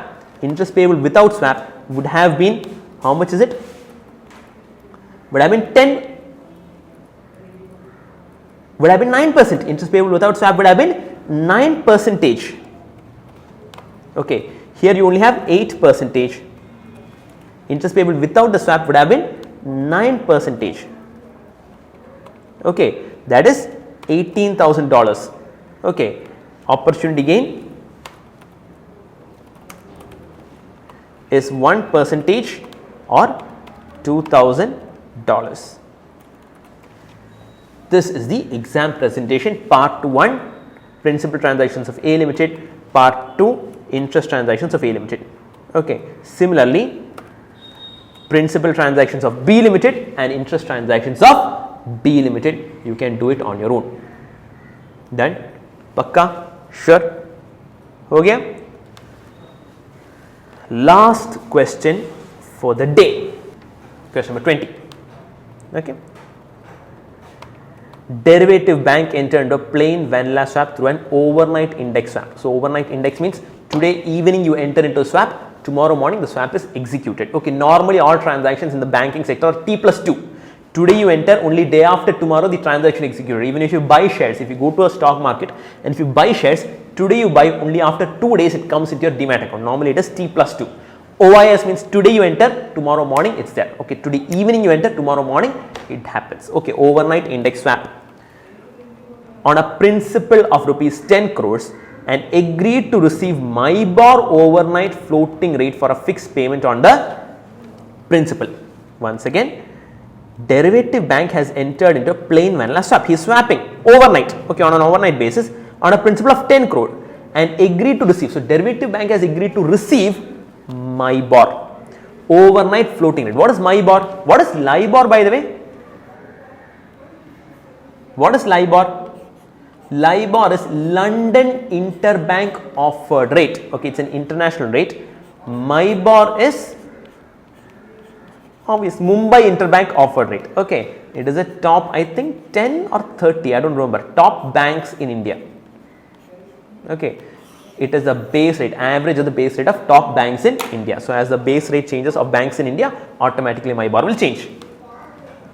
So, agreed to receive MIBOR. So, on 10 crore, he has agreed to receive MIBOR. Okay, floating rate, overnight floating rate means daily base it will change. Okay, for a fixed payment on the principal, he is going to receive MIBOR and instead pay a fixed amount on the principal. The swap was entered into on Monday 2nd August and was to commence on 3rd August. So, overnight, you start on Monday, Tuesday to start and run for a period of 7 days. So, Tuesday start up to next Monday. Okay. The respective MIBOR rates for Tuesday to Monday were 7.75 for Tuesday, 8.15 Wednesday, 8.12 Thursday, Friday, Saturday. One day is missing. Let us check. Okay. If derivative bank received 370 net on settlement, calculate the fixed rate of interest under both legs. Note, Sunday is a holiday. Okay, guys, understand, Sunday is a holiday. So, you have Tuesday, Wednesday, Thursday, Friday, Saturday, Sunday is holiday, and then Monday is 8.15%. Note that. Okay, note, Sunday is holiday, work in rounded rupees and avoid decimal working. Okay, nobody cares about paisa, only rupees is enough. Okay. Now, where do we start? Start with the word required, or in this case calculate. Calculate the fixed rate of interest under both legs. Calculate the fixed rate and interest under both legs. Okay, you are required to calculate the fixed rate. What is happening? Derivative bank is receiving MIBOR, and instead of that MIBOR, you have to pay a fixed rate of interest. What is the rate you have to pay? Understand the cardinal rule. Price is equal to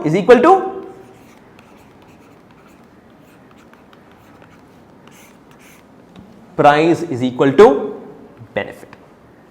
Price is equal to benefit. The fixed rate that he pays will be equal to what is the benefit? He is receiving MIBOR. Okay, so the fixed rate of interest he pays, or rather the interest amount he pays should be equal to the interest amount he is going to receive. What is the interest amount he is going to receive? It is going to be 7.75, 8.15, 8.12 respectively. Okay, so let us check that out. Computation of fixed rate of interest. Okay. Day, principal, rate, interest. Okay. What is the fixed rate? It is the amount he is receiving. Okay, let us compute how much he is receiving first. Let us compute how much he is receiving. Okay, so we start with Tuesday. Let us see if this works. Okay. Okay, doesn't work. I have to write down each day. Tuesday, Wednesday, Thursday. Even this doesn't work. Normally this is supposed to work. There it go. Okay. So it works. Okay. So these are the 7 days. Sunday is missing. Okay. Sunday you don't take because Sunday is a holiday. So I have ignored Sunday. I have removed Sunday. I am directly jumping to Monday. Okay. On each day, what is the interest rates? Let's check that out. The interest rates are 7.75%. Okay. 7.75%. Oh, there you go. 7.75%, 8.15%, 8.12 percentage, 7.95 percentage, 7.98 percentage, and on Monday it is 8.15 percentage. These are the interest rates. Okay. Principal is 10 crores.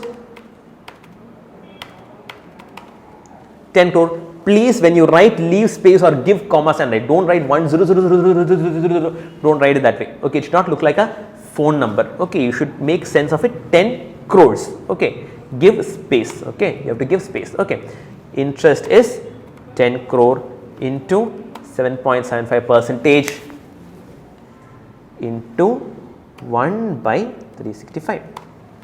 You are computing the interest for only Tuesday. Okay, 7.75%. First of all, that's per annum, that's not per day. Second of all, this is the interest of Tuesday. Wednesday, the rate is changing, interest will be different.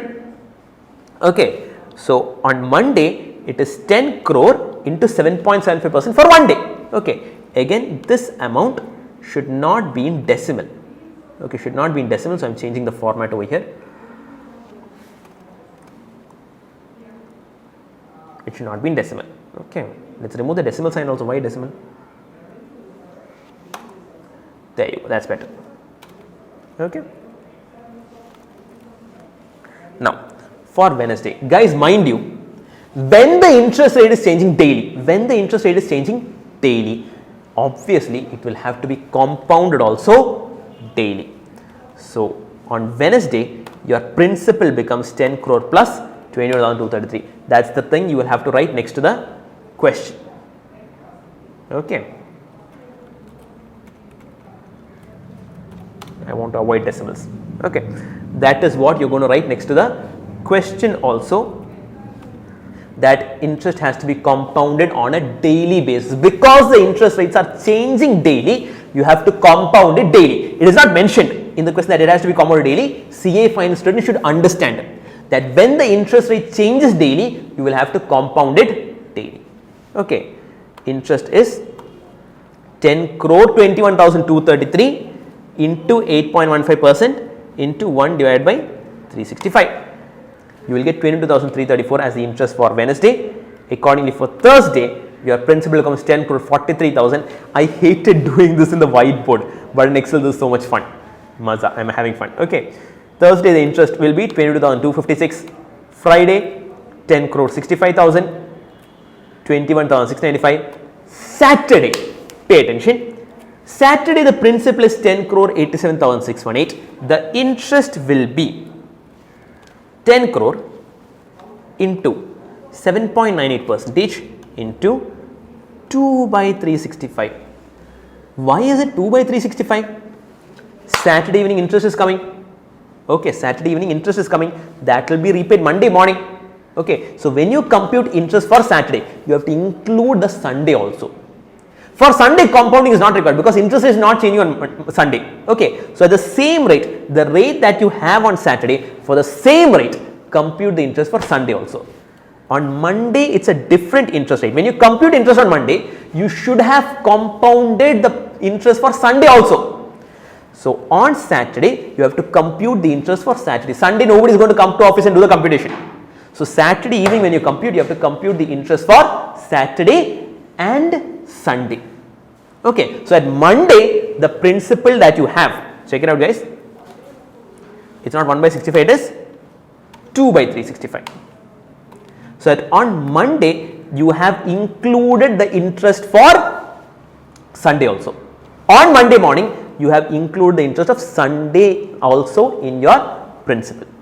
Okay, and on Monday, you will have again 1 by 365. You will have 22,358. Total interest is 1,53,740.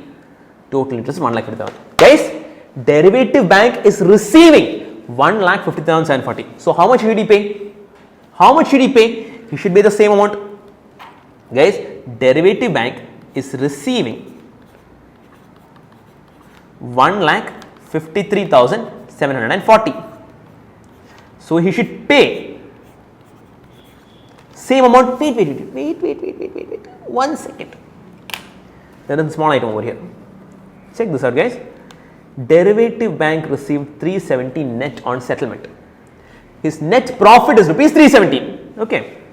his net profit from this transaction is rupees 317, which means if he is receiving 1,53,000, he is a bank, okay, he will do this transaction only for a profit element, okay, he is not doing charity, okay. So, although yes, price should be equal to benefit, there is a profit element involved, okay. So, although he is receiving 1,53,740, he will not pay the whole amount. From this 1,53,740, net on settlement,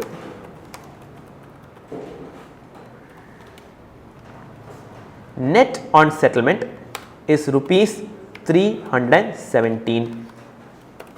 Interest payable by derivative bank is 1,53,740 minus 317, 1,53,423. Guys, this is the interest received by derivative bank. Net on settlement is 317, which means he will pay only, he will hold down his profit, okay. He has received 1,53,740, otherwise he will hold down the profit, and balance 1,53,423 will be paid by derivative bank, okay. I had warned you, derivatives is a new chapter, a lot of new areas, and I know that you are extremely tired, so please bear with me for a few more minutes. Pay attention. Derivative bank will be required to pay 1,53,423. What is that rate? If 1,53,423 is the amount, what is the rate? Divide by 10 crores into 100, okay, into 100, take out the rate. The rate is, oh my god, decimal is missing, I have to change the format again. Oh no, I will bring it to percentage, yes, into 100 should not be there, okay. So, I will bring it to percentage. We need decimal places, 3 decimal places. 10 crore, the number of zeros is correct. 1, 2, 2, okay. 0.153, that doesn't seem right. Okay, his interest rate is only 0.153. How is that correct? What is the mistake? Your interest has to be per annum, which means 0.153 into 365 divided by 7. Students very often forget this. Okay, you have to annualize your interest rate. This interest amount 1,50,000 is for 7 days. So, when you find out the rate into 365 divided by 7, you will get 8%, or I think 7.999 something, or rather you will get 8%. This is the fixed rate of interest. So, you are entering into a derivative bank has entered into a transaction whereby he is receiving MIBOR. MIBOR, what are the rates? These are the rates. These are the rates of MIBOR he is receiving for 7 days. Instead of that, in return of that, he has to pay an interest. Don't take simple average, weighted average around. Won't work because there is compounding effect. Don't take average of that. Okay, you can write next to the question. Don't take average because there is the compounding effect involved. You have to compound the interest and then compute the interest amount. Settle for that profit element. Cancel that profit element balance. He has to pay 1,53,423, which amounts to exactly 8%. When you do it in calculator, you might get 7.9998. Okay, you might get like that, or Excel says it's exactly 8.000%. That is it with swap. Okay, so we had a very long discussion. We had a super long discussion. We have completed futures, options and swap. In the next class, we are going to do FRA. With that, derivatives will be completed. After FRA, quick revision, few more questions of futures, then we will do a few questions of mixing everything. FRA with options, FRA with futures, everything mixed together, we will do a couple of questions. Okay. So, before that, quick revision of what we have done so far. Shall we do that and then we will wind up for the day, okay. Quick revision of what we have done today so far. Let's start with yesterday. What we did since yesterday, okay. Guys, question number 1, what was it? It is a question based on arbitrage. So, next to the question you can write the word arbitrage strategy. This is a question based on arbitrage strategy. We found out fair future price. Remember, we found out fair future price, decided whether it was underpriced or overpriced. It was overpriced, then we sell it. If it is underpriced, we buy it, and then we drew that cross. Remember the cross? We drew the cross and each side we filled. Here it is short, means here it is long, short, long. Accordingly, we fill the tables and we decided on a strategy. Okay, right on next to this is based on arbitrary strategy. Question number 2 was based on number of contracts. We have a formula for number of contracts. What is the formula? We did the answer in 3 steps and then we did a shortcut formula. Number of contracts is equal to amount to be hedged into beta divided by price of futures today. Price of futures today into number of units. This is a 3-step formula. We shrank that later to one formula. Okay, that is question number 2. Okay. So, this question is simply based on number of contracts. When we discussed question number 2, we had a long discussion, but now in hindsight, it's a very simple problem. Okay. Question number 3, please hold it for a second. Question number 4. Question number 4 was simple. Okay. Future price, rather forward price was given, compute the spot price. We got some 200 answer. Again, the issue of monthly rest. Okay. I hope you have underlined the words monthly rest. Question number 5 was a day before. It is the day before exam question in futures. Okay. Question number 5, we had a BSE index, a future contract on BSE index with 4 months maturity. Although we are hedging only for 3 months, the future itself has 4 months maturity. Accordingly, we took the price. Okay. Part 1 was fair future price, price of the future contract. Unless otherwise mentioned, actual price is fair price. Okay. Unless otherwise mentioned, actual price is fair price.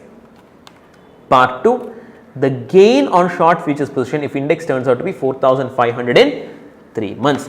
After 3 months, market, see over here, market was 5,000.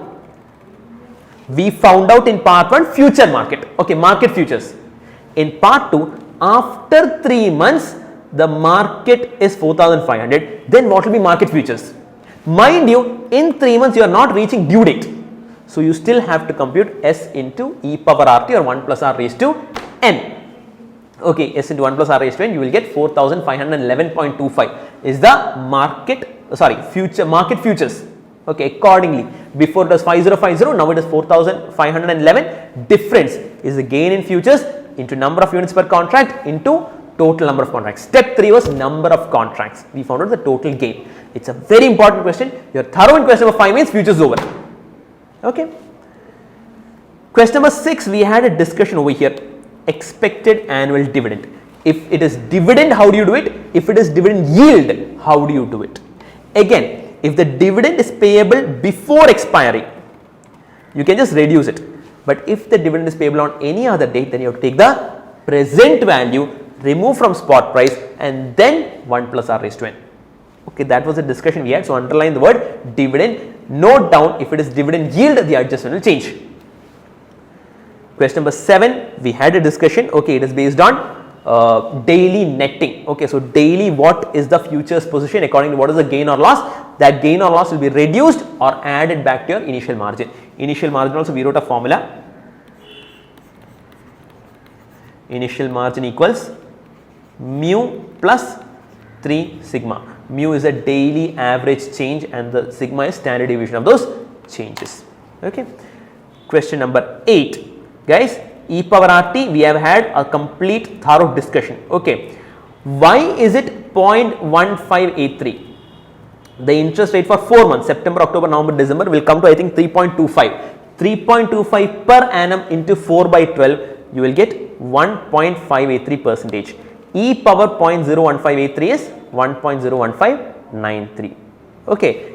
Now check it out, it will tally. Okay, if you were not able to do it in the previous class, now you will be able to do it. You know what is e power RT also. Okay. So you have to compute R and T. Question number 9 was based on strangle. Okay. So you purchased a call option with a strike price of 550, a put option with a strike price of 450, and then when it becomes 350, you have a profit. Okay, that was question number 9. Question number 10. It was a lengthy question. Okay, so next to question number 10, you can write down the words difficult to read.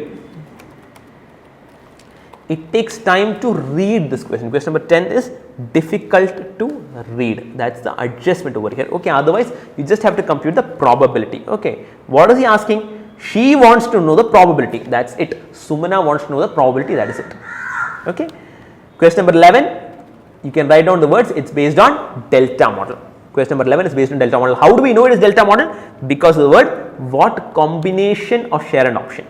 Okay. So, they are asking for a perfect hedge. How do we get a perfect hedge? What is that combination? Write a call and hold delta shares. What is delta? Change in value of option divided by change in price of share. That is delta. We proved that in delta model it is risk free in both scenarios. When the price becomes 780 and when the price becomes 480, you are getting 240 rupees. Okay. Question number 12 was again based on strangle. Question number 13. So, write down the words. Next to question number 12, write down strangle. Question number 13, write down 2-period binomial model. Question number 13 is based on 2-period binomial model. Question number 14 was based on just binomial model, also called risk neutral model. Question number 15 was again based on strangle. Question number 16, you had that adjustment that don't take, what is the adjustment? Take value and then multiply with probability. Probability into value. Don't take expected price. Don't multiply price with probability. You can only multiply the value with probability. So, for each case, when it is 180, when it is 260, when it is 280, when it is 320, when it is 400, for each case you have to compute the value separately and then take the expected value. If you take the expected price and adjust it, you might go wrong. Understood? That was with options. With that, we wound up options. Question number 17, please do it yourself. Question number 18 is a generic swap. Okay, you are exchanging 8% with LIBOR. Okay, you are paying 8%. One person has to pay a fixed interest of 8%, another person has to pay LIBOR, which in this case is 6%. Okay, do it. This is below dignity questions. Okay, these questions, if it comes for the exam, it's a jackpot for you. Okay. Question number 19 was again a day before exam question. Question number 19 was again a day before exam question. Okay. So, we had a very long discussion on question number 19. Okay, how the swap works. Please revise that. It's a day before exam question. Okay, and also note the exam presentation for question number 19. Question number 20 was again a plain vanilla swap. No issues over there. Okay, no issues over there. It's a plain vanilla swap. You are just receiving MIBOR instead of MIBOR. See, in question number 19, they are giving you in the question that the fixed rate is 8%. They are telling you that the fixed rate is 8%. In question number 20, you have to compute the fixed rate. They are asking you to compute the fixed rate. How much is the fixed rate? It should be equal to the interest I am receiving. Okay. You have to, don't forget to compound daily. So, next to question number 20, write down compounded daily. That is the adjustment. Don't forget the profit. Rupees 317 is net on settlement. Received rupees 317 net on settlement. Okay. Those are the adjustments. Again, interest when you compute the rate has to be annualized. Done. Pakka. Ho gaya. Understood. So, on that note, we are going to wind up this lengthy day. Tomorrow, we are starting a very fun, exciting area called FRA. Now, compared to options and swap, FRA is a little more difficult. But if you know the concept, it is very simple. Okay, we will devote a lot of time for the basic concept. Okay, for the basic concept, we will devote a lot of time. Only if you. For FRA and for IFM, Forex, when we start Forex, when we start international finance, we will spend a lot of time getting the basics thorough, and only after the basics we will go to the problem. Okay, so we will devote around 1.5 hours on the basics. Once you know the basics, you will fly with FRA. Okay, so that's it for today, guys. Hope you enjoyed. Bye bye.